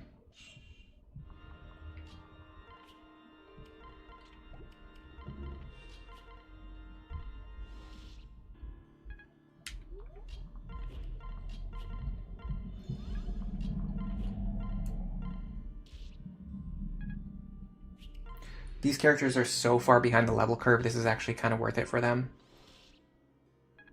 Especially as backpack characters, because they're not really going to get experience otherwise. And the experience they do get kind of does matter, because, like, if we can get his skill up to 20, for example, he'll give extra skill to Muriel.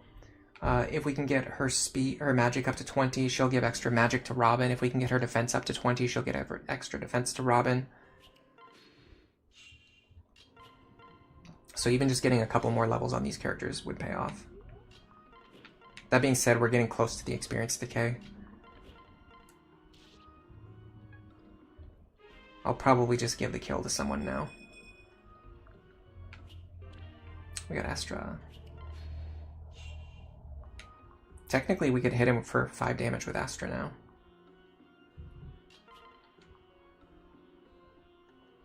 Yeah, I'll probably just try to give the kill to Saria now. By doing this. Perfect. Fantastic. So she's 1 point closer to giving Robin 20 magic. And we got Yufel without using any charges. Now we go Killaversa. Maximum effort for minimal gain. Oh, but you're not wrong. But you're very, very correct about what you've said. You have made a statement that rings true. It has the ring of truth.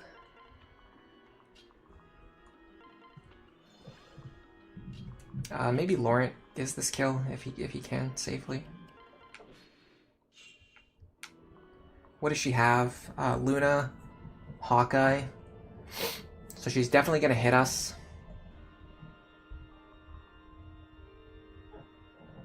Pretty sure we take it.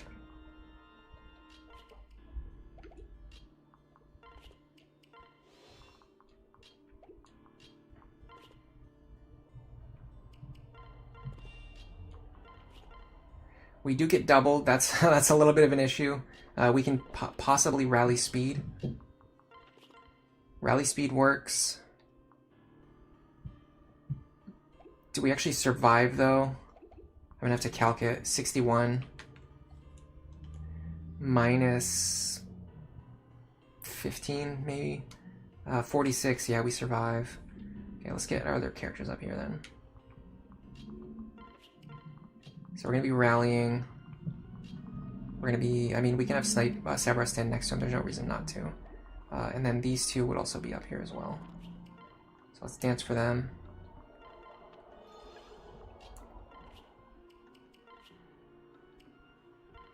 Something like this. Okay. So go here. Get all of your rallies. Plus a dance. And then stand here. Use the basic Flux Tome. And we'll just be aiming to bait in dual strikes. And I think this is fine.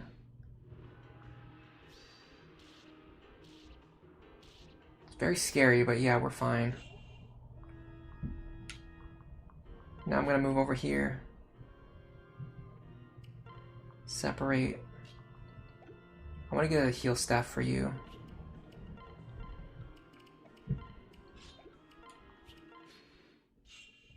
We're gonna heal up. I like how she just stands there and lets us do this, by the way. It's really fun. If you think about it, like, logically, this is really funny. She's just standing there watching us do this, and she's like, yeah, this is fine. This is okay.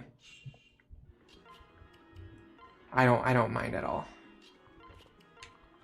I'm very content to just let them stand there and just, like, use a bunch of healing staves 3 feet away from me, rally for each other, get all psyched up, and then come back in and just fight me again. She is completely fine, and she doesn't do any healing of her own in that time. She just kind of stands there and enjoys the scenery. Okay. Don't forget your rallies.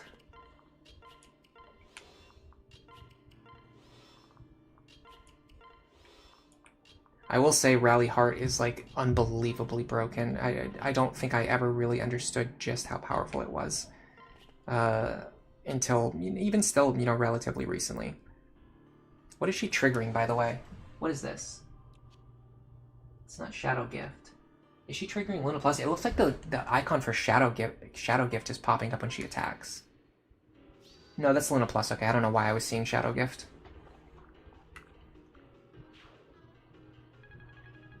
Oh, I wish that would have been a level. Yeah, we'll be fine. It's very thematic how Aversa fights alone and loses because you don't have all this teamwork, multiple rallies, or a special dance support bonus. What's Rally Heart? It's a skill that Robin gets, or Morgan, as level 15 Grandmaster, and it basically gives like +4 to all stats. It's like a rally for every single stat, and the thing is, it actually stacks on top of the other rallies. So I could do like Rally Heart and then Rally Speed, and my characters would have like +8 speed. That's the part that really makes it broken, honestly, is the fact that it stacks on top of the existing rallies. If it didn't stack with the other rallies, it wouldn't be that big of a deal, but the fact that it actually stacks is just unbelievable. Oh, we got our S support. Let's do some fun reading. Laurent, can I talk to you? You never seemed to require my permission before. Yeah, but I've never told you that I'm in love with you before, so I thought... Pardon me! Well, yeah, I want us to be together forever, Laurent. Is this some new game of yours? Some mad new jape? I refuse to be a party to this foolishness. What? No, I'm serious. Are you? Laurent, I may like to play around, but I would never joke about stuff like this. Remember before when you described us as brother and sister in arms? Well, I thought about it, and it ended up totally bumming me out. Okay, I for some reason, I've never read this conversation before, and I didn't think it was going to go in this direction. Why do we always stop and read, like, the most heinous, offensive, hilarious conversations? I don't want to just be your sister. Morgan, Anyway, I just had to tell you is all. But I know it's pretty stupid. I mean, you'd never be interested in a silly girl like me, right? In truth, I would be thrilled. Say what? That was a really good on-command voice crack, by the way. You have to commend my voice acting performance for that one. Oh, I was thinking of Rally Spectrum, you're right, yeah.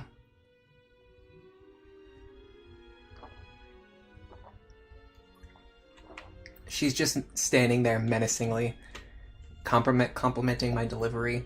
Honestly, I was not expecting I do not want to just be your sister, I want to marry you. I just was not expecting that conversation. I just did not anticipate that's what we were going to be doing today. But I fear I'm not ready after my show of self-important buffoonery in censoring you. I have too much maturing to do before I can entertain a romantic liaison. You've got it backwards. Love makes a person grow. It makes you stronger. Come on, Laurent. Why do you think I started that crazy training regimen? I can't believe I'm telling you this. So, when I saw you honing your body, that was for my sake. Yes. I thought if I toughened up, you'd be proud of me and see that I really was serious. Before that, I wasn't putting half as much effort into training as I do now. I see. It is true that your efforts of late have been positively astounding. If that is the result of amorous intent, then perhaps I needn't bridle my feelings either. Okay, so translation, please? I'm quite smitten with you as well. Oh, Laurent, you really mean that? Absolutely. Yay, this is going to be the best. We'll push each other to improve until we've saved the world, the future, and everyone. If being with you grants me even half of that energy and blind confidence, I'll be happy. But I hereby forbid all future mention of tome stackers. Oh, but why? When I looked through the collapsed pile, I saw manuscripts of mine and my mother's. It makes me half mad with worry to think I might have lost all that knowledge. Well, I suppose I could always start stacking your alchemy flasks instead. She's a hilarious troll. Good times, very fun. Morgan is very awkward, yeah, for sure.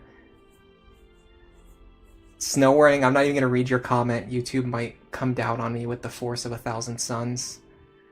I got hit by Fate flashbacks. I mean, Fate does the whole thing where you have the they're not really related plot twist that just undermines the entire point. But it is what it is. We're just out here doing we're doing our thing. We're just reading our Fire Emblem conversations, and it's. I honestly, I probably should have expected that. I just wasn't ready for it today.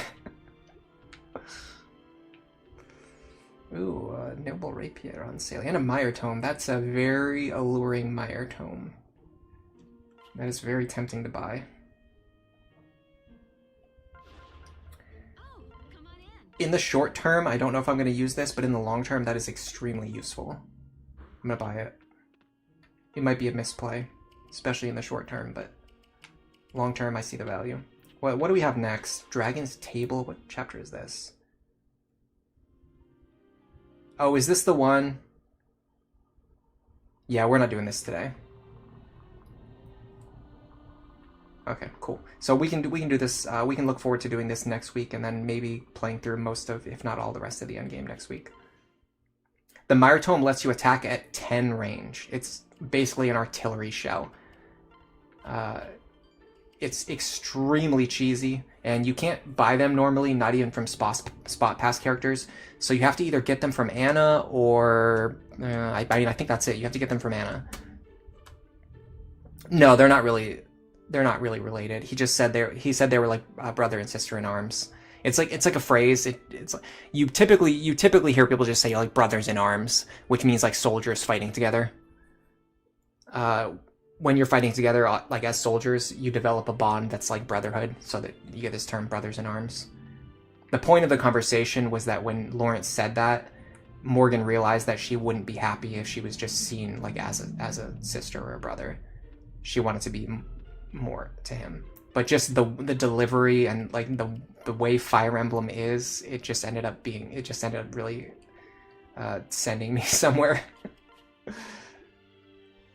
Yeah, Rift Door on, I guess, where did we do it? It was here, yeah, Plegia Castle. You can actually look up, so I'll actually send you something that's very, very useful. Check this out. So I'm looking it up right now. There is an item locations reference. If you go here, if you go to this page right here, and you can do, there's ones for tomes, there's one for swords, there's one for axes. I just like the one for tomes because that's what we're talking about.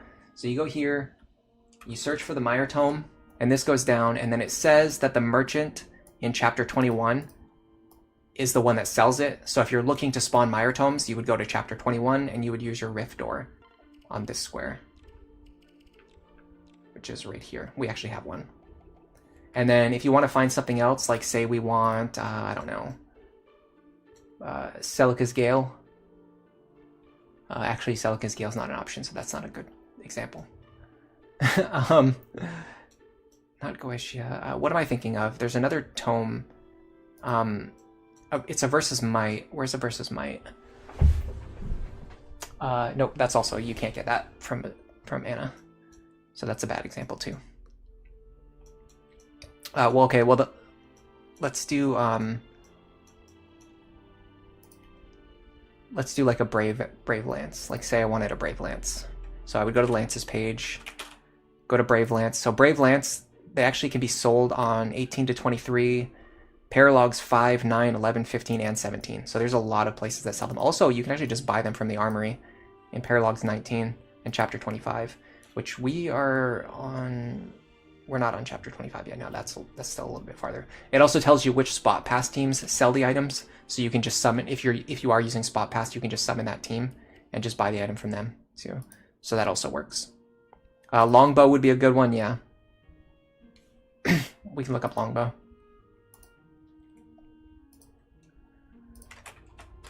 Longbow is chapter 21 and chapter 23. So should be somewhere nearby. Yeah, so it's actually Plegia Castle as well. So Plegia Castle is a really good one to use the Rift Door on because they can sell longbows and they can sell Mire Tomes. You can also get it from the Paralog 23, which I think is the Priam one. So you're probably not going to do that early on. You probably get it much later.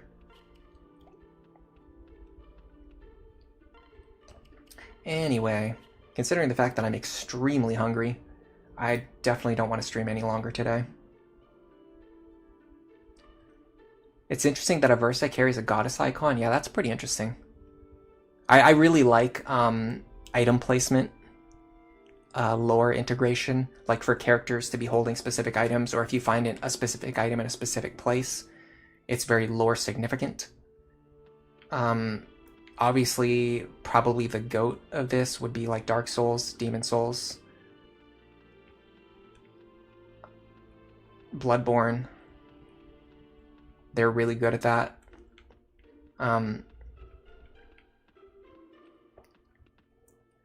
Does Spot Pass still work with the 3DS servers down? You have to edit your save file. So all of the information from the Spot Pass is on your game cartridge, but the problem is you can't activate it without accessing Nintendo Store, which sets a flag in your save file.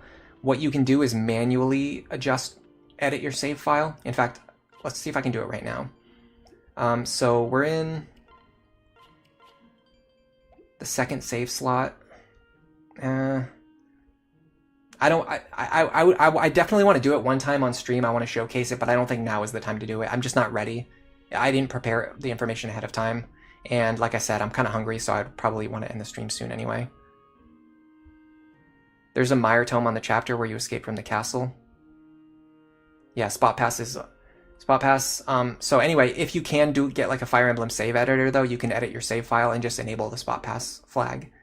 I'm pretty sure the save editor allows you to do it. I do it manually. I just do a hex editor. I go in, I just edit the save file myself. Just because I'm too lazy to download the save editor. But the save editor is a lot easier to use if you don't know how to do hex editing yourself. Anyway, I think I'm going to call it here. Thank you for coming, everybody. Thank you for the people who like the stream. Thank you for chatting. Thanks to anyone who leaves a comment after the stream's over. I've been getting a lot of comments lately on my streams, which means people are like going back and watching them in the archive, which is really cool, and leaving comments. I love that. I love to see that. Also, you know what? We probably reached 4,400 subs. Let's see if we did. I expected that I was going to reach it during today's stream.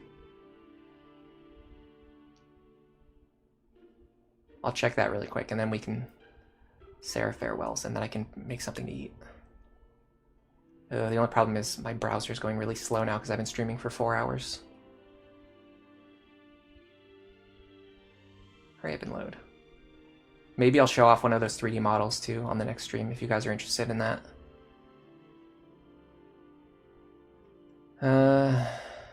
Okay, for some reason it didn't load. Let me try again. It's going really slow.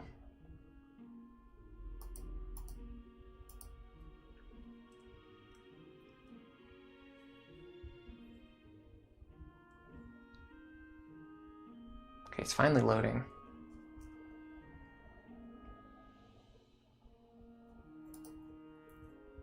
I want to listen to a lot of music today too. I want to listen to music for like the rest of the day today, probably.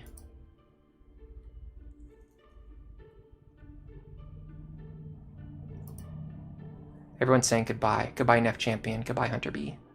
Goodbye, Red Watcher. Goodbye, Saratith. You are interested? Yeah, maybe I'll show off one of those models. Oh yeah, we're at 4,403 subs. Boo. Thank you everybody for 4,400. And with that, enjoy the rest of your day.